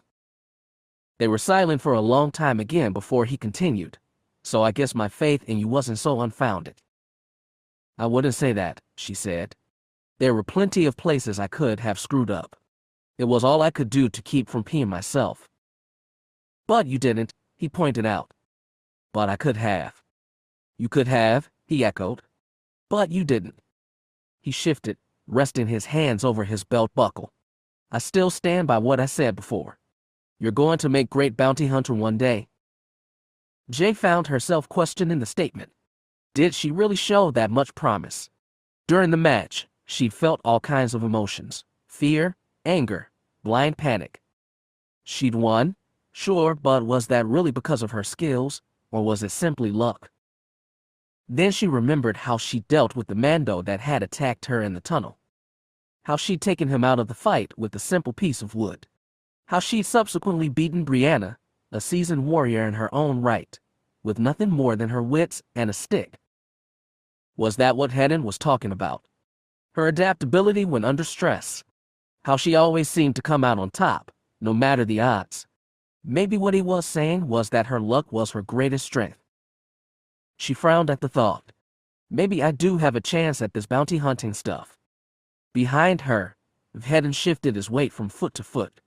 She glanced over her shoulder at him and saw him staring at his boots, looking almost hesitant. When he finally spoke, his voice was low, quiet, and carrying an almost embarrassed tone. So, when you do go on to be a hunter, he said, once your training is done here, do you want to consider a continued partnership? Her eyes widened at the suggestion. He hadn't thought they worked that well as a team, did he? I don't know, she said. I never really thought that far ahead. You will be paid, he quickly added. Handsomely. A 50-50 split of contract profits. She raised an eyebrow. Generous of you. Well, why do you want to work with me? I'm pretty sure you don't need the help. You'd be surprised, he said. It's always smart to have someone you trust watching your back. And you trust me. His gaze didn't away from her, and when he spoke again, all trace of awkwardness and hesitation was gone. I do now. She bit at her lip, thinking hard over the proposition. It was far from an unpleasant thought. Having a veteran hunter watching her back would only help keep her alive, and working with him was sure to give her access to contacts and missions she couldn't begin to dream of. What do I really want to work with him? She thought. I mean, he's not exactly my type. He's dangerous. But then she remembered how efficiently they had whittled down their fellow competitors, each of them in their own special way, each playing to their strengths. She remembered how this mysterious bounty hunter had been the guiding hand leading her through this painful part of her life, when she'd lost everything she'd ever known and loved. How he'd taken an electrically charged pellet while protecting her, allowing her to win the contest at the cost of his own chance at the prize. How he'd rescued her from prison in the first place, risking his own life in the process.